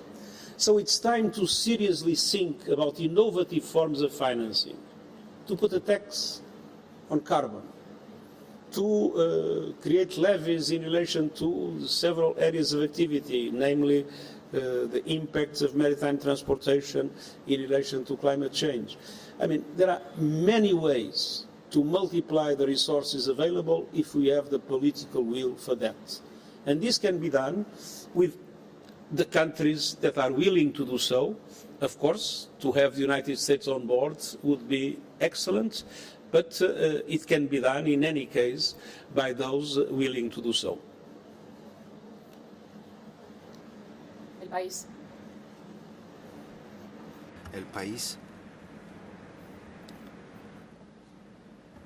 Sí, a los dos. Estados Unidos, que es el principal donante del mundo, no está aquí y está recortando casi todos sus programas. ¿Qué mensaje lanza esta conferencia en un contexto en el que Estados Unidos se retira y otros países, como le preguntaba el compañero, también parece que pueden estar pensando en seguir ese camino? Y al presidente español de política interna, hace solo 6 meses en el Congreso del PSOE, en este mismo lugar, en Sevilla, usted renovó a Santos Cerdán como secretario de organización y hoy el juez, lo acabamos de tener en todas las alertas, el juez acaba de decretar que duerma en prisión por corrupción. ¿Cómo sale de esto la imagen del PSOE y la suya, presidente? ¿Qué piensa hacer para intentar recuperarlo? Muchas gracias, Carlos. Respecto a la primera de las preguntas, cada uno debe arrimar el hombro según sus capacidades. Everyone should carry whatever weight that is based on their capacities. That is what Spain is doing, offering its services to welcome such important conferences such as this one, Conference on Financing for Sustainable Development. También ofreciendo capacidades, en este caso en la offering capital de España, para poder acoger opportunities, in this case in the capital of Spain, to host teams from the United Nations, also committing resources to policies focused on global health, or, as I mentioned earlier, to prevention and vaccination campaigns, as the announcement that we made last week after the NATO conference in Brussels. As far as from our point of view, the government of Spain, we want to convey an absolute and powerful message in support of multilateralism and what is represented by the United Nations at a time when increasingly we see that there are countries that are not upholding international laws, that are countries that do not take into account the UN Charter and its decisions. Well, at this moment, just when we're beginning to see a global disorder, that is when we need to be as coherent and committed as possible to the principles of the UN Charter. And this is not simply representing concrete actions or principles, whether it applies to Ukraine or Gaza, but also offering financial resources. Regarding the second question, I insist that the Socialist Party acted very strongly since the first moment, has assumed its responsibilities and has basically excluded Cerdán from the Socialist Party. And now it's up to the judiciary to decide what is his responsibilities in this case, and so obviously we will cooperate as much as possible with the judiciaries, but from a political point of view, I think there's a very clear position by the party that I lead compared to other political parties that have not assumed any political responsibility. Thank you.